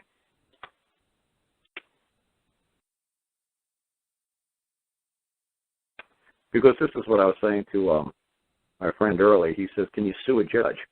I said, the only way you can sue a judge is the judge acts so out of character and the judge is so derelict in his duty, then you could sue the judge. So like I said, if the judge knows that the common law is the supreme law of this land, and the judge realizes there's a claim before the court, and the judge decides, you know what, I'm not going to hear it. Well, no, you have a duty to hear this. You have an obligation. You're derelict in your duty. I'm going to hold you liable. So then what you would do is you would sue Susie or Bob. It'd be you versus Susie or Susie Johnson in your local county court. And I wouldn't even bring up the fact that who the wrongdoer is. I wouldn't even say there was a judge. I would just say I claim Susie did me wrong. It's derelict in her duty. She's a public servant, and she refused to perform her service as she subscribed to, that she swore to, that she agreed to. She's in breach of contract. She's my servant. It's just like a maid or a butler. And because they failed to provide a service as my butler or my maid or my nursemaid, my defibrillator machine, the batteries were low, or my my medicine for my diabetes, the machine wasn't functioning properly. They're my servant, and they failed in their duty to perform a function in which they ascribed and said that they would. You see what I'm saying? In order to do that, I need to be able to get a court at the superior court. No, just a local county court, just like your maid. Whatever your maid did you wrong. Are you telling me you're going to take your maid to a superior court, or you're just going to take your maid down to a local county, your lawnmower man, down to a local county court? So that would be the same courthouse then where the family court is. Well, I don't know. How do I know? I don't live there. Yeah, that's where it would be for me. Okay, well, obviously you wouldn't be suing in family court. You'd be in the same public building. In the same building, right. Same venue, big deal. That venue wears many hats. Like I said, a dance hall is a venue. Like a dance venue, you've heard of dance venue? Yeah. Just because it's a dance venue doesn't mean you can't have a waltz one day and you know, you do a minuet the next day, and then you do a polka, and then you do, you know, a disco the following day. Just because it's a dance hall venue doesn't mean it only can do one thing. It wears many hats. So it's a lot of fun. It's just like when I went down and I sued a lady who interfered with my right to access the court, a court clerk lady. You know, when I went to sue Susie, they were going, on Precipice Day, they were going to try to say that, well, you know, you don't have enough to sue her on. And once the judge and I started talking, and I said, don't you remember me? And he looked at me. He says, what? I said, remember I explained to you a couple of years ago the difference between legal and lawful in open court? He's like, holy cow. And he said, I could see his eyes light up like a pinball. It's like, I remember you. He's like, I'm going to recuse myself from the case because I know this clerk lady. And she's a good friend of mine. I said, look, if she's my next door neighbor, she's probably the greatest lady on planet Earth. I'm not saying she's not a great lady. I'm saying I'm sure she's the sweetest, gentlest, nicest woman on planet Earth. I'm saying as a court clerk, she's derelict in her duty. And I'm going to hold her liable for failing to carry out her duty. Because for her failing to carry out her duty and her obligation and responsibilities to me, this caused me loss. And I'm going to claim compensation so she doesn't do it again. You see how simple it is? Yeah. I guarantee they would say, oh, you can't sue a court clerk, you can't sue a magistrate, you can't sue... Oh, really? I'm not. I'm suing Susie. Susie was derelict in her duty. Susie is a public servant. I'm the public. She did not serve me. I want compensation. End of story. And everybody and I couldn't get the case heard in the county where Susie worked because every judge who was assigned said they had to recuse themselves because they said they'd be unfair to me because Susie's their friend. I said, no. I said, look, I'm sure you're a good judge. You're a fair and impartial judge. And if you were derelict in your duty, you certainly wouldn't want me to turn around and sue you, too. So I said, I'm sure you're going to be a more than fair and just judge. And besides, it's going to be up to the jury to decide. It's not going to be for you to decide. The jury's going to determine the law and the facts. You're just going to sit there as a referee. You're just going to sit there as a witness. You're not going to control the flow of the court. This is my case. I'm going to control it. Well, that's what I haven't been able to do like I said, just because you don't have enough experience or enough practice or whatever, you don't understand how this works. So that's what I say to people all the time. You know, I say, you know, like with Gus, hopefully Gus will help me do DVDs. I'm not sure. But like I said, at least it's getting close to wintertime now, and I'm realizing I'm spending more time inside the building. And I'm just going to actually just do a flow chart and say if the judge does this, do this. If the judge does that, do this. If the judge fails to do this, do this. And I'm just going to make a big flow chart. We're working on that ourselves, actually, that very thing. Yeah, because we want to do some mock trials and do a flow chart just like that so that we can, you know, prepare for our hearings coming up. Right, because it's like I've been doing this for many years, you know, and like I said, I've been studying this for many years, and it's easy for me. And then when I realized when you guys are trying to do it, it's blowing up in your faces. And I was like, oh, you know, I mean, one guy's got it down good, some guy named Mo in England, and he's like a carbon copy of me. I was like, it was hysterical. What he did in court is what I would do in court. It's like, wow, so I'm rubbing off on somebody, and somebody is. It's like, thank God I don't have to be there. Thank God somebody else is there to perform like I do, say what I do. You know, would you basically be like say he's a smart aleck? No, he's being literal. Everything is expressed, nothing's implied. I mean, it's deadly accurate, and it drives them nuts because it's minimal words, and it's right to the point, and they're not allowing them to have any leeway. There's no wiggle room. 2-3 words, boom, done. That's it. I have nothing else to say. It's like you're derelict in your duty. There is a common law claim before this court. Are you not going to hear the matter? No.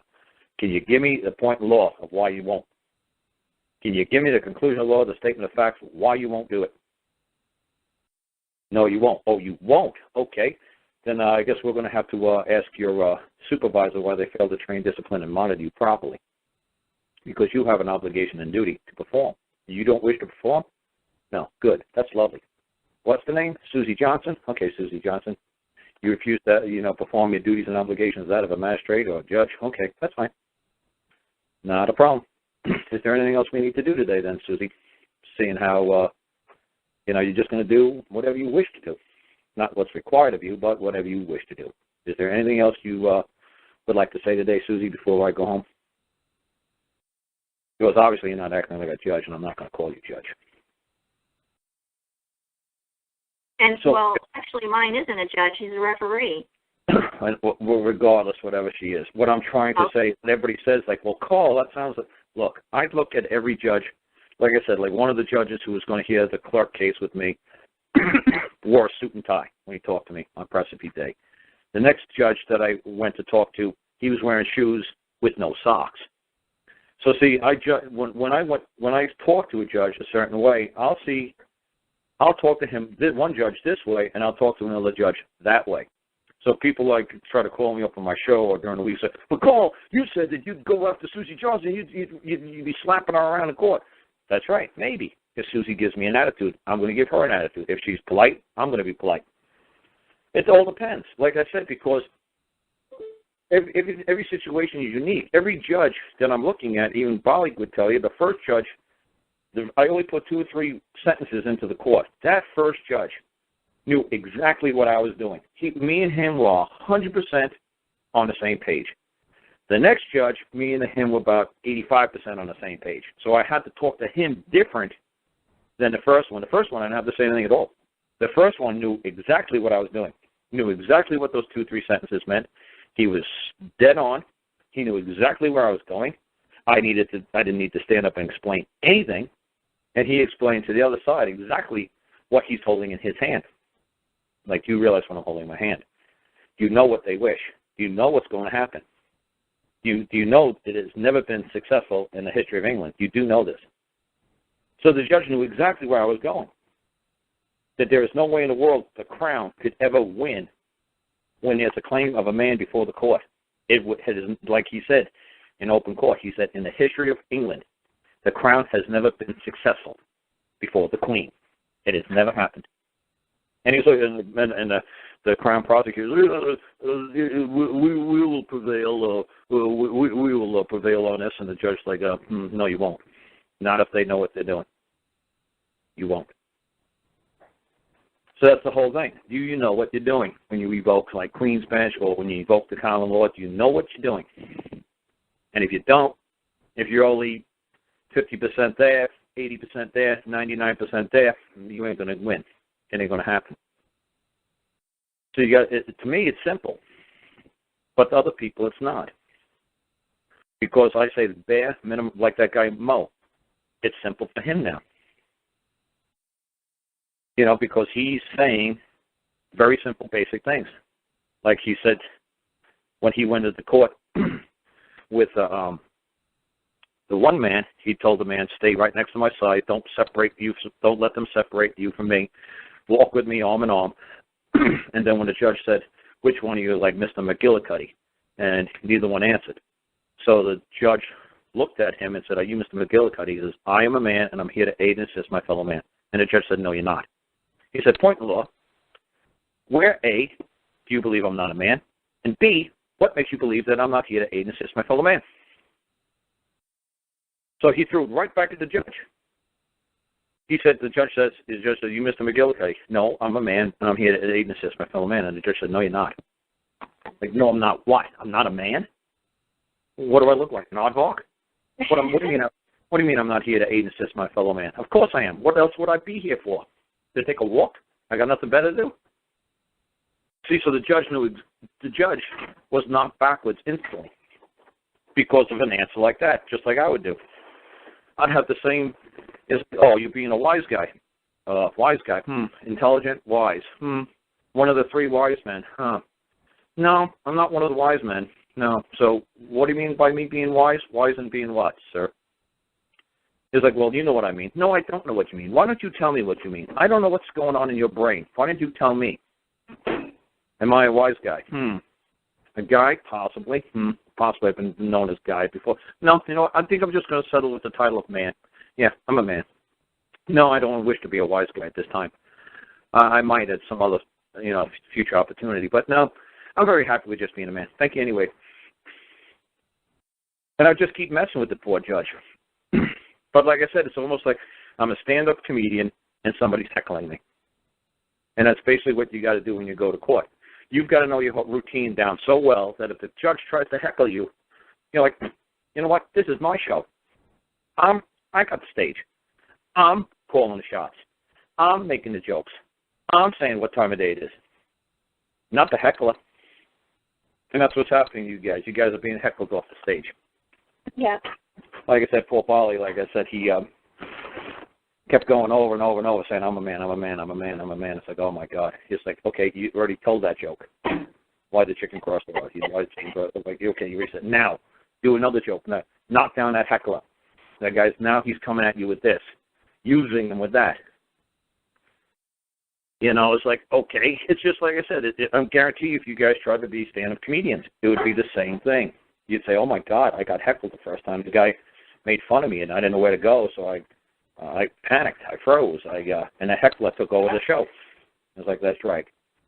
So it takes a lot of practice to be able to smash a heckler. I mean, I love it when you watch you watch a comedy show, and you see the guy doing a comedy routine or the woman doing a comedy routine. It's a pretty funny show.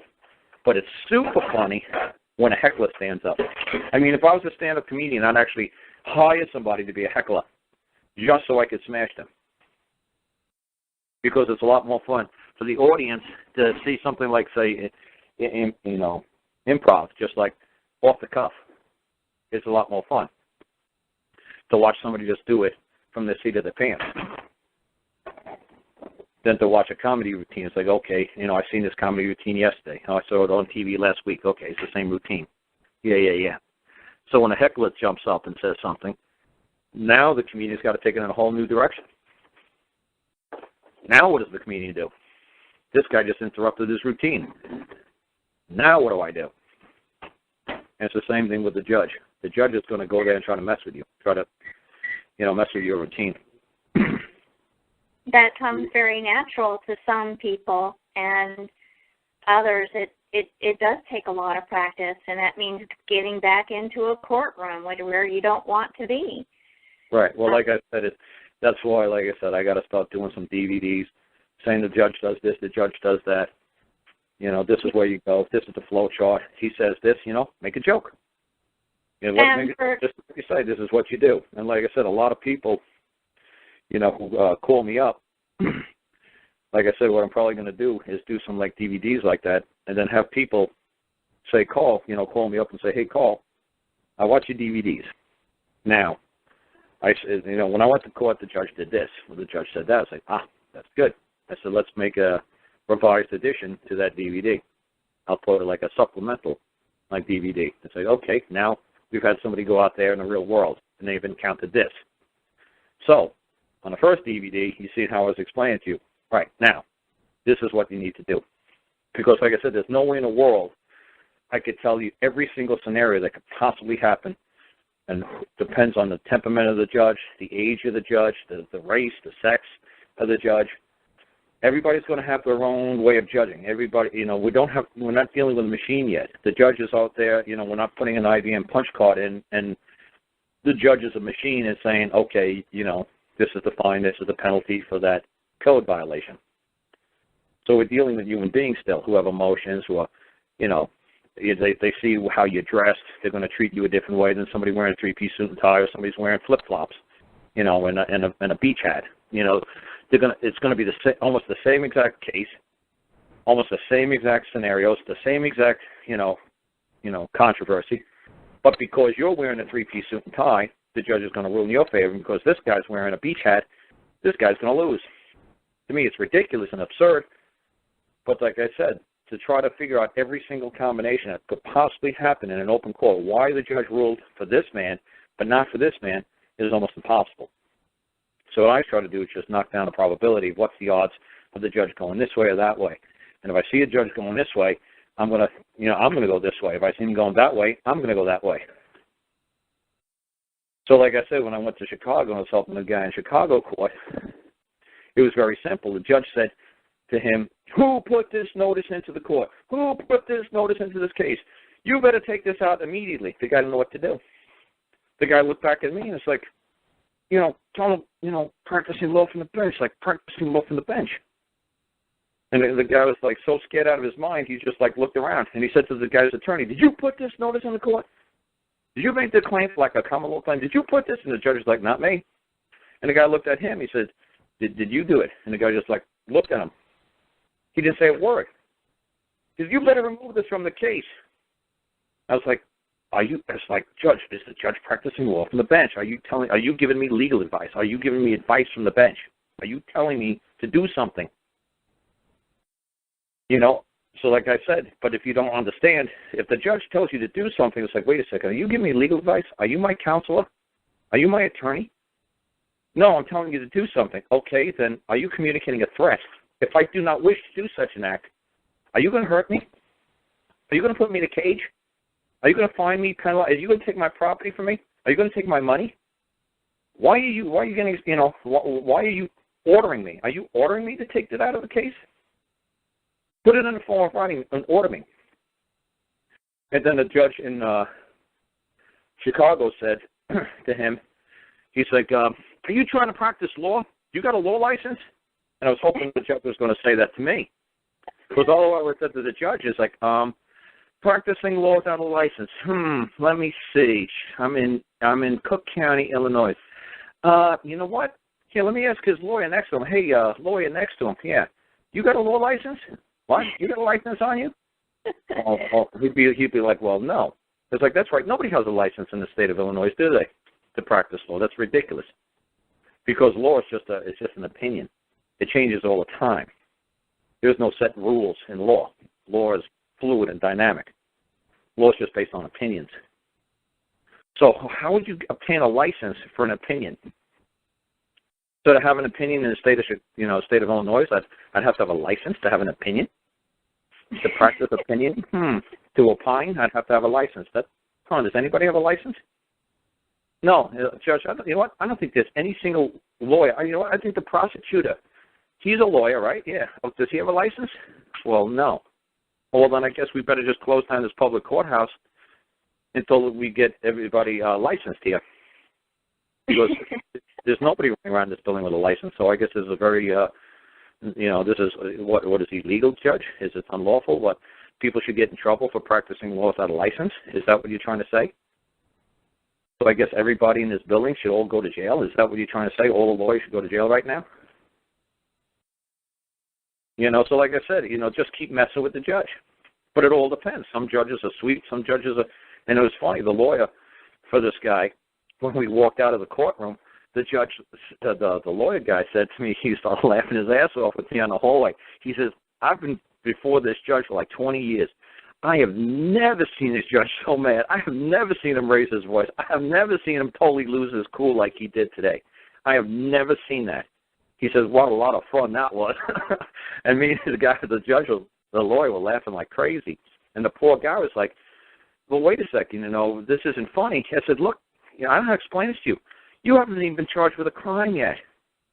And the judge knows it, but the judge wants you to plead guilty. Guilty to what? You haven't been charged yet. That's what we put into the court. And that's where the judge is going ballistic. You'd love to plead. You'd love to plead guilty or not guilty. You'd love to plead, but we're just waiting for the charge. You haven't been charged yet." I mean, he flew me all the way up to Chicago. And then when I got there, I read the case file. I said, "Something doesn't make sense to me." I said, "You got a lawyer?" He says, "Oh, yeah, we got a really good one." I said, "Okay, good." I said, "Because something doesn't make sense here." I said, "What? I don't see a charge." So he brought one to the lawyer's office, and we were talking to the lawyer. I said to the lawyer, a very simple question. I said, "I'm sure you charge this man an awful lot of money because you get this big, beautiful building right here by the river. I'm sure you're charging this man quite a lot of money. But he hasn't been charged yet with anything, has he? And the guy was like, well, no.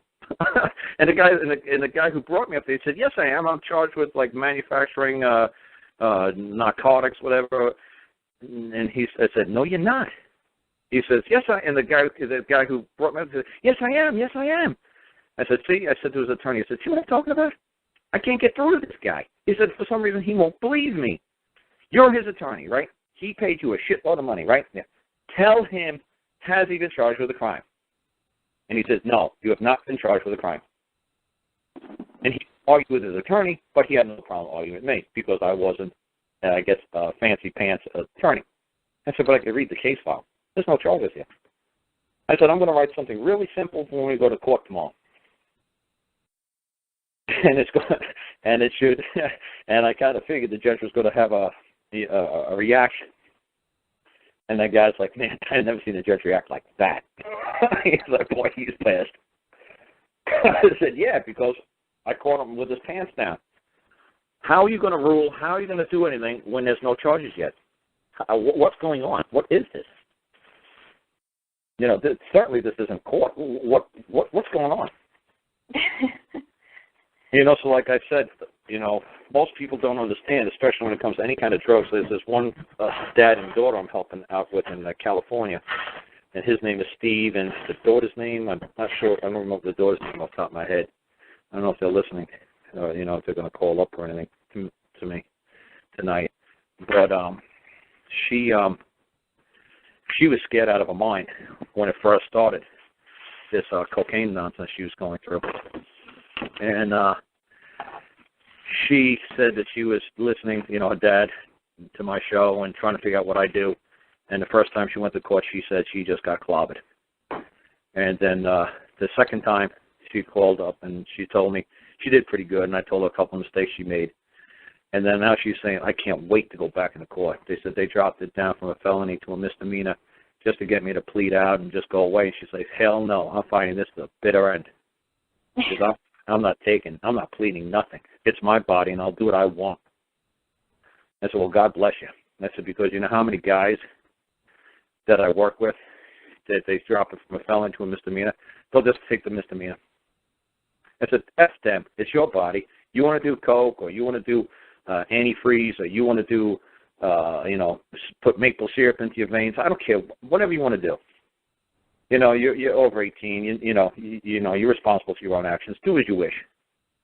And hell with any judge or prosecutor or any state or society that tries to tell you what you should or should not do. F them. I said, you know what? I said I should go into court one time and just take like a saline solution or whatever they call it, or glucose, and I should stick it in a syringe and wrap my arm up with a tourniquet and just start injecting my veins with glucose. But pretend it's heroin or something like that. You know, like make it like a white powder, like sugar, like heroin, and stick it on a spoon and melt it, and start shooting up right there in the courtroom. And let somebody come over to me and says, you can't do that. So what do you mean I can't do that? I got the tourniquet, I got the kit, I got the syringe, I got the needle, I got the spoon. Of course I could do it. Watch, it's easy. And start injecting myself. It's like you're under arrest. I don't need arrest. I don't need arrest from what? I'm not tight. As a matter of fact, as soon as this stuff goes in my veins, I'll be good to go for another 24 hours. I don't need arrest. So I'd love it for them to jump my shit, you know, try to charge me with all kinds of wrongdoing. And then I say to them, wait a second, it's my body. Where does it say that I can't put what I want to put into my body? Where does it say? Where does it say the law says that a man can't put anything he wishes into his body? Where? Where does it say that? Well, it looked like you were putting heroin in. Oh, I guess when you went down to the lab and you got it tested, what did you find out? It's glucose. Yeah, that's right. It's glucose. And does a man need a prescription for glucose sugar? Well, no. Well, then why'd you do what you did? Well, we were trying to protect you from yourself. Oh, you were trying to be my mom. I see. And you don't think I'm over 18 and I'm functional, and for some reason you don't think I could carry out my own business. Is that what you believe? You believe I'm incompetent to handle my own day-to-day daily affairs? Oh, so you want to tell me what I can and cannot do? Good. If you want to feel responsible and tell me what to do my day-to-day fast, good. From now on, you're going to pay all my medical expenses. You're going to pay my rent. You're going to pay my light bill. You're going to pay everything for the rest of my life. That's how we're going to roll this. You want to play mom and dad? You want to tell me what I can and cannot do? Good. You know what? I figured I might live another 40 years. $30,000 a year. I'm going to sue you for like $1.2 million. That way, all my expenses are covered because you want to play mom and dad. You want to be mom and dad? You're going to pay. Just like mom and dad has to pay. You're going to pay me. You're going to pay to maintain support and everything else with me. You want to play mom and dad? Yeah, fine. So that's what I told people. I said it'd be fun. When I got some time to kill, just go to court and do some silly shit like that. Just let them arrest me. And that'll be it. I'll start setting like a precedent like that, saying just because a man sticks something in his arm, you have no right to jump him and interfere with him and touch him and stop him or even talk to him while he's doing it. Don't even talk to me. I'm concentrating here. I want to make sure I hit that vein or artery, whatever you stick it in. Don't distract me. I'm busy over here. You guys just do whatever you're doing over there. I'm busy over here.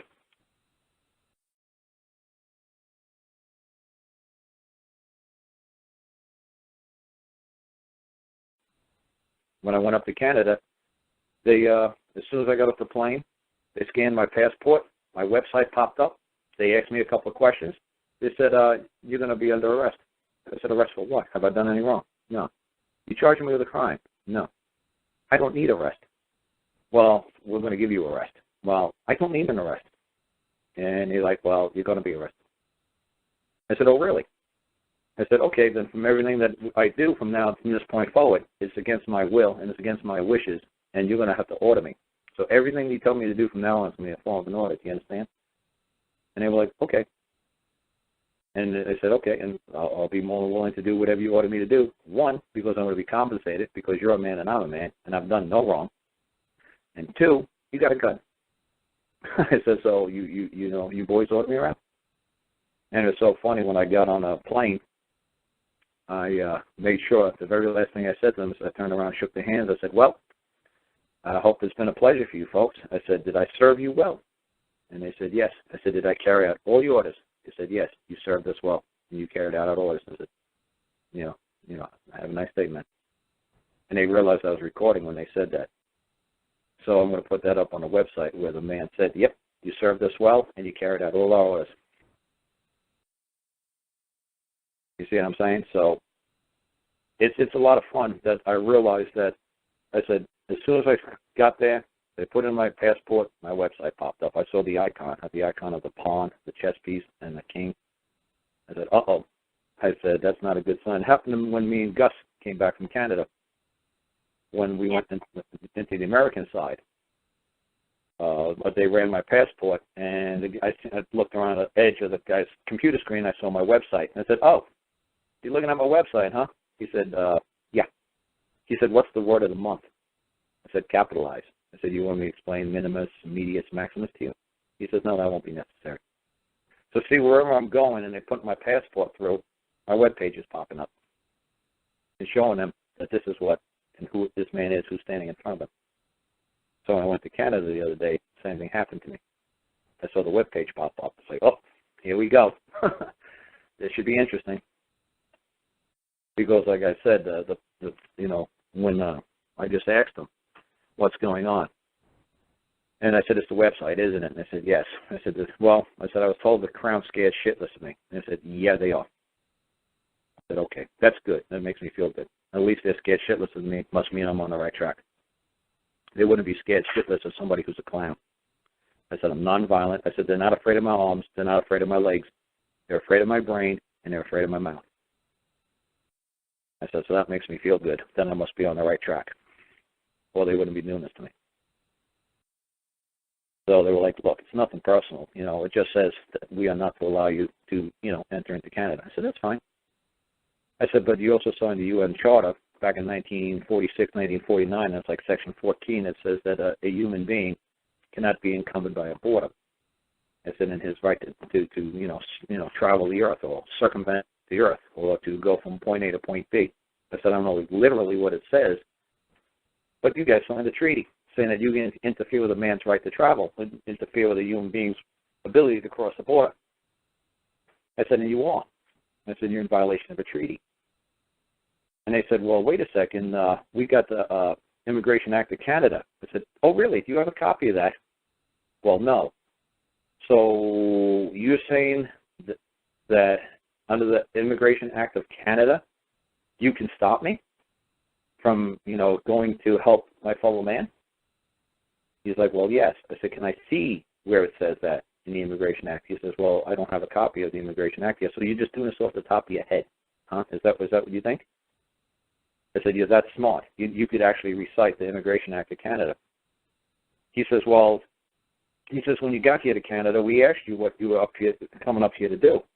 I said, I said, there's a man and his son have a maple syrup company in Campsack. And the dad got in trouble, and I'm here to help him. I said, what more did you want me to say? He said, well, you didn't tell him that you were up here to give him legal advice. I said, I'm not. I'm not up here to give him legal advice. I'm here to help them because they got in trouble with the legal society. And I'm going to try to aid and assist them in any way I can. So I said, why don't you go out in the lobby and ask these people? They're waiting to pick me up. Why don't you ask them if the stories match? So they did. They went out in the lobby and they talked to, the man's name is Chris and Alan Bennett. So they said to Chris, now, what's this man up here to do? He said, well, my dad got in trouble and he's up here to help. And so the man asked him, so he's here to give him legal advice. Both of these, like the dad said, no, he's not here to give us legal advice. He doesn't know anything legal. He's not here to advise us legally. He just wants to see if he could help us, in court. But no, not with legal advice.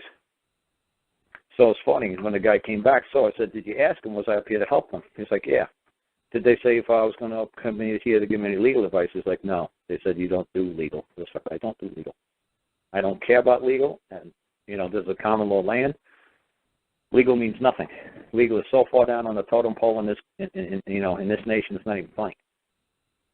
He said, well, they kept trying to say, well, I said, now how are you going to interfere with my, ability to go from point A to point B? Why do you believe as a man that you could tell me where I can and cannot go? He says, well, again, it's the Immigration Act of Canada. I said, let me explain something to you. Let's say immigrate. Okay, let's do migrate. Do I look like a migratory animal? You say, what, do I look like a water buffalo, a bison, or a whooping crane? Do I look like a sea otter? Do I look like salmon? Or do I look like the Sioux Indian tribe? Do I look like a migrant? Do I look like something that a migratory, animal? He's like, well, no. I said, so let me see. Immigration, migratory. So I'm not migrating here, am I? No. So then, what act are you relying upon again? Something to do with migrants? He says, well, you're a visitor. I was like, visitor.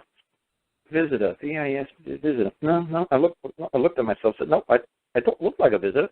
No, you know what? I'm a man. I'm a man. Visitor? No. He says, well, under the Immigration Act, we can control visitors. I said, yeah, that's probably true. You probably, control visitors, guests, migrants. But I can't accept any of those titles at this time. I can't be encumbered by such a burden. I said, but what I can be called, you can call me man. I am a man. You are a man. You cannot touch me. You have no power over me because I've done no wrong. I said, have I done anything illegal? No. Have I done anything wrong? No. But still yet, you're going to shackle me, cage me, and touch me. They're like, yes. I said, lovely. And I said, and this is all because you have a gun and I don't. Okay, I see how this is. Fine, lovely. And I said, from this point forward, everything that you're doing is in a form of an order. And I will carry out all the orders. So that way nothing happens to me. That way I don't fall in the back of a ditch somewhere with a bullet in my head. I said, how's that? And he was like, well, nothing like that's going to happen. I said, how do I know? How do I know what you're looking on that screen? How do I know? How do I know that it doesn't say, hey, you know what, have this guy have an accident? Have this guy accidentally hang himself in the prison cell. How do I know? How do I know what that screen says, what you should do next? I said, because believe me, whatever that screen says for you to do to me, you're going to do it. I said, because I just see that look that you have. You just love this job. If it said put a bullet in my head or have an accident in a prison cell and have me strangle myself in my own belt, it's going to happen. I said, because you're just going to carry out what you're ordered to do. And you're not going to have one problem carrying out this orders. I said I could just tell. I said I could read you that well. You'd have no problem doing whatever they say to do to me. You would do it in a heartbeat. I said, you know what? I said, I understand. I said, I understand the Nuremberg trials. I said, I come from a German family. I understand the evil in people. I said, you'd have no problem hurting me. If they told you to, you'd be saying, not a problem. You can just tell. Certain people just have this, this evil streak in them. So like I said to people, I said, I'm going to make a nice, easy, simple claim. I'm going to send it to whoever, I believe his name is like Harper's, and the guy in charge of Canada up there, the government of Canada. I'm going to send them a bill for carrying out all their orders and for being in violation of the UN treaty. It's going to be, 4 or 5 sentences. It's going to be pretty simple. And there's nothing going to be amazing about it. I'm going to just basically say to them, I want whatever, like $10,000 for interfering my right to go from point A to point B, loss of, my time, stress, and then I'm going to say, and I'm going to sue you for like $10 billion for being in violation of the UN treaty charter.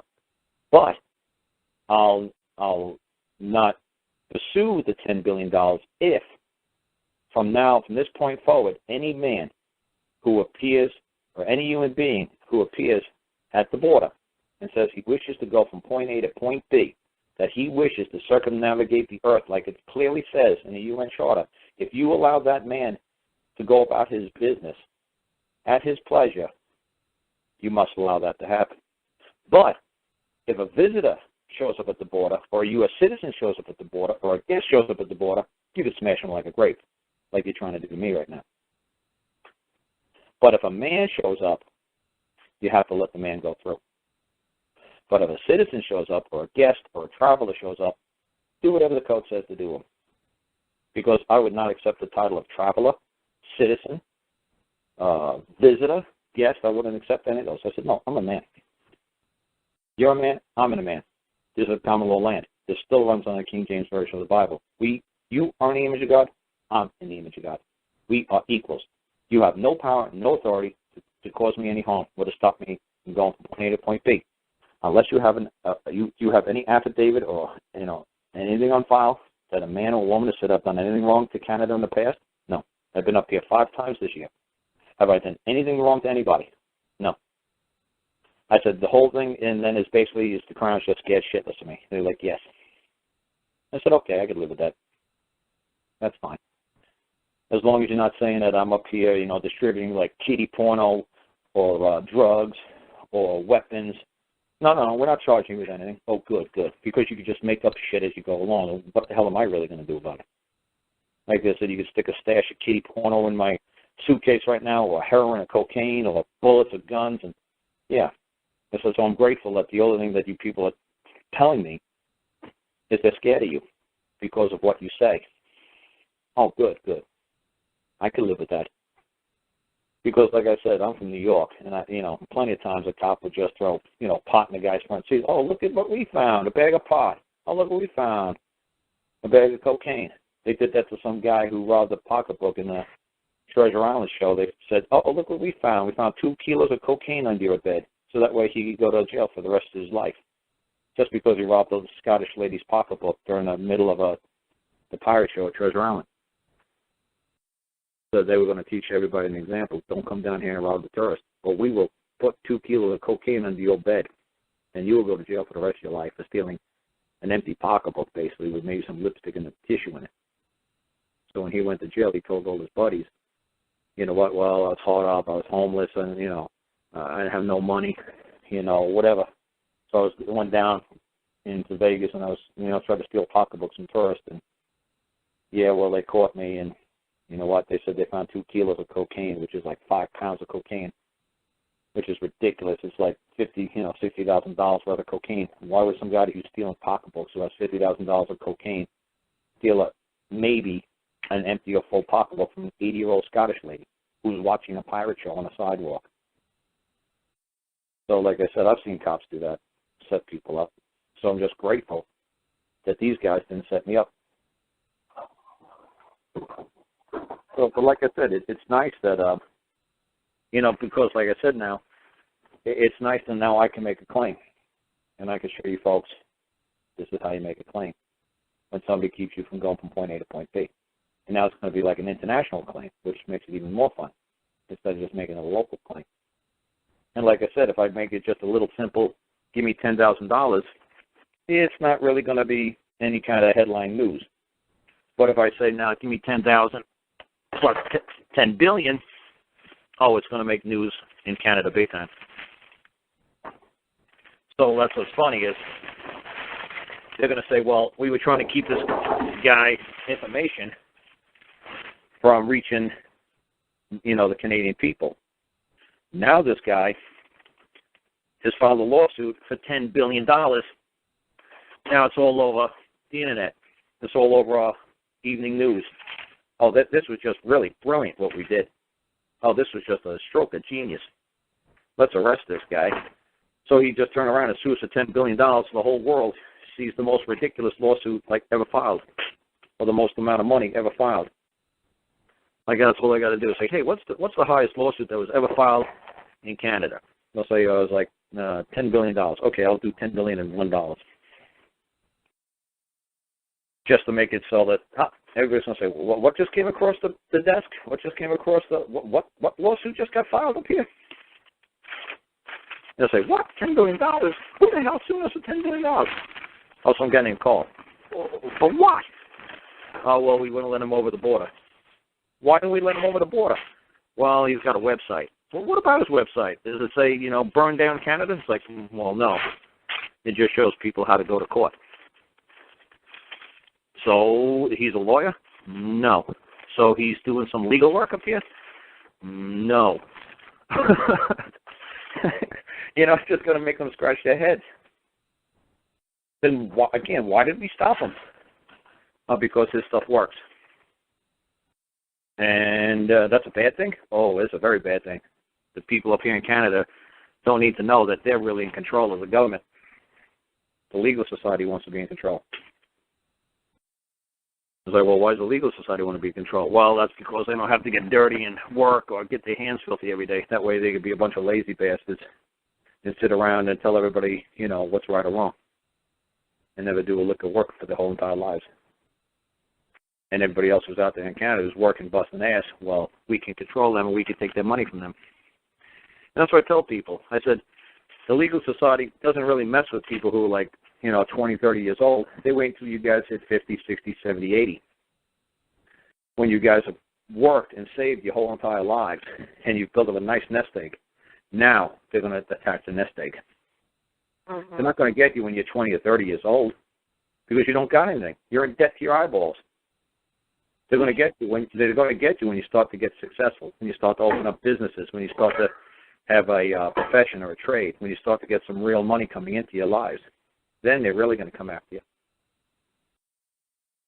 It's just like a leech or a tick. That's all they do.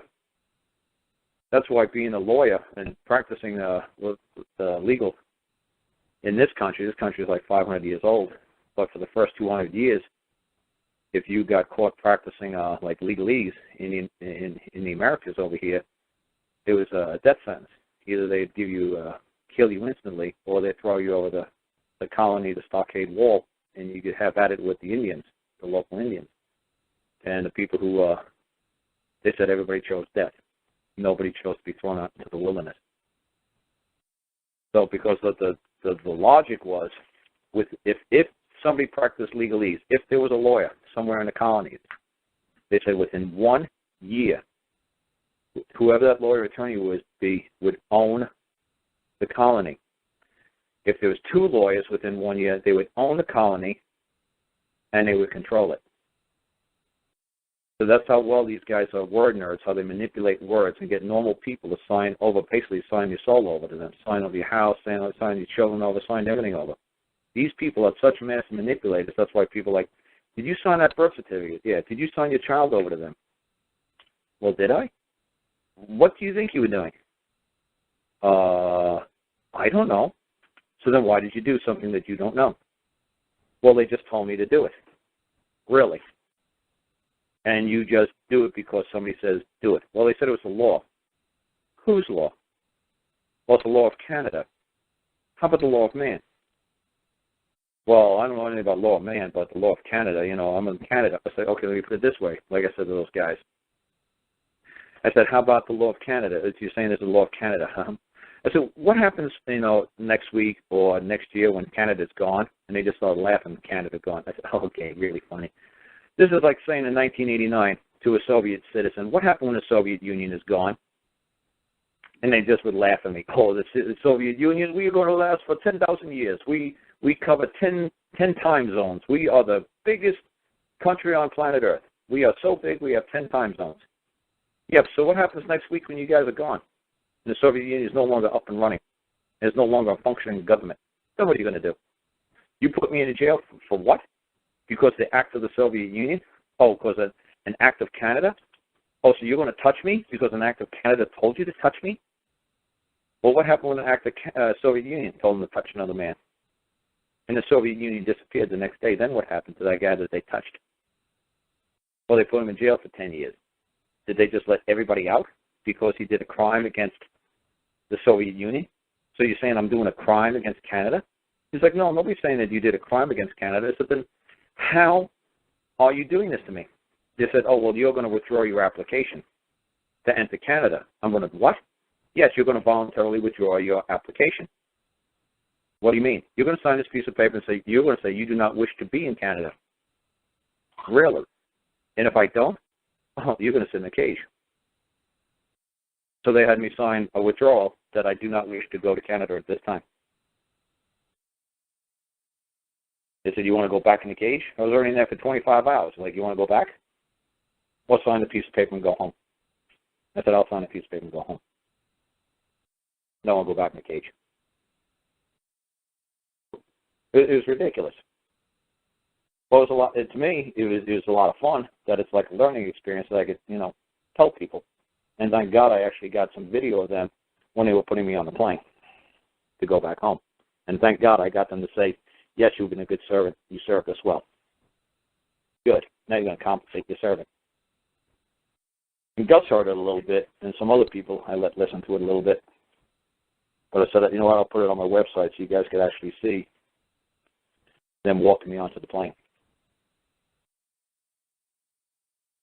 So, but like I said, I'm just grateful that, it wasn't North Korea or something like that, and they said, just put a bullet in his brain and throw him in the back of the building. Throw him in a ditch. Thank God that didn't pop up on the screen. Thank God it just said, do not let this guy in for any reason whatsoever. Make up whatever you got to do, just get him out of here. So I kept asking him, did I violate some sort of immigration act? No. Did I break the law? No. He charged me with a crime? No. Have I done anything wrong? No. Is there anybody who said that I've done something wrong in the past up here? Is anybody, it's like an outstanding warrant for me here in Canada? No. Anybody press charges on me here? No. So what are you doing? They said, just don't let you in. Based on what? And he said, they're scared shitless. I said, okay. They're scared shitless of what? I'm not going to touch nobody. I'm not going to hurt nobody. What are you talking about? Oh, I said, they're scared shitless of my mouth. They're scared shitless of my brain. I see. So just because they're scared shitless of ideas and thoughts, that's enough? He's like, that's enough. That's all they need. I said, okay. I said, I feel bad for the people of Canada. That the government could tell them what they can and cannot say, what they can and cannot think, what they can and cannot read. Oh, well. Because I always say, that's what I said to them on the border. I said, look, you listen to my show from last week. I said a lot of nice things about Canadians. I said they're smart people, they're intelligent, they're very social, active people. They get together as a community. I said, wow. I said, it's a shame that, that you really think that by not letting me in with the advent of the Internet and Skype and all these shows I have on the Internet already, for some reason, if you don't think if I just drop dead and die right now, what I've said for the last 2-3 years is still going to go on. I said, I've said everything I need to say to these Canadian people. It's all there on the internet. It's all there on my past shows. What are you going to do? Get rid of all my old shows? What are you going to do? Get rid of, all of the YouTube videos? So now how are you going to stop this? I said, maybe if you did this to me 2-3 years ago, yeah, I wouldn't have such an impact on Canada or the Canadian people. I said, but now? I said, man, it's just going to be like exponential. First I told 1, then 2 goes to 4, then 4 goes to 16. It's just going to get sillier and sillier for you people. I don't know how you're going to put the genie back in the bottle. I don't know how you're going to do it. It's already out there. How are you going to control the internet? I said, I drop dead and die right now, buddy. I said, I'm explaining to you. My stuff's going to go on, with or without me. I said, and it's funny when people just like Google on the internet my name, or they Google common law, or they Google government, or they Google, court, my name pops up. And people are going to stumble into this YouTube videos for the next 5, 10, 20 years. They're going to pop into this stuff. I said, how are you going to control that? I said, it's not like the good old days. I said, the legal society, they don't understand. It's not like the good old days where people like me, we had to go to a library. We had to read the books.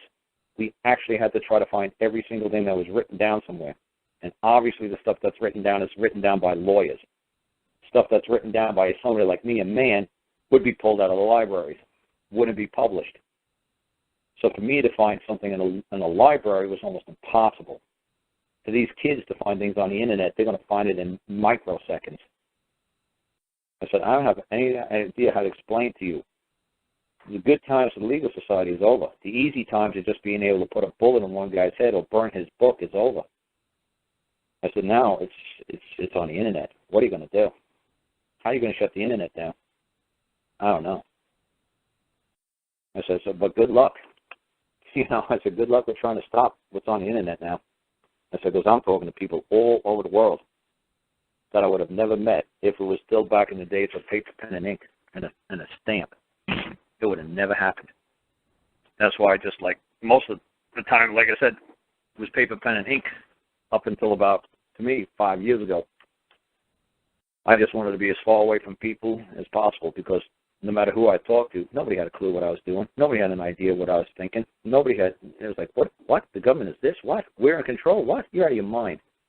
They're going to get us. They're going to get you. They who? You mean a man? You mean a woman? Oh, no, they are going to get you, Carl. They who? It sounds like a freaking 1950s a horror movie like ants or grasshoppers. They. Here comes them. Here comes they. Them who? You mean a man? Yeah, a man's going to come after you. Yeah, well, then I'm going to hold that man liable if he touches me. It's like, oh, he's from the FBI. I don't care if he's from Mars. I don't care where he's from. He's from God, I'm from God. He's from his dad, I'm from his dad. He's from his mother, I'm from my mother. We're equals. Just because he's wearing a badge doesn't give him the right to touch me. It's like, well, that's what the law says. What law? The law of this land, there must be injury, harm, or loss. There's no injury, harm, or loss. You better not touch me. I'm going to hold him liable. How are you going to hold him liable? I'm going to take him to court. You can't sue an FBI guy. I'm not. I'm going to sue the man who's happened to wear an FBI badge. How are you going to do that? Watch me. It's simple. It's like, well, they who? It's like, you know what? I'm done with you people. You know what? I'm just going to go live out in the middle of the mountains in the middle of freaking nowhere and just do my thing with my animals and die. You know what? You people are too thick. I ain't dealing with it. And then next thing I know, boom, I listened to a law show. I was fixing a tractor outside, and I heard this guy give this guy some really bad legal advice about the IRS, that Mark Stevens guy, and the man is still sitting in jail, the doctor's still sitting in jail for listening to that guy's stupid advice. And I came running in the house, and I jumped on the radio, and I said, you got to got on the show, got to the switchboard, you got to get me on the show. Why? Because this doctor's going to jail. This guy's got absolutely no clue what he's telling this guy. So they put me right through, and they said, yeah, there's a call. He says it's an emergency, and he says, I don't have an effing clue what I'm doing. Yeah, caller, what's your name? Where you from? Da-da-da-da-da. I said, yeah, let me ask you one simple question, Mark. I said, when you go to a United States tax court, who's the defendant? He says, duh, like Dr. Mike would be. I said, Mike, you run to the IRS, local IRS agency, and you start cutting out a deal with them. You start paying a bill. You start saying, give me a bill, any bill. I don't care if it's $1 trillion. You accept that bill and you start making payments. I mean, now. What are you looking at? How many years are they looking at? 3 years. Buddy, you're going to get all of that. You know, they are the IRS is the defendant. And Mark's like, you're crazy. Mike's the defendant. I said, no, Mike's the petitioner. He says, no, Mike's the defendant. Okay, Mike, did you get a tax assessment? Yes. Are you petitioning it? Yes. Are you challenging it? Yes. Did they send you something that's called a petition? If you wish to petition our assessment, to take this petition to your local, in the United States tax court? Yes. Did you do such an act? Yes. You're a petitioner. Guess what? A petitioner is somebody who's praying or supplicating to a higher deity or authority. You are begging to them. You are saying they are your God. You have no idea what you're doing, do you, Mark? You have no idea the words that this man is speaking, do you? You have no idea what you're saying. This man is going to jail. He says, no, he's not. He's going to get the IRS on the witness stand. They said, the defendant doesn't have to appear. The IRS is not going to appear. The defendant doesn't have to bear witness against themselves. It's never going to happen. I said, what the hell are you thinking? So he's like, well, I was like, well, thank you for your advice and but you know what? I've been doing this a long time. I said, holy shit. I said, I don't know how to tell you this, buddy. My mom was in the IRS tax auditor for years. She told me how this works. You're out of your mind. I said, dude, do you pay your taxes, Mark? He's like, well, yeah, my wife would kill me if I don't. I said, so why are you telling this doctor not to pay his taxes? He said, well, I'm not telling him not to pay him, but he just chooses that he doesn't want to. I said, look, this guy's got an actual practice up there in southern Idaho. He's got a wife, 2 kids. He likes going to Vegas. He's got a Cadillac Escalade. He's got a couple of nurses on staff. And the doctor's like, I don't want everybody to know this about me. I said, what? What do you mean you don't want everybody to know this about you? Well, I've been talking to you and went on PACER, public access to court and electronic records. Yeah, your case is coming up next Tuesday. You like going to Vegas. It says right there. You stay at the Mirage. It's all public knowledge. Don't tell me, well, I don't want that information again now. Dude, I just Googled you. I just went on PACER and found out exactly who you are and what you're up against. Dude, stop paying the IRS something. Call me up during the week, and I'll show you how to make payments to them. Well, he's like, well, Mark's like, well, the tree of tyranny has got to be fed at times with the blood of patriots and tyrants. I said, Doc, do you believe that too? He's like, yeah. I said, dude, you're going to play with your blood, all right. You're going down. You're going to lose. You're going to lose hard. You have no effing clue what you're doing, do you? So like I said, that's what got me started, just from hearing some really bad advice because I'm up here in the middle of nowhere. I get no radio transmissions. I get no television signals. I had to listen to the Internet. I finally got a high-speed Internet dish outside. I was listening to some LRN, Liberty Radio Network, and because it's free, and I couldn't believe this bad advice I heard, and that's what got me involved with letting everybody know that these gurus who are telling these people all this nonsense on these radio shows don't have an effing clue what they're doing. And they're going to get you all in trouble. And part of me is thinking, not that they are plants, but what it is like you hear Trinity versus Pagliaro, and there's a guy named Richard Cornsforth, really nice man, but when he says the Trinity versus Pagliaro case, back in like 1965, whatever it was a little tiny court in a little tiny like North Dakota, South Dakota, a local mom-and-pop courthouse, and it has absolutely nothing to do with the citation he's using, and you certainly can't use a ruling from North Dakota or South Dakota local county court in New Hampshire, Virginia, Florida. You can't use it. It's not a Supreme Court case. And everybody's spouting this around like crazy. So like I say to people, the legal society puts these cases out there that don't exist, or they do exist, but they're not cited correctly, or they lead you to believe it has some sort of major impact on decisions nowadays from the Supreme Court. There was another one back from like 1804, 1805. It was Savannah versus something. I forgot what the name of it was. But every Patriot website has this ridiculous Savannah versus whatever. And it had to do with some haberdashery or some clothing store, and the guy was displaying women's like undergarments in Savannah. It had nothing to do with something about man has the right to it was ridiculous. I said, look, this was a little Andy Griffith mom and pop courthouse in the middle of the city of Savannah in 19. It's not a Supreme Court ruling. It's a ridiculous little case that some law students must have just threw out there to your Patriot movement just to make you guys look like fools. When you run into courts like Trinity versus Pagliaro, Hale versus Hinkle, Savannah City of Savannah versus, I was like, holy cow.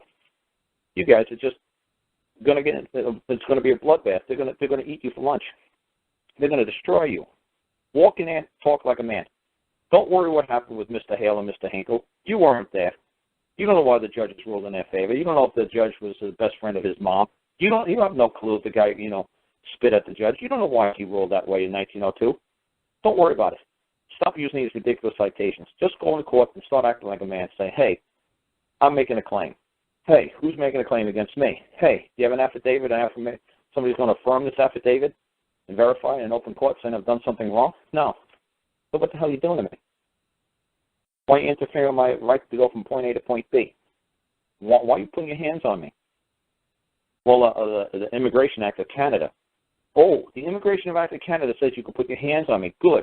Can I see it, Immigration Act of Canada? I'm sure you have one here. I'm sure you certainly wouldn't be touching me unless you knew for sure that the Immigration Act of Canada clearly says that you, Jimmy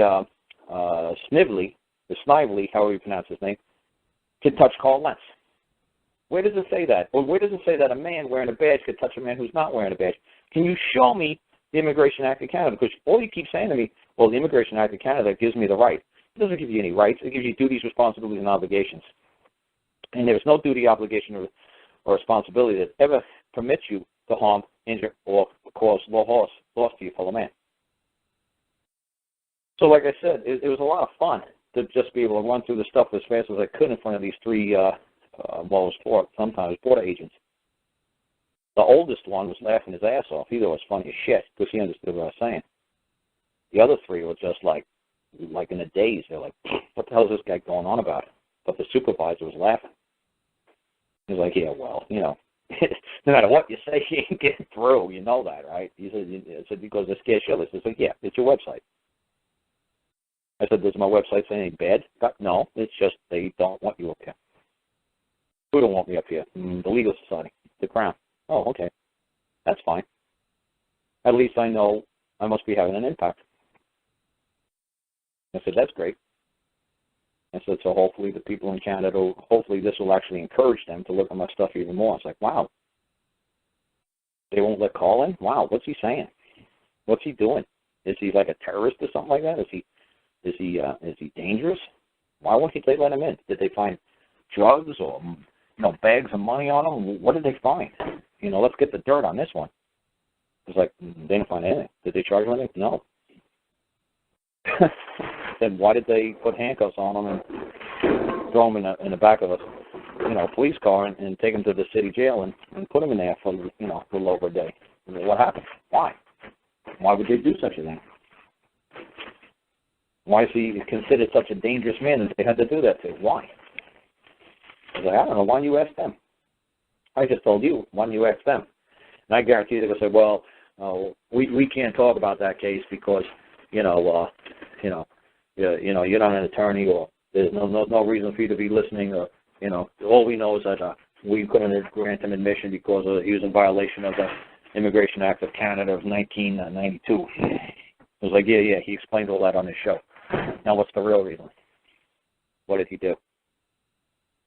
He goes, it's funny, the one guy whipped out the Canadian code book. I said, that's a code book.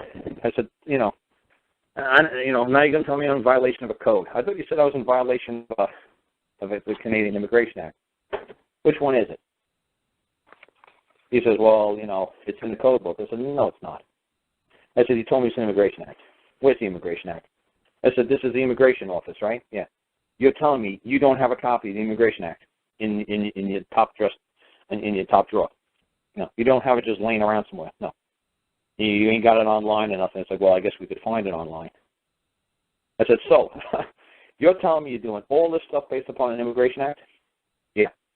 But you can't actually tell me where in the Immigration Act it actually says that you could do this to me? It's like, well, we're doing it because the Immigration Act says you can. Oh, really? And so this Immigration Act is speaking to you now. This Immigration Act says something. It has vocal cords. I'd like to see this Immigration Act. I'd be very impressed if the Immigration Act says anything. It might read something a certain way, but I'm sure that you are not you're not the author of the Immigration Act. I'm sure you didn't create it. I'm sure I didn't create it. I'm sure you didn't sign it. I'm sure the person who created that Immigration Act might have a different opinion, say this has absolutely nothing to do with this man named Karl coming or not coming into this country. Are you willing to be liable for being wrong, for being in error? He says, well, it just says that the Immigration Act. I said, no, sir, you know and I know. Whatever it says behind that little computer screen says, whatever it takes, don't let this guy cross the border. That's what it really says. It says it has nothing to do with no Immigration Act. It says make it whatever bullshit you can think of, but get this guy the hell out of here as fast as you can. So it was a lot of fun. You know, it was definitely an experience. It would be nice just to, go up there, do my thing, and go home. But like I said, if I did just went up there and did my thing, the only thing that would have happened was a man and his dad would have got some help for me for some sort of like a DUI kind of case. Whoopie-doo. There would have been no international incident. So I don't know what they're so afraid of. Going up there to help a guy with a maple syrup, little maple syrup shop in the middle of Kamsack, Saskatchewan. I don't even know where that is on the map. If they just let me through, the only thing that would have happened is maybe the charges would have been dropped against the guy. Whoopie-doo. For DUI. The guy was asleep in his driveway, and they had the keys in the ignition, and the cops came to see if he was okay in his truck. He was like, yeah, I'm okay. And they smelled beer. And they said, oh, you're under arrest because your vehicle had the capacity to move, and you were sitting behind the wheel with the door open. He's like, it was a beautiful summer day. He's like, just felt like, relaxing in my truck for a while with a beer. He says, well, you're still going to jail. And his attorney wanted him to plead guilty to that. And he's like, Carl, I don't want to plead guilty to that. I didn't do anything wrong. I was on my driveway, on my property. I wasn't in the public. The truck wasn't running. And my lawyer wants me to plead guilty. I said, well, so what? If you plead guilty, how much is this going to cost? He said, cost. He said, they want me to go into jail for 2 years, less 1 day. I said, 2 years, less 1 day. And your attorney wants you to do that? He's like, yes. And the attorney has no problem with that. No. That's when my attorney says, look, if you plead on Tuesday guilty, we'll set sentencing off for 6 months. So then you could start like your 2-year sentence, next May. I said, that's insane. He said, yeah, that's what we thought. That's insane. That's the best deal we could get. For doing no harm, no injury, no loss to anybody. Not even driving the vehicle down the road. Just that it had the potential to be turned on and driven. I said, that's ridiculous. What if you had a gun on the dashboard? Then you get charged with the potential to murder somebody? The potential to rob a bank? Because you were drunk? You had your getaway truck, with the keys in the getaway truck and a gun sitting on a dashboard? I said, this is ridiculous. I said, Canada can't be this effing crazy. He says, oh, yeah, it's this effing crazy. I said, you know what, I'll come up there and I'll let me see if I can talk to this lawyer. Let me see if I can figure out, another way to go about this. Let's see if we can invoke the common law. Let's see if we can get this taken care of. So as soon as he gave that notice to his attorney that he wanted his attorney to be co-counsel and not to act and speak in his behalf, his attorney withdrew from the case. The attorney just wanted to take his $10,000 and throw the guy under the bus. I mean, I don't understand how an attorney could just do stuff like that. To me, that's just evil. He knows the man didn't do anything wrong. He knows this guy's an older man. He has a candy shop, a sweet shop, whatever it's called. It's called a sugar shack or something. Sells maple syrup. He doesn't peddle heroin to children. He doesn't molest anybody. He's not going out there raping, pillaging, robbing. He's got a place called like the Sugar Shack or something like that. It's ridiculous. The guy sells like candy. A harmless guy. And it somehow is going to benefit Canada to put this guy in jail for 2 years, less 1 day. That's insane. So see, that's what I'm saying. It's like, I went up to help Bali, and that's why I went to help this guy, because Bali told me that he had a farm, and the government was harassing farmers. So it's like, okay, let me go help the little guy who's being harassed. Let me go help this guy who's got a sugar shack, and he's being harassed, or he's being threatened to go to jail for 2 years. Because that's what the Crown always does up in Canada. They said to the guy, look, if you plead guilty now, we'll put you in jail for 2 years, less 1 day. If you don't plead guilty now, we'll put you in jail for 5 years. If you take it to trial, we'll put you in jail for 10 years. They said, I've seen these offers, you consider an offer from the Crown to people all the time up there in Canada. And like I said to the Border Patrol up there, I said, when the Crown hands them that letter, those people should immediately turn around and file a claim of extortion and communicating threats. Because they're saying, if you do this for me now, I'll break your fingers. If you wait 6 months when we go to trial, I'll break your legs. If you lose, I'm going to break your thumbs, I'm going to break your legs, and I'm going to break your back. It's a threat. It's extortion.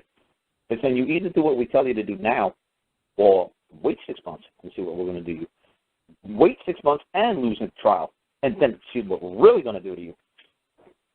I said, how come you people can't look at that piece of paper? As soon as I got to Canada, somebody showed me that. I said, holy shit. They're like, what? They do this all the time? Do what? You know what you're looking at. You know what I'm looking at. What? This is extortion in writing, signed by a prosecutor, signed by a man. This is insane. This is extortion. I said, I've never seen anybody in the United States. People say that all the time. It's like, well, I was given a plea deal by the prosecutor. My attorney walked in the back room with the prosecutor. They came out. They said, look, just plead guilty. And he said he'll tell the judge to give you 6 months. And it's like, and then somebody will say, well, can you tell a prosecutor to put that in writing? They'll say, fuck no. The prosecutor in the United States ain't going to put that in writing. He knows better. He has no authority to make a deal. He has no ability to commit extortion. Of course not. The prosecutor ain't going to do it. But usually the judge plays along. And the judge says, the prosecutor says, well, since he's pleading guilty and he's going to save us court costs and time, it would be best that people only want to spend 6 months. Sometimes the judge will say, well, too bad, whatever your backroom deal was, I'm going to put this guy in jail for 20 years.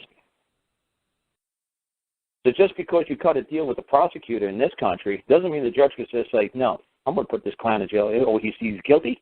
Good. I'll put him in jail for 20 years. And the prosecutor could play, oh, no, judge, oh, no, the people only want 6 months. Oh, no. Well, we're going to give him 20 years. 20 years is like, okay, I'm sorry. And then his lawyer's going to look at the guy and say, oh, I'm sorry. See, the prosecutor tried, I tried. But that judge, I guess you're just having a bad day. Oh, well, see you in 20 years. Because in this country, they're smart enough not to put it in writing. Canada, they put it in writing. So probably after the Canadian people or the Canadian Crown hears this show, they'll run right back and say, you know what, we got to stop putting these freaking offers in writing. Yeah.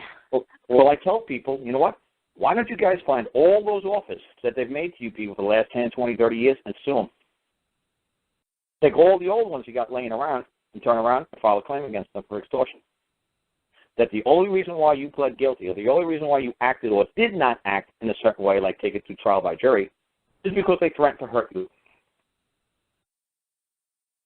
So like I said, I don't have no idea. Like I said, I was saying such nice, lovely stuff about Canada a week ago, or 2 weeks ago. And now all of a sudden, Canada was not my main objective, a main goal. It's like, Canada, come on, there's a couple of people live up there, some polar bears, penguins, or whatever, who knows. And now I'm like making it like 90% of my show. When all I would have done was go up there to help a dad and a son with a candy store. And now they're like, holy cow, Carl's telling people to take all our rolled up proposals and turn around and come after the Crown for extortion. That's right, because that's exactly what it is. It's extortion. Communicating threats. You do what we tell you to do now, and we won't hurt you. If you don't do what we tell you to do now, well, you can see what's going to happen. And they put it in writing. I don't know how come any man or woman, as intelligent as these Canadians are, did not see what I saw as clearly as I saw it. I don't know why no Dean Clifford didn't say it. I don't know why any of these people up there in Canada didn't see it as clearly as I could see it. I was like, this is ridiculous. Do you know what you just handed me? And you tell me this actually came from the Crown. Really. And you do not know what you're looking at. Oh, they do this all the time. And none of your gurus up here in Canada ever noticed that. Are you serious? Everybody gets one of these? Yeah, you're not like a special case? No, the Crown does this all the time. You're kidding me. and nobody knows what this is. This is extortion. This is communicating a threat, and it's in writing, and it's signed. This is insane. Who would be crazy? It's like the Gambinos coming down to your boss, and you're going to buy, 3 cases of beer every week. And if you don't, we're going to do this to you. If we got to come back in 6 months and you're still not buying 3 cases, we're going to do this. If you don't buy it in six more months, we're going to do this, and this to you. And you know what? We're going to put it in writing and we're going to sign it. The Campinas would never be crazy enough to walk to a boss and say, no, you're going to do our garbage removal, you're going to use our sanitation equipment, you're going to use our beer supplier. And if you don't, we're going to put you in a cage. We're going to put you in a cage for 2 years. If you don't, we're going to put you in a cage for 10 years. And the Gambinos sign it and say, this is our proposal.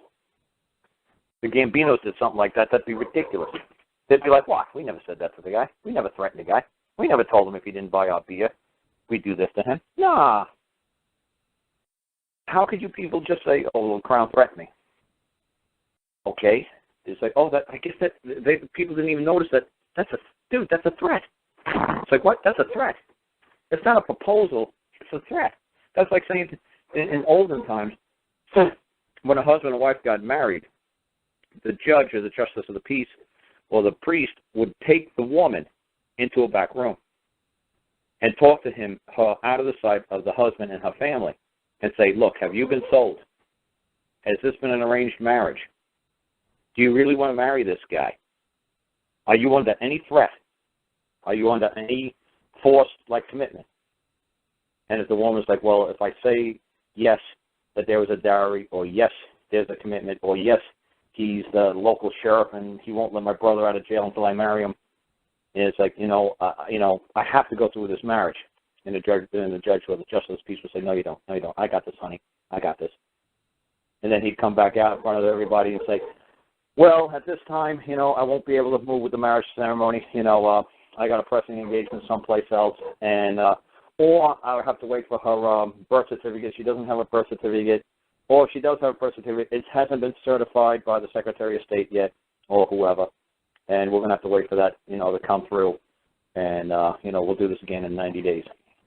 See you again, folks, in 3 months, and give us some time. And the woman would be like, oh, thank God, this judge jumped in and blocked all this nonsense from happening.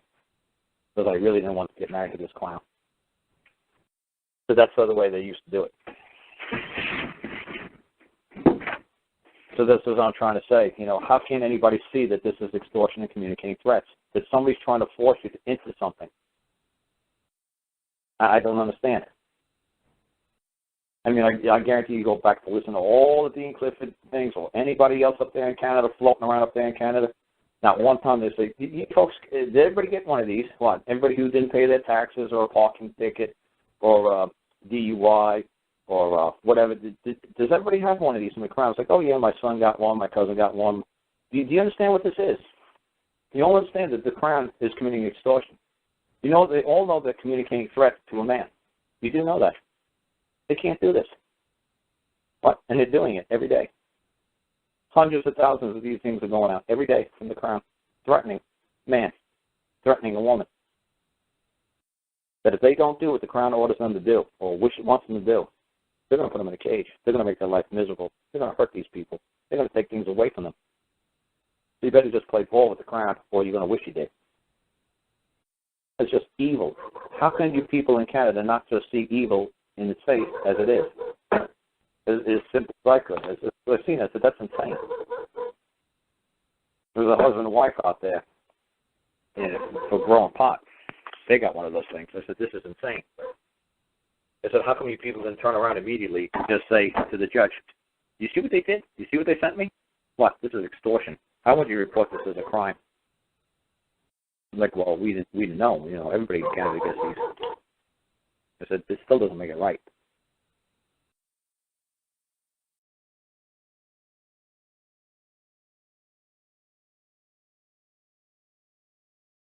That's why, to me, it's always best to evoke the common law. Man on man. A lawyer's got to sit down, knock the jury out of the box, and knock the judge, knock everybody out of the box. Just say, no, I'm not playing this game. I'm not going to win.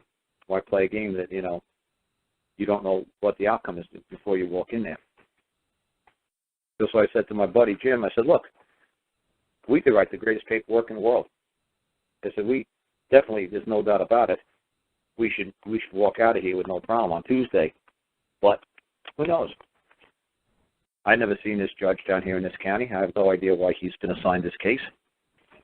I said, I don't know if we're going to win. I don't know if we're going to lose. I don't have a clue. But all I know is when we walked to the court clerk's office, when this first started 2 months ago, and I actually have it videotaped, we asked them when we got summons to appear, I said, can we have a complete copy of the case file? And she said, well, that one piece of paper you have, that's all we have. I said, ma'am, you know and I know better than that. There is more paperwork attached to this summons. Where is the case file? He said, well, we have the case file back here, but there's only one piece of paper in there. We had the lady tell us on the phone, and then we went down there face-to-face, and I recorded her with my cell phone. All three court clerks said the same thing. Sir, that's all we have is that one piece of paper.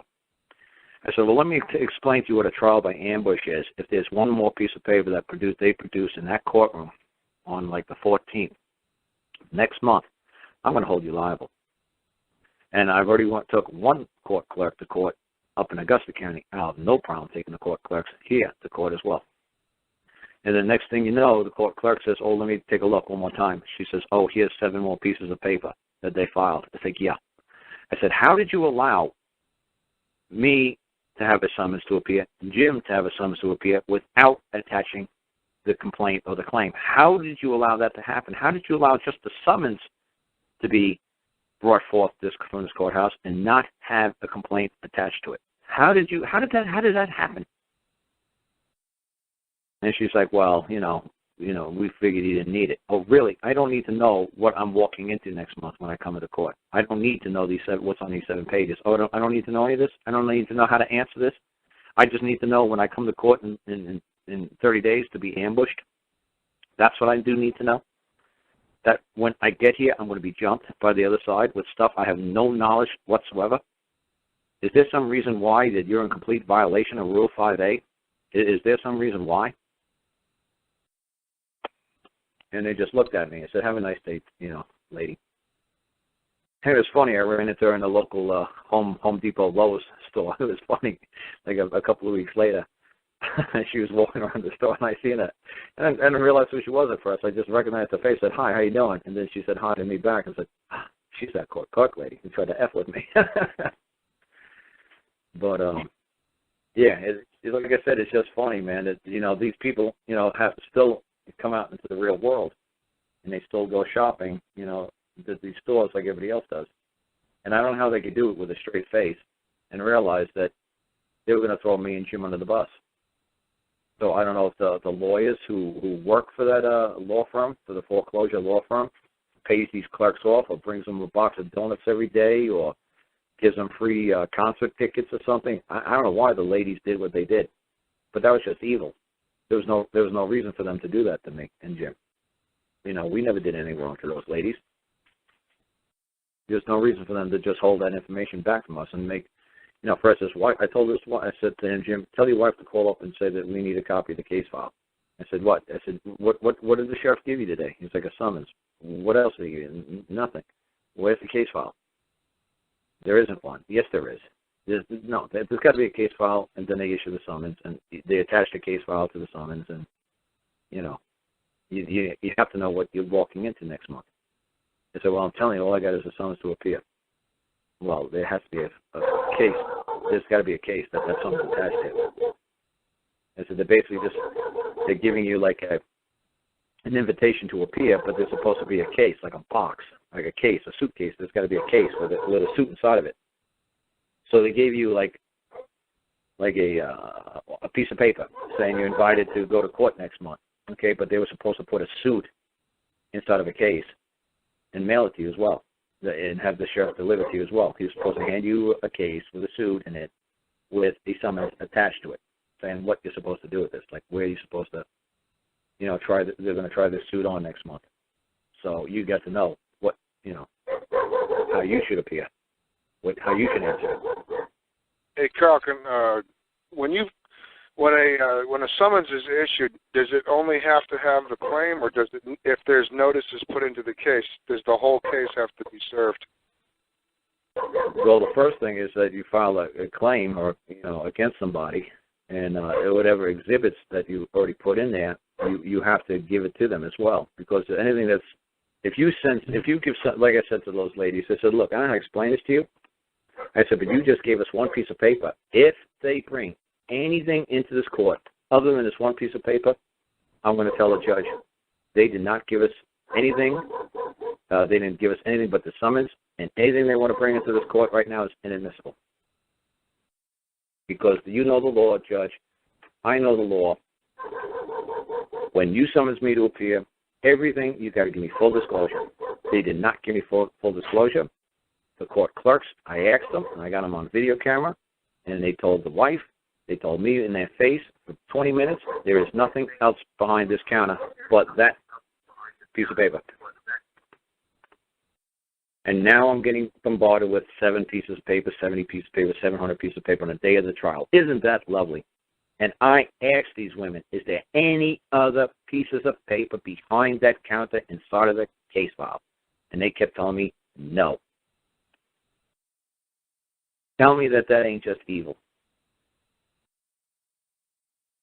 Oh, yeah. No, it is. And that's one of the things I was doing in Vermont, is I built up the whole case, and then I went to the clerk and gave her a letter that said the suit is now complete and ready to serve on the wrongdoer. And they wouldn't do it with our summons, so eventually we ended up modifying theirs, and she produced the summons with the entire court case. All the notices, the claim, everything, all the corrections, everything was served on the other party. And that was all included in the court fee and the filing fee. Not the service, but the preparation of the summons.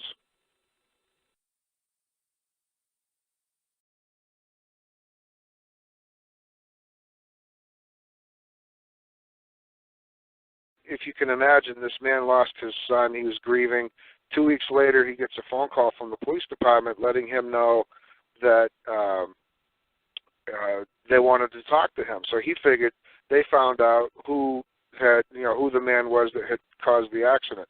When he got down there, they accused him with manslaughter of killing his kid, and he was in court for a couple of years altogether. From, if I remember the story right, I heard this 10 years ago, and the first year, or the first 6 months, 8 months, a year, I don't know how long it was, he had attorneys, and he realized after a while that they wanted to, they wanted him to plead guilty. They wanted him to just make a deal and move on, because they didn't care, whether he went to prison or not. And he ended up he fired all his attorneys. He studied, and somehow he got access to common law court. And when everything got brought over to a common law court, he showed up for court that day, and the clerk told him that there was going to be a delay in getting started because they had not used that room in so long. They had no idea how dusty it was, and they had a cleaning crew in there, and they were cleaning out the room. And so a half hour later, they walked into the room, and instead of facing 6 or 7 different prosecutors, there was only one prosecutor. And so it was him, the prosecutor, the judge, the clerk. It was very minimal. There was hardly anybody there. And he was ready for the battle of his life, because that's what he had been facing up until that point. And the judge asked the prosecutor to begin, and the prosecutor began by asking he was asking that the whole thing be discharged, because they couldn't do anything to the man. And that was it. His battle was over. And so it's quite a story. He's a very good friend of mine, and he's the one who actually got me started years ago in writing. And so it was the first example that I had gotten from somebody who had actually lived it, that the courts are available, the common law courts, but it's a different according to him, it was a different part of the building. It's a part of the building they didn't even use, and it had sat dormant for so long that they had to go in there and clean it up and get the dust off and scrub the place down before they could even hold court. So you hear these stories and you wonder, what's really going on. They built a new county courthouse here where I live, and I'm wondering, did they build a room for common law? Is that really how it is? Is it really a separate room? Yeah, Gus, it's funny you say that. When I was filing my Queen's Bench case in the local, well, it was done nationally, but then transferred locally. Now I know my county court inside and out. I've been to every single room. I've been everywhere around there, and I noticed one or two little rooms I'd never been to because they were kind of staff rooms, or like you see staff going in there, so you don't never bother going down there. You just kind of presume that must be where they go and clock in, clock out, or something. When it came to my Queen's Bench case, as soon as you walk into the courthouse, there's two doors, even before you go through security, on the left and the right. And I just thought they were nothing. I thought maybe they're cleaning cupboards because nobody ever went in there. And it was funny that Queen's Bench case was in there, and there was actually a courtroom in there. And I thought, oh my God, where did this courtroom come from? I didn't even think it was a courtroom. It didn't have nothing written on the front. It's almost like that one was hidden. All the others had courtroom 1, 2, 3. This had nothing written on it. Yeah. It's very weird you say that. They dust it down. Well, it's very strange, and you hear these stories from people, and you try to believe, no, there's no conspiracy, but there's something going on. It's because you hear about these things too often. Why would you go into a different courtroom? What does the courtroom have to do with the jurisdiction of the case? It's just there's so much stuff that we don't know yet. And yeah, it's interesting. Like when you first learn about the fact that in these modern courts, the judges has a higher position, and then it's like the clerk, and who's equal or is slightly above the dock, and then everybody's lower down.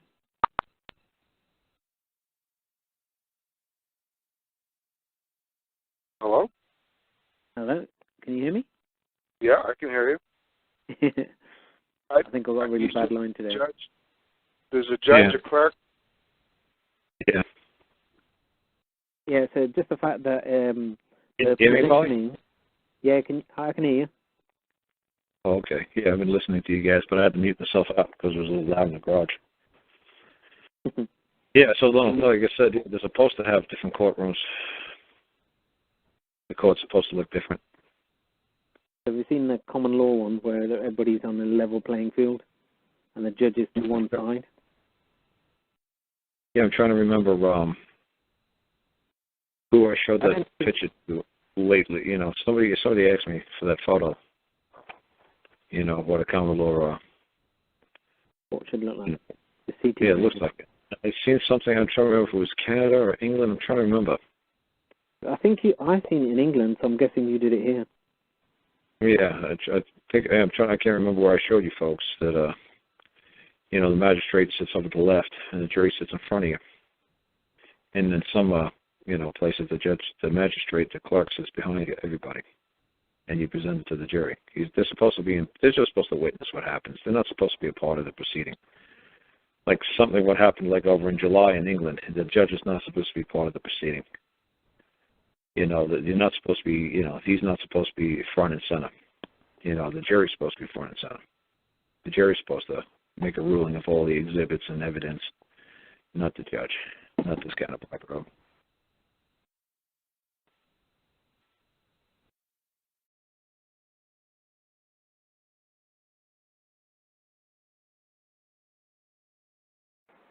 Hey, folks, doing tonight? Good. How you doing, my friend? Oh, not too bad. I was going to stay out of the mix, but when I heard him say there was no common law and the judge doesn't base anything upon law, that's when I had to. You had to chime in. Now, this guy, I'll tell you right now, Ron, this fella here is very, very sharp, very brilliant, and you're going to find that with 99.9% of my listeners and guests. They're cream of the crop. These are the top people that are doing something. They're not just the listeners, but these are the motivators. So go ahead, Kale. Yeah, it's like I said, I was just hearing this man saying something about there's no such thing as common law. I'm trying to keep him laughing because I love it when people say that. Hey, you got to explain it to him because, you know, Ron's getting older. He may have forgot this. I'm just kidding, Ron. Slow with him. What was your name again? Oh, my name is Karl Lentz. Okay, no, I was giving Jack. You got to call me too. I've been trying to reach you. I want to have you on the show. You're one of the most brilliant out there, as far as I'm concerned. I said that there was no common law. I said that the courts are not governed by common law. Which courts? The ones that were going. The Article 3, the so-called Article 3 courts that there aren't anymore. Well, do you know what the Ninth Amendment is? Or the Article 9 of the Bill of Rights? Do you know what that basically specifically says? I'm going to have to pick up my phone, get off the speakerphone because you're breaking up. Hold on a minute. All righty.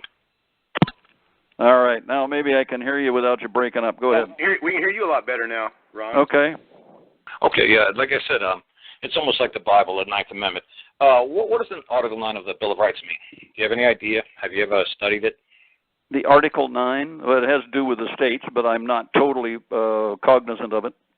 No, it just basically says just because we wrote this Constitution does not negate the fact that any law or any rule of law antecedent to the Constitution no longer exists. It's the savings to suitors clause. Yeah, okay. Okay, so you folks really don't even need a Second Amendment. You could rely upon a Ninth Amendment, which basically says that all through history, through mankind, we've always had the right, natural right, to protect and defend ourselves. So the government can't interfere with a right that has been antecedent to the drawing of the Constitution. Mm-hmm. So all we basically need is the Ninth. All the other ones you could throw away. Well, the 10th is somewhat important.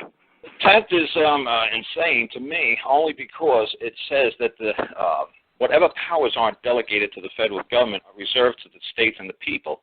Now, the 10th, I think, is extreme. Okay, why do you think the 10th is a good thing? Let's let you hear your thing. Mainly because of the fact that the federal government was essentially a product of the states. The federal government was supposedly given 17 enumerated rights, which they have done an extremely good job of expanding those rights well beyond the intent of the Founding Fathers. The 10th Amendment was to give the states essentially the right to do from their particular state position what they believed was their rights under that Constitution. And they are doing it. Some of them are doing it under nullification. Some of them are doing it just by drafting legislation that tells the feds to go to hell. Okay, do you know? Okay, like I said, the Ninth Amendment secures and protects all of man's rights that could have predated the Constitution, basically saying anything that's written down or not written down, if man is the custom of the people, it still stands true. Okay, the 10th. What's the most dangerous word in the 10th Amendment? You tell me. The power. But if the power isn't with the federal government, it's with the states. That's right, yeah. And that's the way it was supposed. That was the way it was intended to be. You know what the word power means? Well, yeah. Depends on who has the gun. You know what the word power means? Go ahead and tell me your definition. Well, I wrote a dictionary, and that's what I was working on tonight. Then, power means the right to control another. Now, why would I want to give either the federal government power over me or a state to have power over me, to control me, to have jurisdiction over me? Why would I submit myself to their jurisdiction? Well, that's a very good question. If you believe in the absolute fundamental natural rights of the human being, then you wouldn't want to have anybody have power over you. I look at not the fundamental rights of the human being. I look at the jurisdiction of man, like a pyramid, to be at the top, to be the keystone, to be the top. Top of the food chain. Right. And now you could say common law would be underneath that, or absolute law would be underneath that, and statutory law. But that's what I'm saying. I hear a lot of people espousing, we got to get back to the 10th Amendment where the states have the power over the federal government. No. If you want the states to have power over you, they could still do some pretty crazy things to you. Well, they are doing pretty crazy things. Right, so I don't want want the 10th, I want the 9th, which means that all powers, all rights that are reserved to the people prior to the writing of the Constitution still exists. So that means natural law. That means whatever it took for the caveman to survive, that's my right to still... So what you're saying is that is sufficient enough to render the Second Amendment moot? Moot, totally. Because I've always had that right to defend and protect me, my property, my family, by any means possible. Now, Absolutely. Another caveman can't come by and say, oh, no, that club you're using is too big. It's a 14-gauge stick, and we only allow 16 gauges. See what I'm saying? Well, yeah, it's absurd. Right. By the way, there was a Ted somebody or other that took on Feinstein with the argument that say, well, under the First Amendment, should we all regulate the books that you should read? And she didn't have a very good answer for that. There's one I couldn't care less because I'm not part of that government. I'm not part of that. I'm not a subject to their rules or authority. So why should I possibly care less what the Chinese do, or the French government does, or the United States government does? There's no bearing on my life. Well, essentially you're saying that you are sovereign. No, I'm basically saying I'm a man, and nobody has the right to the power under the 10th Amendment to control me. You bow down to no one. Understand? Huh? You bow down to no one. Oh, you better believe I bow down to God.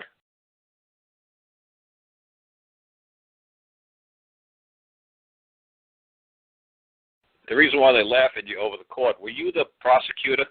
No. Were you the party? Not according to them, I wasn't.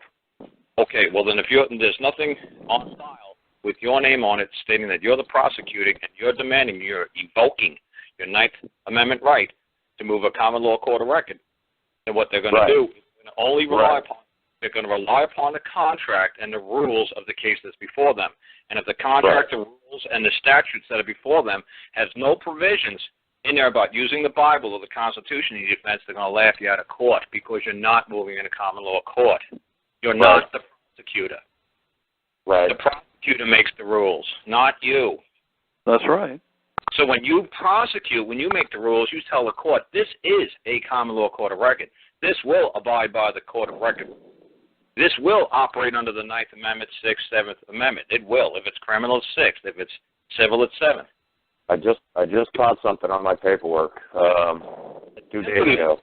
I went into a preliminary hearing for a disturbing the peace call where I got into it with a friend of mine's neighbors, and they came out of their house, started threatening us and stuff, and yelling at us and stuff. So I went over and started questioning them over to what they thought damages were. And they got more and more irate the closer I got to them. And when I leaned on the front of the one guy's truck that was on the public street, mind you, he started going irate and telling me he was going to kill me and stuff. So I moved closer towards him and asked him what he considered damages and stuff. And I got on the sidewalk and stuff. And they had called the police and everything. But at some point, I just turned around and walked off. The police kind of drive up about that time. And they talked to us for about an hour or so. There's 5, 6 people show up, the 4 people from the other house and then me and my buddy. And meanwhile, while we're talking, the 4th person shows up. It's the old guy that lives there, and he shows up with a tire iron, jumps out of his truck, and rushes one of the cops. They tackle him from behind and arrest him for something. I don't know, assaulting the officer with a weapon or something. Then they come up and they tell me that they want to give me a ticket for trespassing. I say, well, I'm not signing your ticket. It's that simple. You said and what? They needed me to identify myself, and I wouldn't identify myself. You said what? I wouldn't identify myself. I gave them my name, but I wouldn't give them an identification card showing that I'm within the state. What I'm trying to say is, well, you folks have to start to learn this, man. When they give you anything, any piece of paper, man, that's an instant dollar, instant way to make some instant fast cash if you know how to process that bill, that order that they're giving you. Just ask them, oh, wow, sir, is that an order? If I know how to process it. And if the Secretary of State would allow me to secure my citizenship, I would have a better opportunity at screwing the courts out of the bonds and securities that they take out on my claim. It's way too That's not the point. The point is I want to burn these people for taking action against me that they swear they wouldn't take. All you had to do is somebody comes up to you and they ask you for ID. You say, oh, lovely, I haven't made any in a while. That's great. Sir, can I take your order? Is that an order that you're demanding me to perform? Oh, yes, lovely. Okay, and then you hand them it. It's just like going into a waitress at Denny's or McDonald's drive-thru. I understand. I understand that. I understand all that. McDonald's can't make money. McDonald's can't make money. Okay. There's a huge good boy network out here, okay? When you get the shit beat out of you by these police, they cover each other's back. You're not going to get up. They don't go out of their way to do the right thing. Okay? So when you get pulled over and an officer asks you what your address is, and you tell him it's on the license, and he can write it down if he wants, and he tells you he's going to arrest you for not giving you your address, for not giving him your address, what do you think that's going to happen?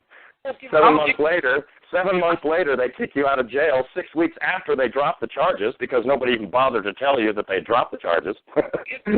If the cop orders me to give me my shirt, I'll give him my shirt, my shoes, my pants, whatever he wants. He's going to place an order with me. Thank God. You know this guy's got cash somewhere. You're going to process your bill. You're going to say, wow, that's a lovely order. I love taking orders. Because that's in the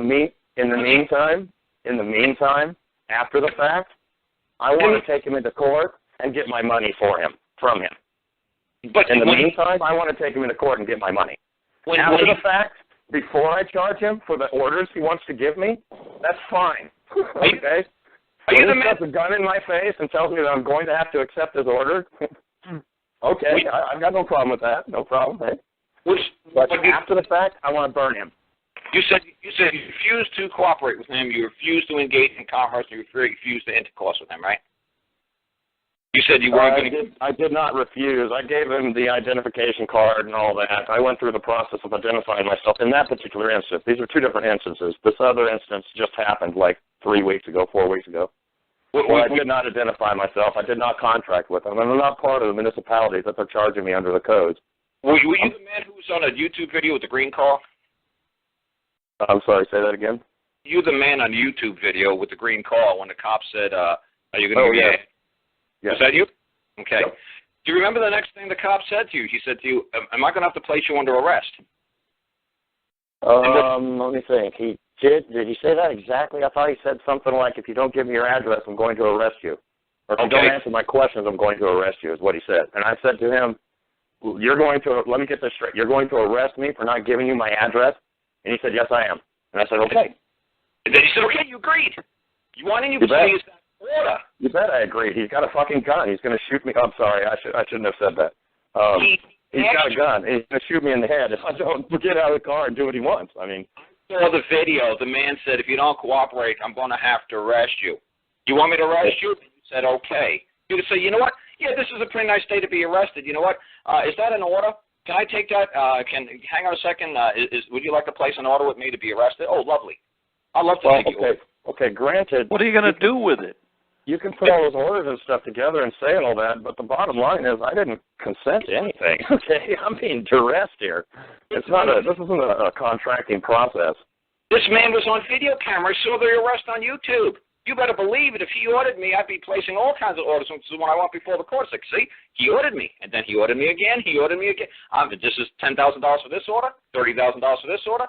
Oh, he forgot to ask me how much I was going to put. It's like going through the drive-thru at McDonald's. You say, I'll take 2 Happy Meals, 3 orders of fries, and a large Coke.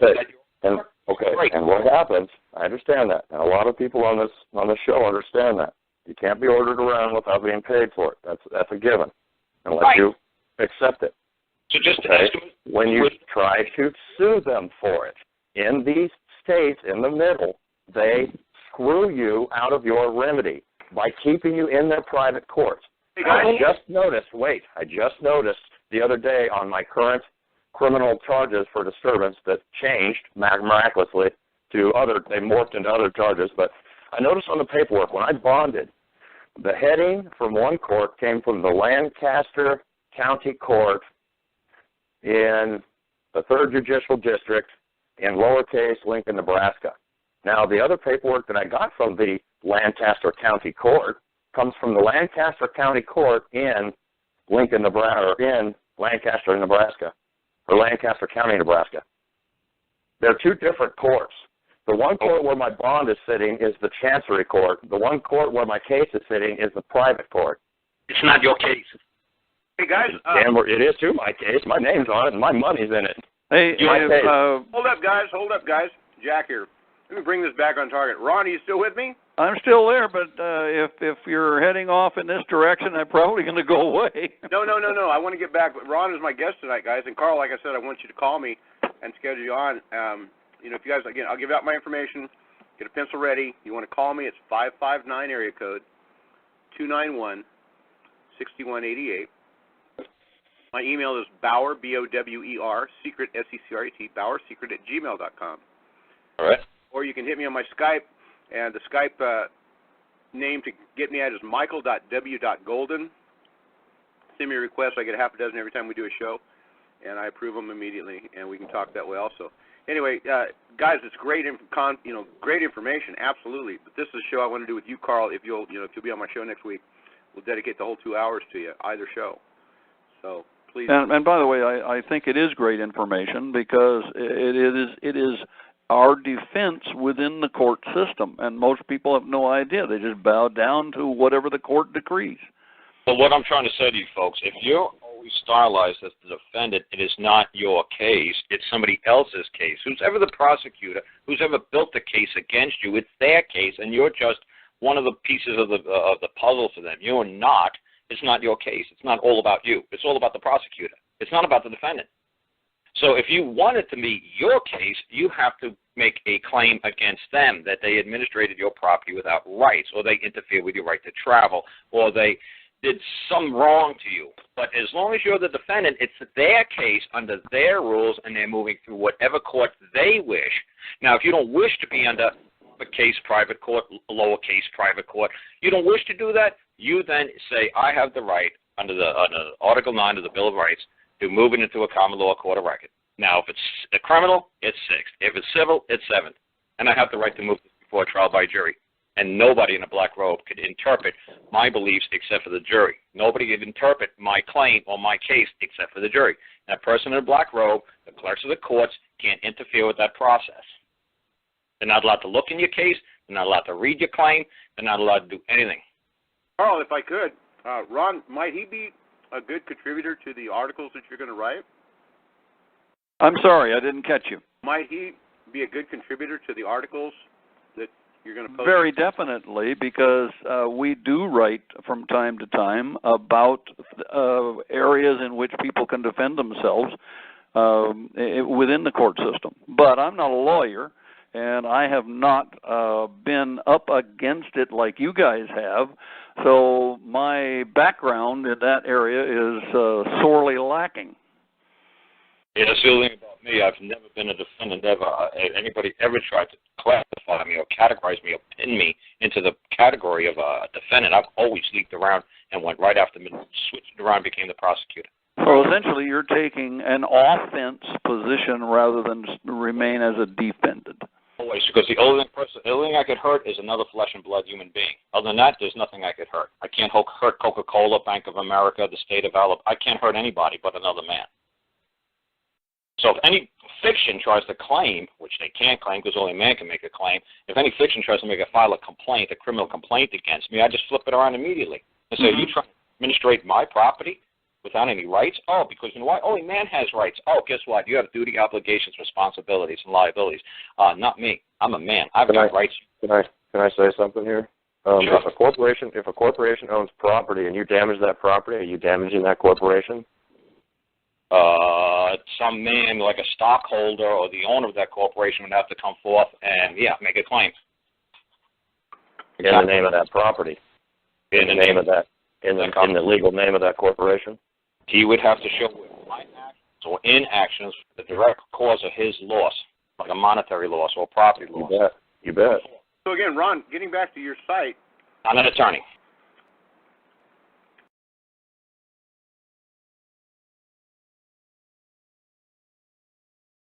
This is the problem, and I have watched this from a couple of different perspectives.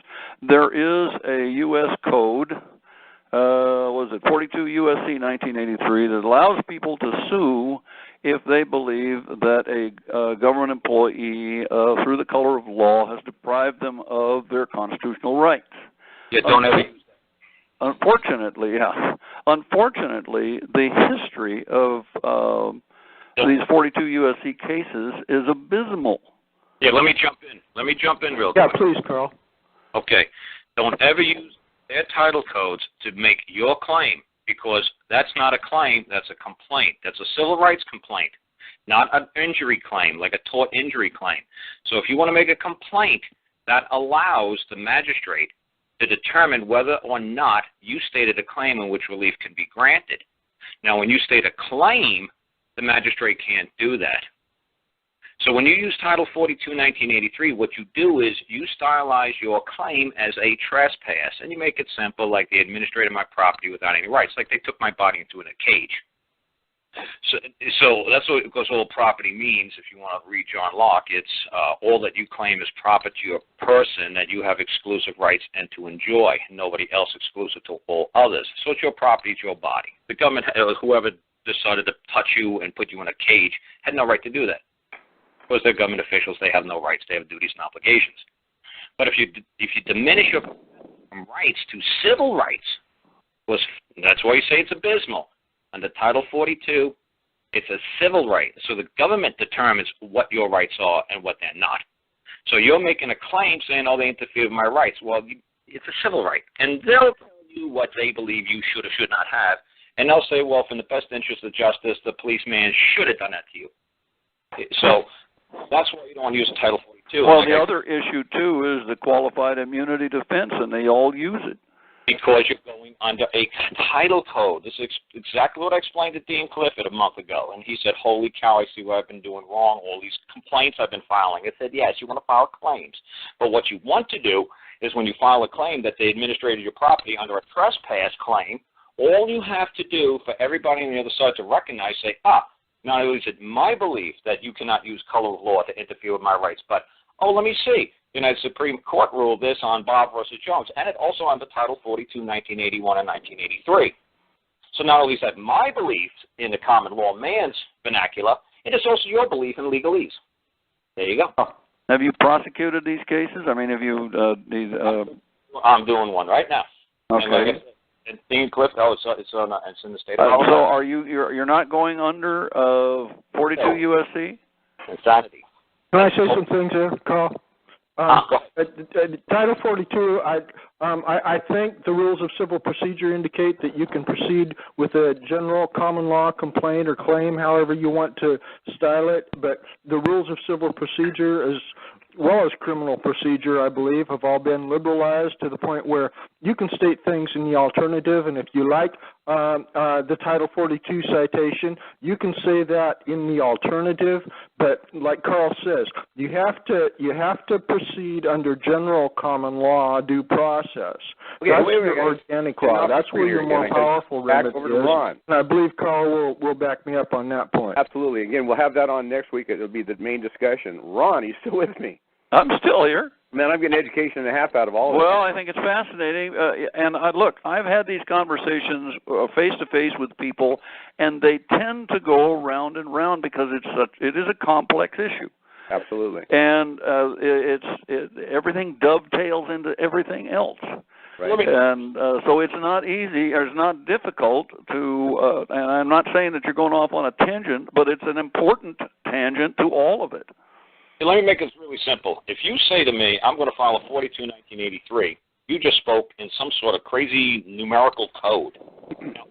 If you want to speak in code, if you want to speak in numbers, they could answer in your codes. They could say, well, you know what, we're going to give you 12B6 and a 7352. And that's their answer. Now, you don't want that. You want them to speak in a language that you understand. So if you make a claim or a complaint using their crazy number code system, expect a crazy answer in their number code system, and you try to decipher their code.